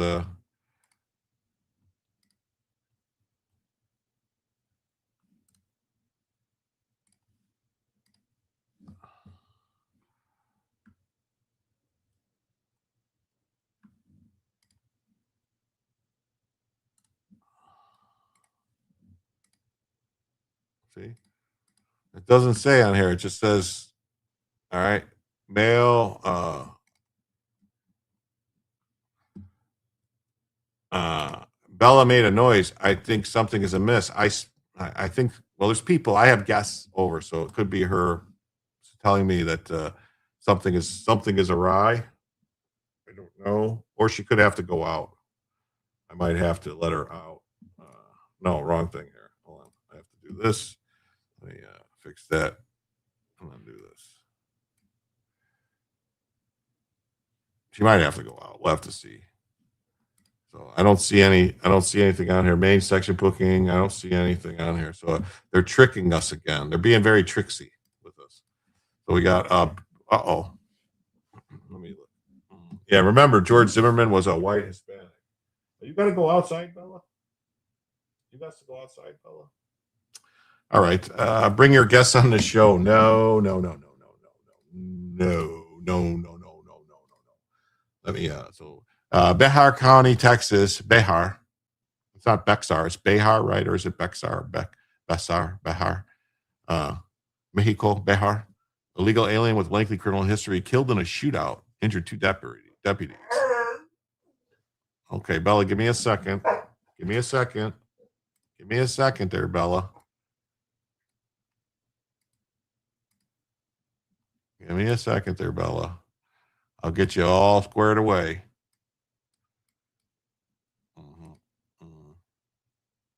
She's restless. Haven't seen her move that much in 3 months. Or Bear, not Behar. Is it? Hispanic illegals commit a disproportionate amount of child sex crimes. When a state legislature, about 15-year-olds, wrote a book about it. Yeah, but they classify them all as white, so they say it's white people.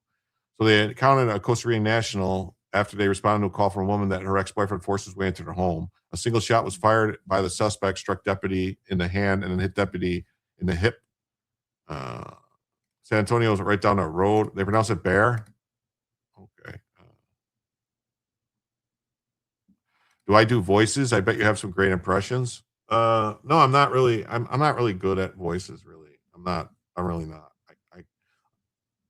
I can't do impressions. It does not sound like the real people. Fernando Sotolano has been previously deported and has 2 felony warrants. Well, this is a 2-minute and 51-second video. Do I think I can get Bella in and out in 2 minutes and 51 seconds? 2 deputies are expected to recover after getting shot during a call over a domestic dispute. And we're learning the man accused of pulling the trigger has a long criminal history. Quite frankly, he's not somebody that even should have been in this country committing crimes or otherwise. The Bexar County Sheriff sharing that man who shot 2 of his deputies at a North Bexar County home on Sunday shouldn't have been here to do it. Those deputies returning fire, ultimately killing him. It happened Sunday morning in North Bexar County. A neighbor not far away shared home surveillance footage with us where you can hear the moments shots were fired.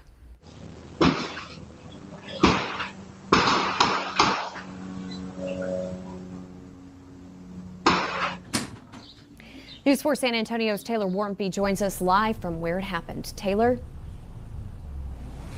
Yeah, that's right. The 2 deputies were shot right here on Tecumseh Drive after responding to a domestic violence call. Sheriff Javier Salazar says deputies responded to a call from a victim stating her ex-boyfriend entered her home from an open door, threatening her and her children. The suspect, 38-year-old Jose Arley Fernandez Solano, was armed with a rifle and a pistol, threatened to kill himself or deputies responding. Deputy Nathan Segala was the first to make contact with the suspect through a closed door. Then Deputy Nicholas Zini. They were not able to see at that time the suspect, both of his hands, and so something prompted the deputies to then push their way and push the suspect back into the room. Soon after, the suspect, Fernandez Solano, pulled out a stolen handgun, firing 1 shot. That 1 shot, we believe at this point, went through Deputy Segala's hand, clean through, and then went into Deputy Zini's hip and exited his buttock. So 1 round struck both deputies. Sheriff Salazar says both deputies fired back, shooting the suspect 3 to 4 times. Fernandez Solano was pronounced dead at the scene from the first shot to the last. The entire exchange lasted about 3 seconds. What we know on him is that he is, again, a Costa Rican national that has been deported at least 1 time. He's got various arrests. At this residence, going back to early 2024, January 2024, we've got about 22 different calls for service just at this residence alone. He says they have been looking for Fernandez Solano, who as of yesterday had 2 felony warrants for domestic violence. There have been attempts made to try to place him into custody since then, but unfortunately we were not able to find him until yesterday when they were able to make contact with him. And Now, thankfully, they are expected to make a full recovery. One deputy has already been released from the hospital. The other is undergoing surgery for his hand and expected to be released today.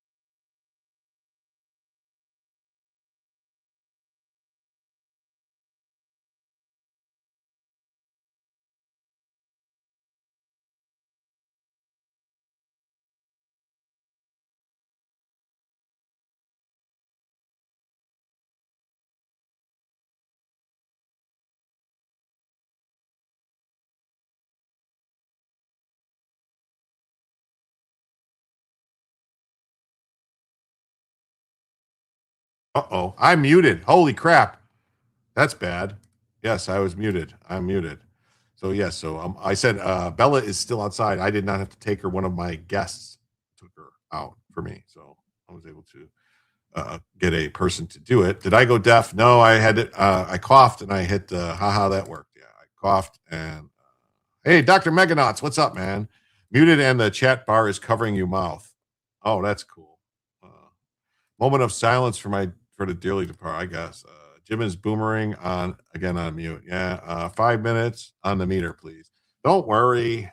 I'm not gonna take the time off. Ah, crap, I forgot it. Damn it, 4:00. I forgot to end on Instagram. Bunch of Instagrams. I forgot about it. Do you know what Opus Dei is? Yeah, isn't that the group of the Christians or whatever that do it's like a cultist type thing because of the wasn't something to do with the Catholic Church and the scandal of they mold to your hands. The scandal of the stuff with the priests and the kids and stuff like that. No, am I getting that wrong? Flagram. Yeah, go with Morris Day and the Knights. Ah. That's what I thought. Opus Dei was crap. Yeah. Yes, Jim Butt. All right. Check this out. Oh, wait. Let me go back to this one. Let me see if there was something else underneath this. More details from the sheriff's press conference. At the residence where the illegal alien was killed in the shootout with deputies, there had been about 22 different calls for service. Let's see. Let's see. This is going to be our suspect, Jose Arley Fernandez Solano, 38 years of age. My understanding, he's got previous charges for assault, bodily injury, family, and injury to a child. My understanding is that Mr. Fernandez Solano is a Costa Rican national. And of course now obviously is deceased as a result of the shooting yesterday. We received a call about 8:30 a.m. The victim had called BCSO reporting that her ex-boyfriend, the suspect, had entered her home without permission through an open door. There had been some threats ongoing between him making threats on her and her children. Yesterday, the information that we had is that he was armed with a rifle and a pistol and threatened to kill himself or kill responding deputies if law enforcement was called. Thankfully, yesterday, this victim was able to conceal herself up the street. Her and her children were not in harm's way, and she was able to make that call. When deputies made contact with the suspect, it was Deputy Segala that was able to make primary contact with him through a door that was partially cracked. Now, they were not able to see at that time the suspect, both of his hands, and so something prompted the deputies to then push their way and push the suspect back into the room. Soon thereafter, you could hear, see a struggle on the body camera, and the suspect produces what we believe to be a handgun, a stolen handgun, and fires what we believe to be one shot. That one shot we believe at this point went through Deputy Segala's hand, clean through, and then went into Deputy Zini's hip and exited his buttock. So one round struck both deputies is what we believe at this point. They were able to get him down on the ground, but there was several shots fired on behalf of both deputies. At this point, we believe each deputy may have fired about 3 rounds. The suspect was shot at least 3 times that we know of, possibly 4, and he was pronounced deceased there on the scene. The suspect in the case, I will be honest with you, there's a lot of information on this. What we know on him is that he is, again, a Costa Rican national that has been deported at least one time. He's got various arrests.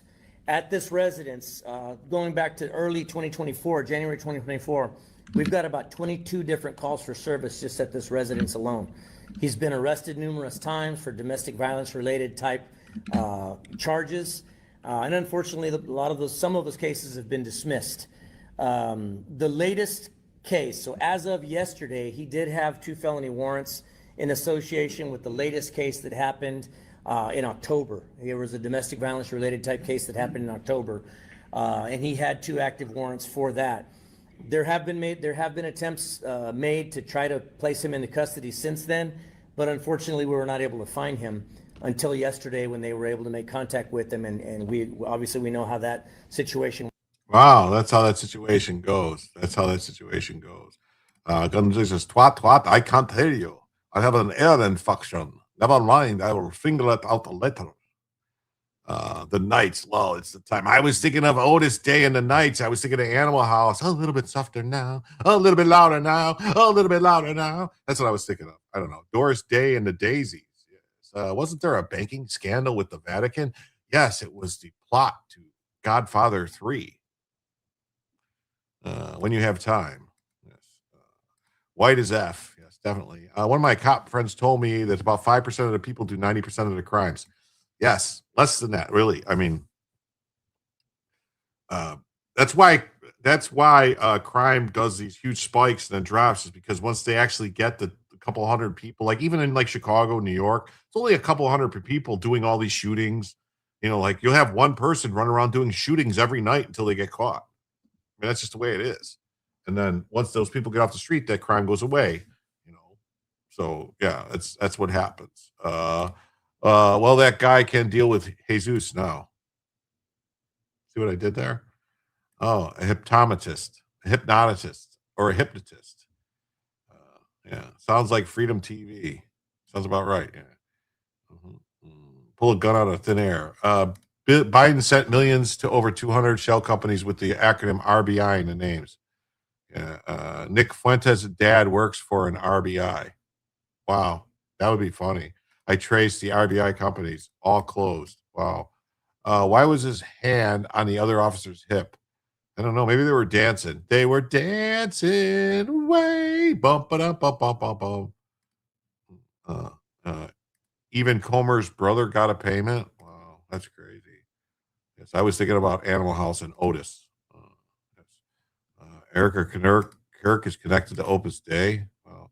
50 pounds of paperwork. A future scientist for sure. This guy could be on the Brown University police chief opening. He could be. Deported to hell where he belongs. That woman and her kid should sleep soundly tonight. I'm sure he was getting his life together. Murder rates have dropped 20% in Trump's first term. That's astronomical considering in 2024, Dems were underreporting all the crimes. I'm sure counting everyone under Trump. Yeah. Are you thinking of your cousin Marvin? Marvin Berry, you got to hear this. Anyway, have a good show, pal. I haven't pulled up. If I get to it, I get to it. I can't, Dr. Michael Watts. I can't guarantee I'll get to it. I want a hip Patty Patis for Christmas. I don't know what the fuck that is. So let's see here. There's more to the story. Previously deported Costa Rican national killed in gun battle with Texas deputies. Huh. Let's see. Crazy. And this is Man accused of stabbing one man to deal and bludgeon. I think it's supposed to be death. And bludgeoning another is now an immigration detainer. Did we see this already? Did we see this already? This looks familiar. An arrest has been made in connection to the homicide investigation near the Magnolia Terrace Apartments in University City on Kirk Farm Lane.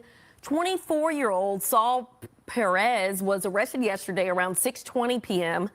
Perez is charged with first-degree murder and assault with a deadly weapon with an attempt to kill.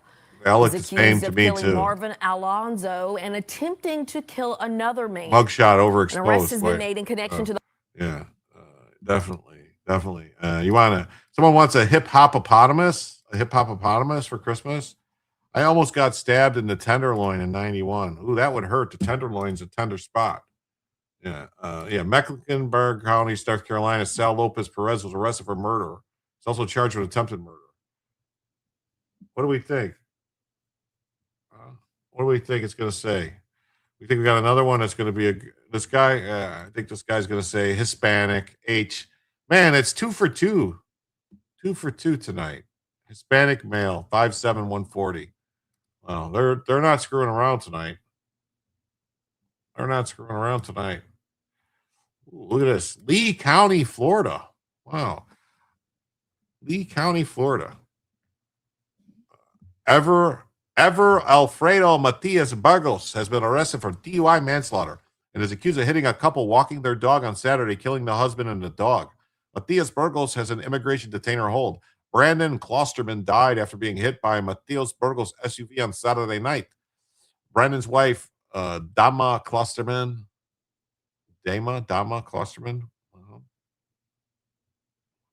Will you settle for a hip hop, a lollipop? Where is the tenderloin on the human? I would think that's got to be in your. I don't know. What am I? The blacksmith in San Fran in the C school. Burgos. I'm living at 6'10" on the dark scale.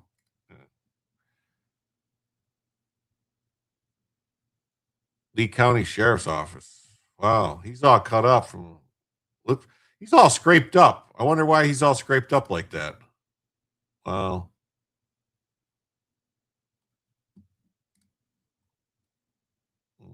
Media coverage. Man arrested for the DUI. DUI.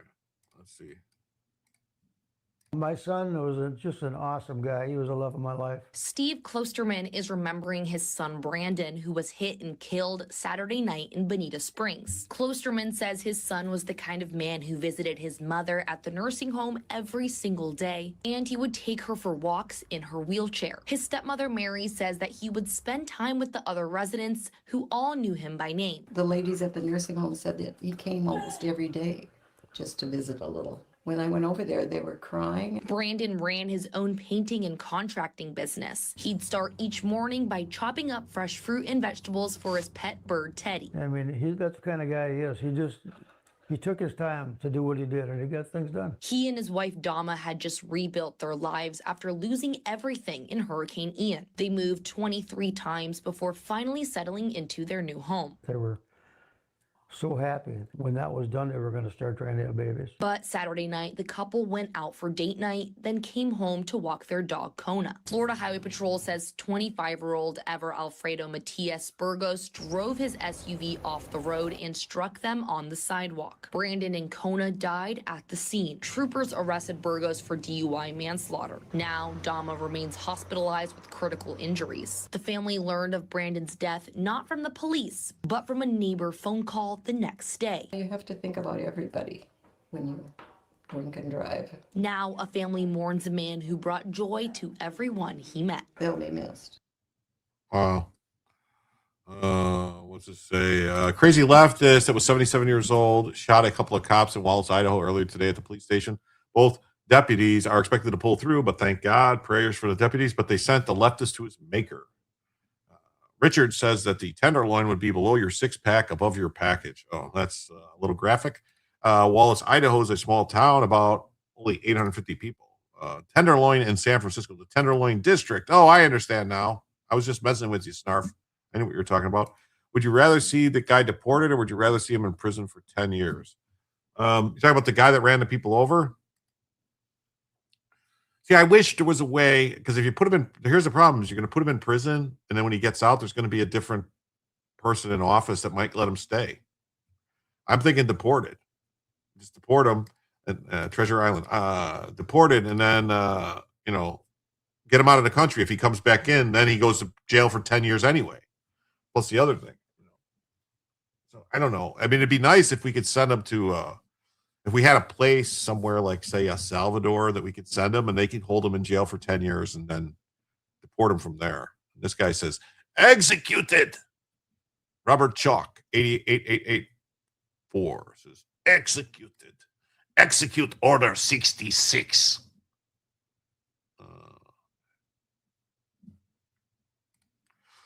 I want to see, let's see. We might get to see something here. Here we go. It says state of Florida, Lee County Sheriffs. Let's see. Oh, look, we got a winner. We got a winner. He's a white guy. We got a white guy named Burgos. Let's see. He's a white guy. 5'10", 130 pounds. Matias Burgos Ever Alfredo is a white man that ran over another white man. This is white on white crime right here. White on white crime. Yes. Yes. This is a white man, people. Clearly a white man. Pay no attention to the brown in his face.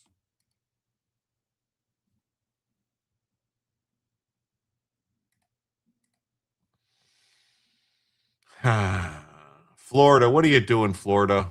I'm going to have a talk with some people in Florida. This has got to change.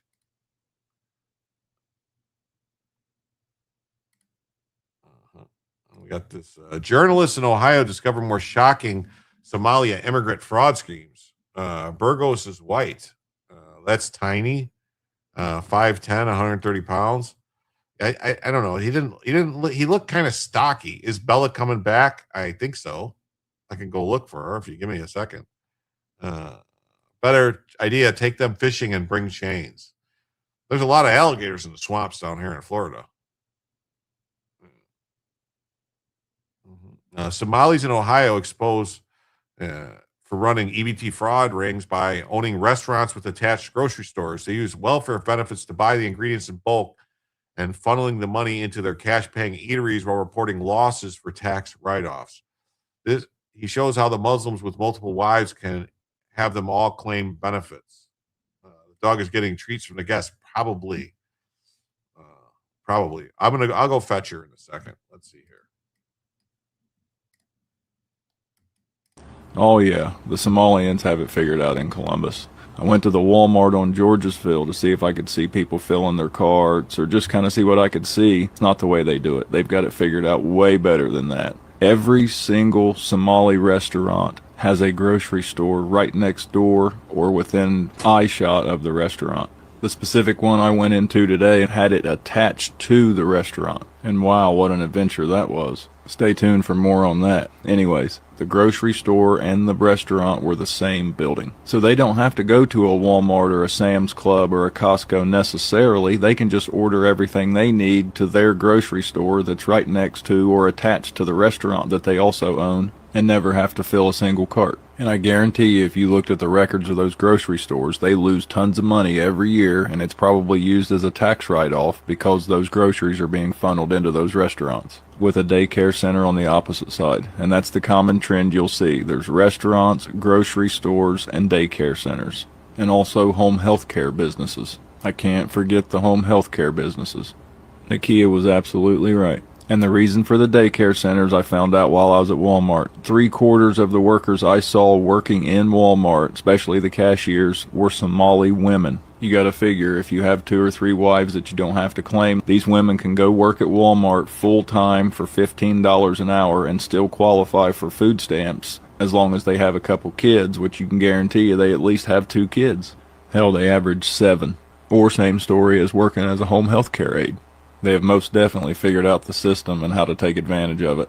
And Columbus doesn't break down its numbers like Minnesota, but if anything like the 88% of the Somali community is on social services in Columbus, I can only imagine how deep the fraud is. So I'm changing tactics and going back up Monday, and I have a couple ideas to see if I can't sniff a few things out. Oh, that's cool. Yes. CCOT. That's what I was thinking, Forging Freedom. If we could just send these people to CCOT, let them serve their 10 years in CCOT, and then deported from there, that would be great. Jim's like, yeah, fuck you guys. I need the moneymaker in here. Yeah, got to get the moneymaker in. Gotta. Yeah, definitely. Watch Nick Johnson. Okay, I'll have to check him out. Yay, let's babysit the world and not just their countries. Let's do it here. That's what we're doing. Good memories. Yeah. So when you take a cert class, they teach you triage with red, yellow, green, and black ribbons. Black meaning person is dead, but they told us we can use red, yellow, and green over the radio. A man from San Antonio once threatened to repo my truck. I told him, you know that gators eat bones and all. Never heard another word. Bella likes treats. Yes, she does. All right, let me fix the camera.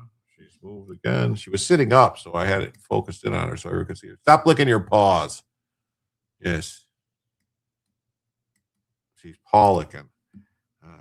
You can say we have 5 blacks over the radio because someone might think you're talking about African Americans. Pretty damn. You can't say 5 blacks over the radio because someone might think you're talking about Africa. Pretty damn stupid. Nick Johnson is a good channel. Do what David D does. Okay, I'll check it out. I will check it out.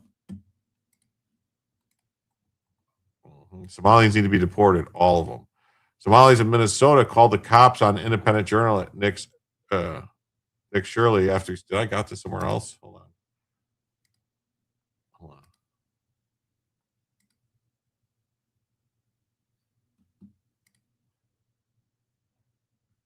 Oh no, here it is. Okay. Yeah, we'll watch this one. Somalis in Minnesota called the cops on Nick Shirley after he shopped around healthcare and daycare rates at the sketchy building. Healthcare every door you go to, yet nobody will give you a rate.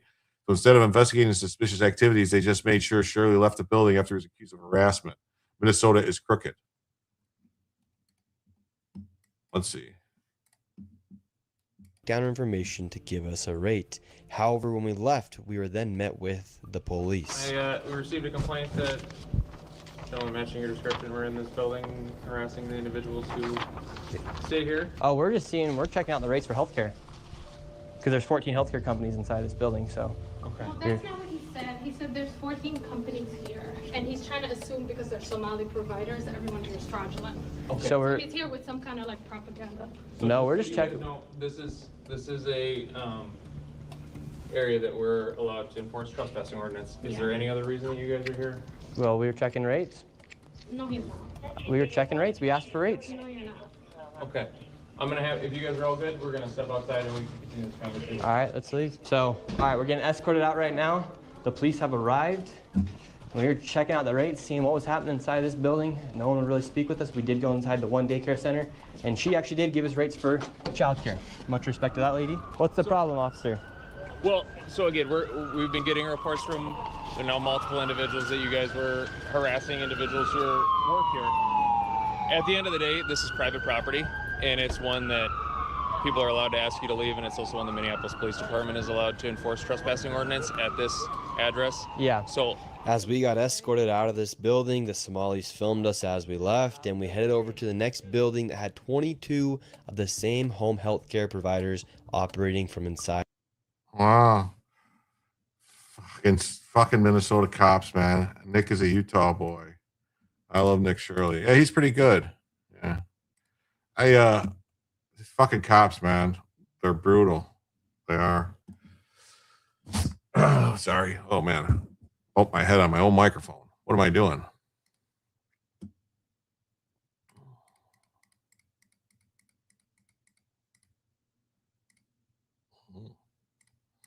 Career thug with prior arrests for kidnapping, robbery, prostitution, and enticement of children coddled by the BLM criminal justice system, now arrested for raping and robbing a 12-year-old boy on Long Island. Career criminals exist because of the demon rats.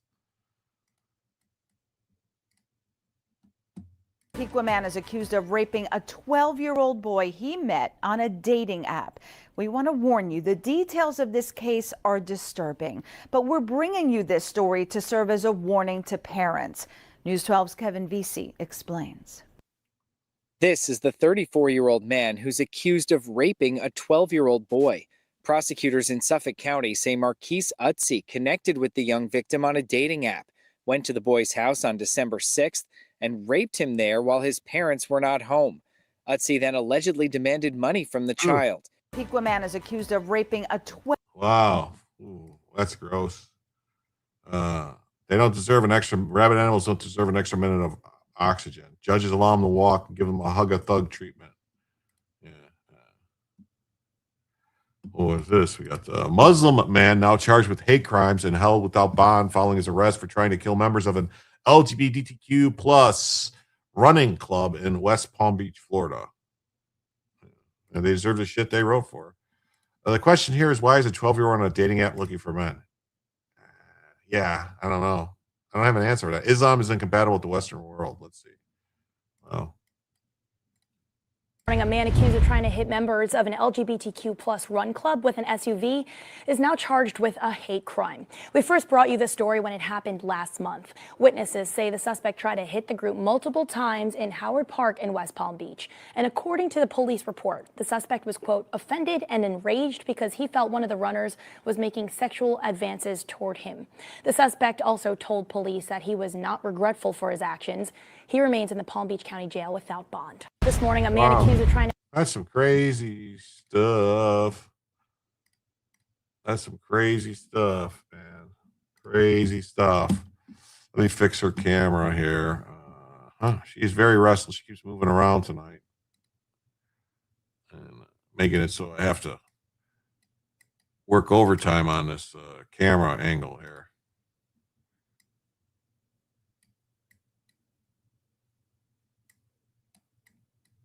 There we go. Hamburglar. I bet it wouldn't be a hate crime if whites were attacked. Yeah, probably not. Hubris. The hubris. Hit or hit on. I don't know. Doesn't make sense. So Delaware State Trooper killed after a suspect walked into a DMV and shot him. After being shot, the trooper pushed the DMV employee out of harm's way and shot the suspect. And the suspect shot the trooper again. I'm sorry. And he saved many lives. The suspect was killed by responding officers.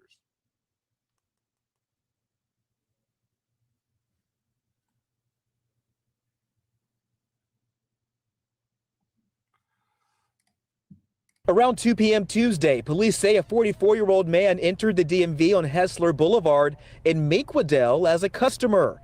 Moments later, for unknown reasons, he approached the trooper at the reception desk and opened fire. What happened today was an act of pure evil. Authorities say the trooper pushed a DMV employee out of harm's way before being shot again.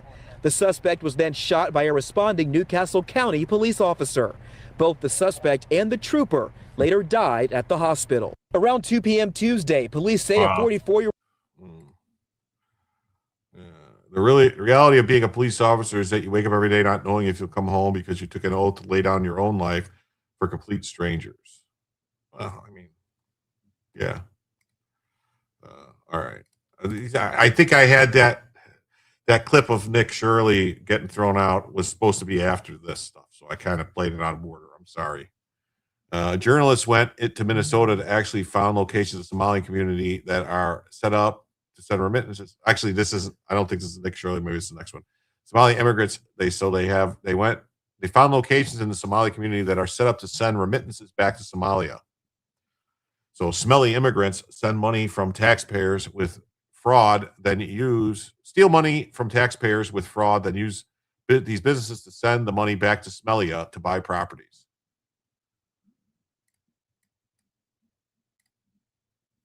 One in 16 Somali Minnesota 4-year-olds has been diagnosed with autism. In the same schools, people who are not Somali, the rate was around 1 in 53. They were setting up these organizations that were claiming money from the government to allegedly treat autistic kids. Once the organizations got the money from the government, they passed kickbacks to families who allowed them to say their kid was autistic. This scheme went on for about 5 years. One last thing to note here, 17.5% of Somalia's GDP comes from remittances. And now when Max Tui was just in Minnesota, he noticed a massive number of these places sending remittances services back home. So we usually send money back home to the less fortunate. So up there they have a money place you can send. Yes, right there. All right, so this is what he's talking about in the front, a place where you can easily send money back home or wherever. These businesses that do this have emerged at the center of this because a lot of the money that people stole fraudulently, they then sent back to Somalia where they invested in property, opened businesses, stuff like that. Now, it's rumored that some of this money fell into the hands of Al-Shabaab, the Al-Qaeda affiliate there in Somalia. That's not to say that they were sending it to Al-Shabaab itself, but it is to say that Al-Shabaab was a major presence in Somalia, and when people send it back, a chunk of it likely fell into their hands. Oh, this guy used to want to be like, oh, I'm not going to say they sent it to them on purpose. Yes, they did. Yes, they did. They sent it to him on purpose. These cops in the woke cities just picked the low-hanging fruit. Doesn't matter if he's right or wrong. What easiest, so there's no conflict and they aren't called racist. That's right. Al-Kebab, yeah, they roast them on the spit. They can get they can get Social Security disability for autism for the kids. Yeah. And then if they get paid money, now these companies get money because they get disability, they get put on Medicaid, Medicare, and then that's more money to these places. That's why they're donuts. That's why they did it. It was a complete scam. Complete and total, a scam in toto. Yeah, here. You got the Somalis, you got Tampon Tim, you got Americans, and then Minnesota. Something not mentioned, and Nick Shirley's later confirmed there are 14 Somali healthcare companies in this one building. Let me repeat that. 14 shady healthcare companies registered to one Minneapolis building, not doing anything but stealing our tax money.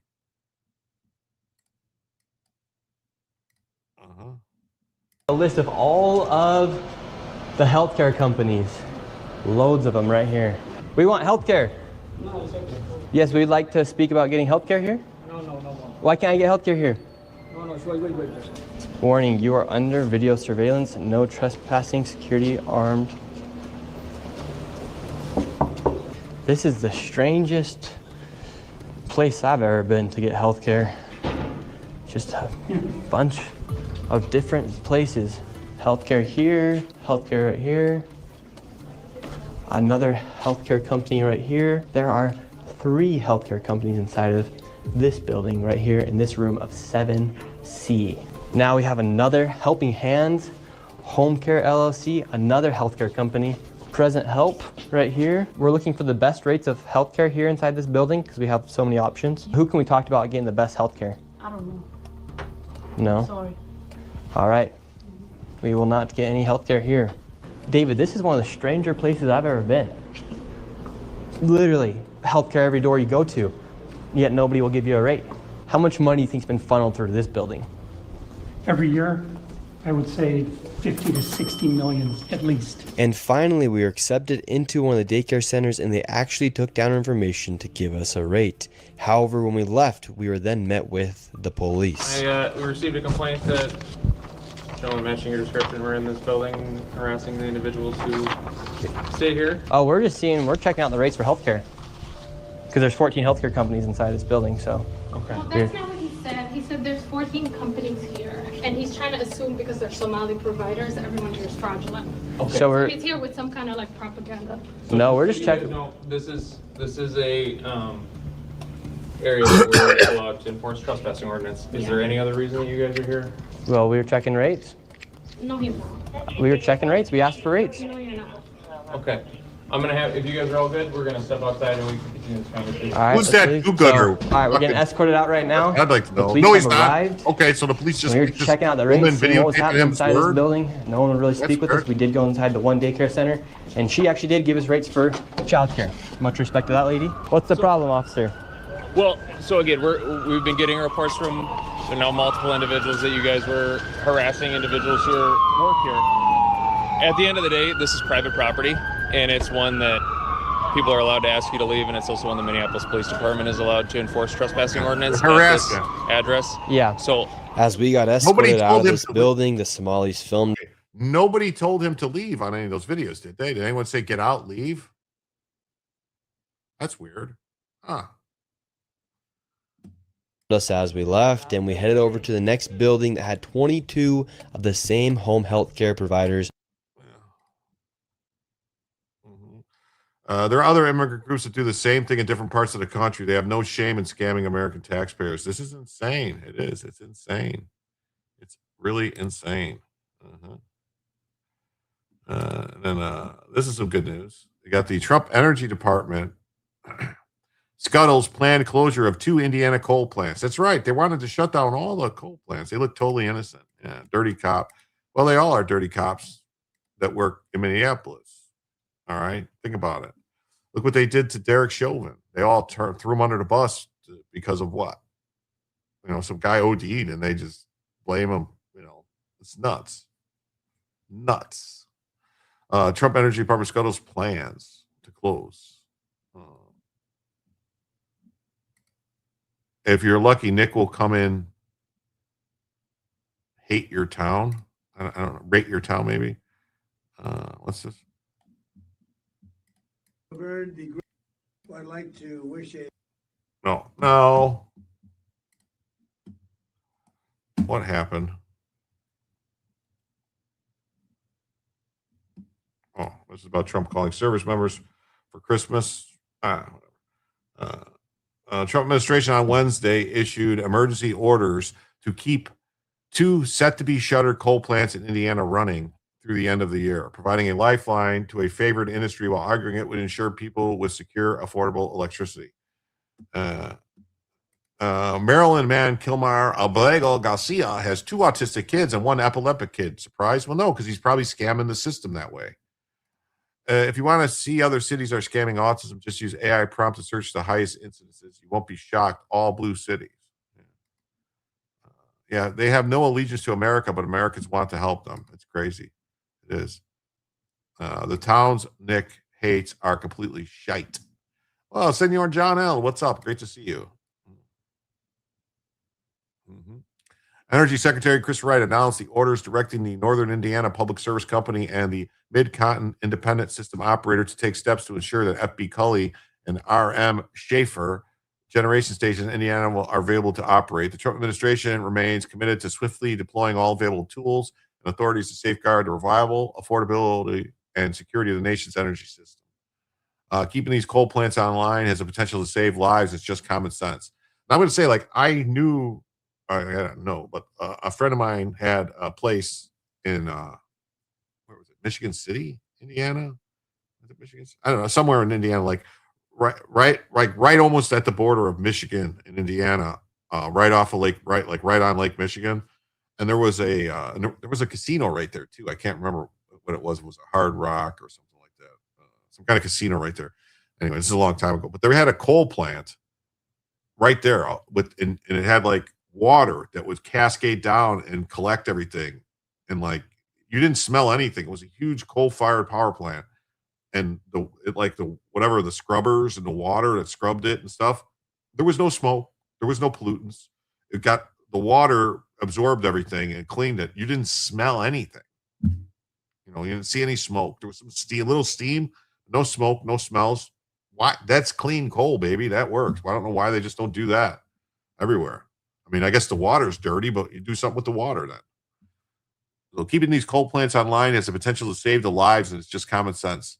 Americans deserve reliable power regardless of whether the wind is blowing or the sun is shining during extreme winter conditions. That's right. Finally turning the tide on the climate cult. It's great. The 2 orders effective until March 23rd. Plants covered by White's orders were set to close down by the end of the year. President Trump has long favored coal as a source of energy. Yeah, we got tons of coal here in the U.S. still, so why would we want to get rid of it? Atomized coal burned a mile down.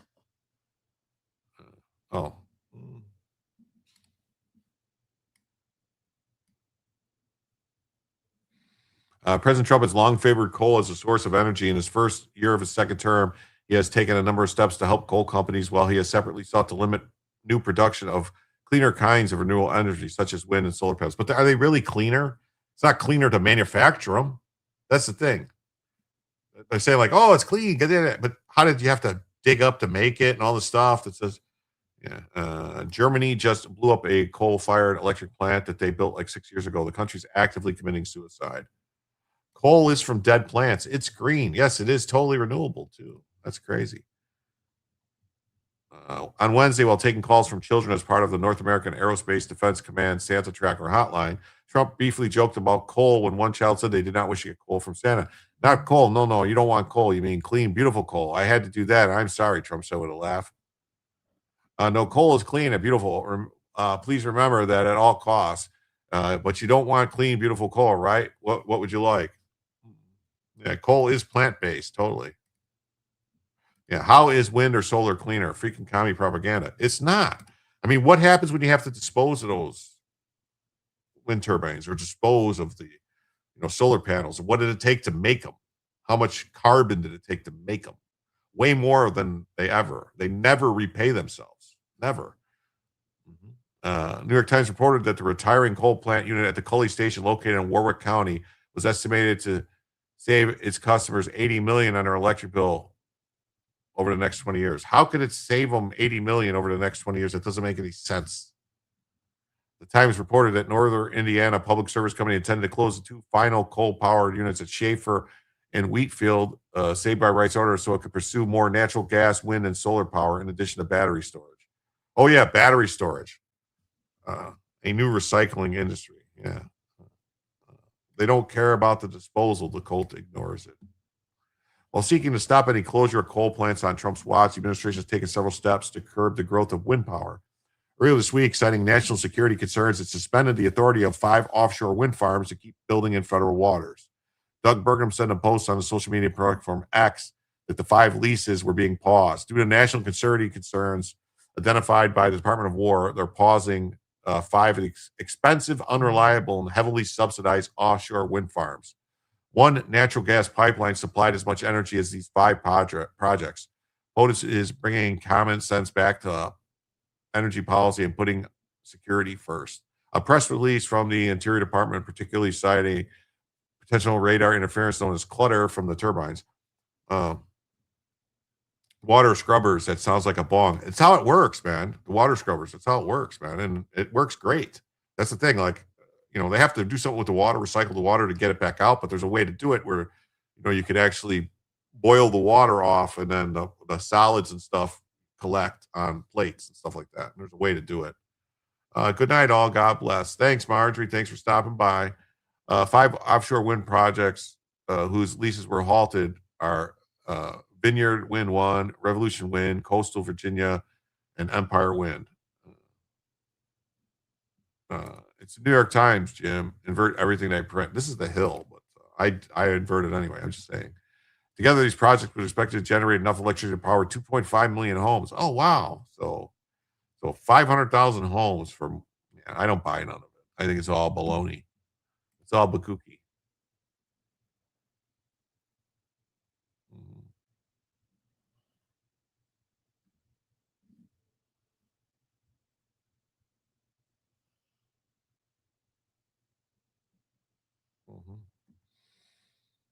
The same thing here. It just says Trump administration issues emergency order keeping 2 aging coal plants open.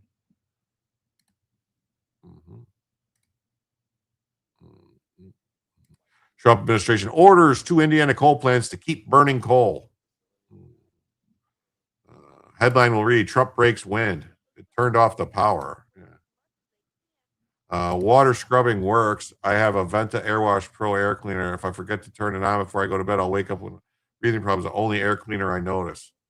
It does work. Hey, Joe, glad you're still on. I wanted to wish you all Merry Christmas. Hope it's all good for you. Well, Joe, thank you. You missed it, Joe.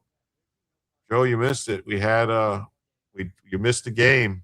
And I hate to break it to you, but you have to take 2 for the team tonight. You had 2 real winners. There was one that we had to take, but there was 2 that you got to take, man. There's 2 that you got to take.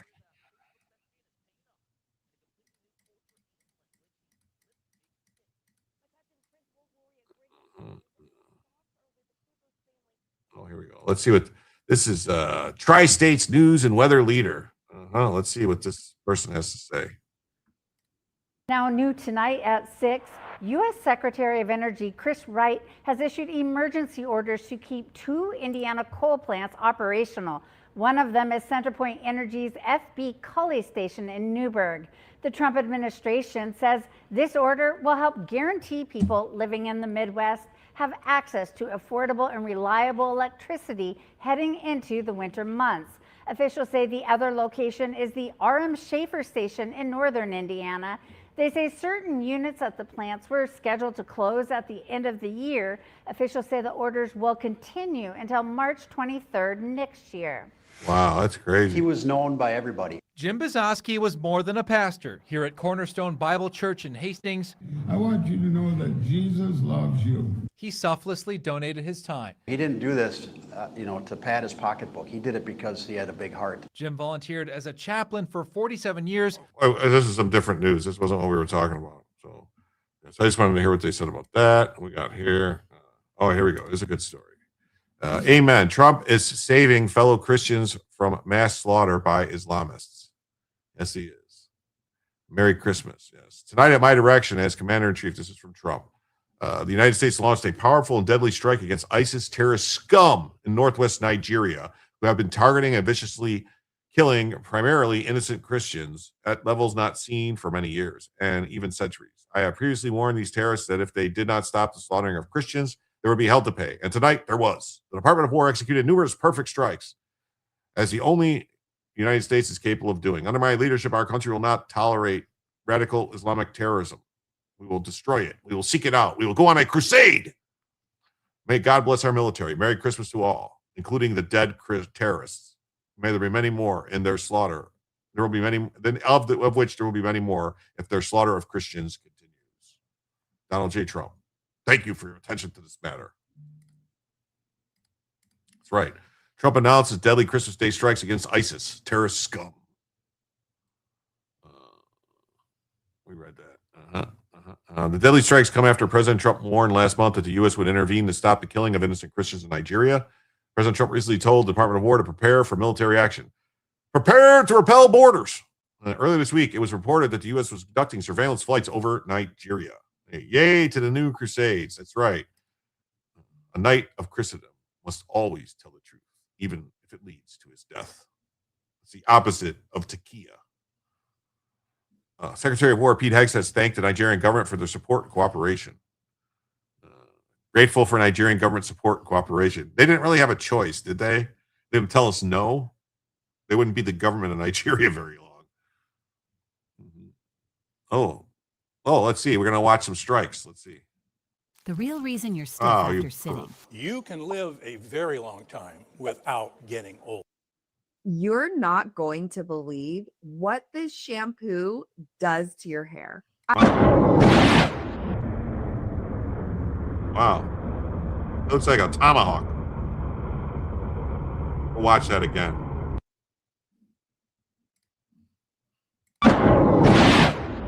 Yeah, that was a Tommyhawk. That was a Tommyhawk.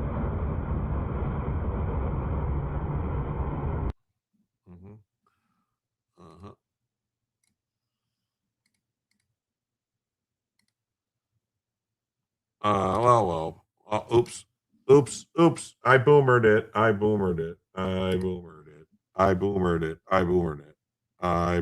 What will that do for my hair? I don't know. Make it grow, maybe. Share screen. Let's see. Breitbart says Trump hits ISIS in Nigeria on Christmas, citing mass Christian killings. Our country will not allow radical Islamic terrorism to prosper. So we did this on Christmas.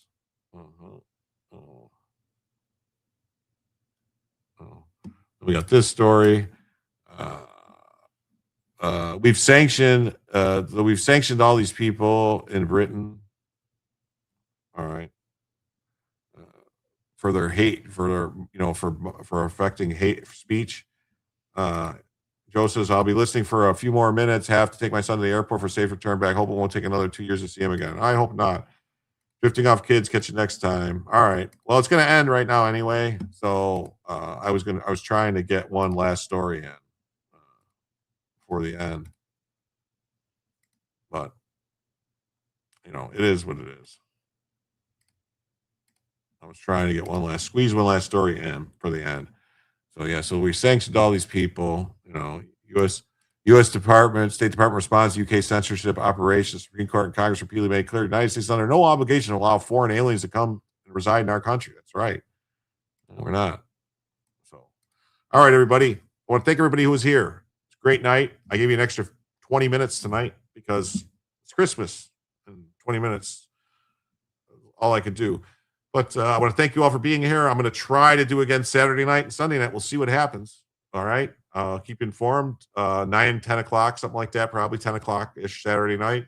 Come on back for Jim to tell you the news. I'm going to send you on over to this guy, Mersh, Nightwave Radio. I don't know what he's talking about, but it's the only thing that popped up when I went to do redirect. So come on back where Jim can tell you the news.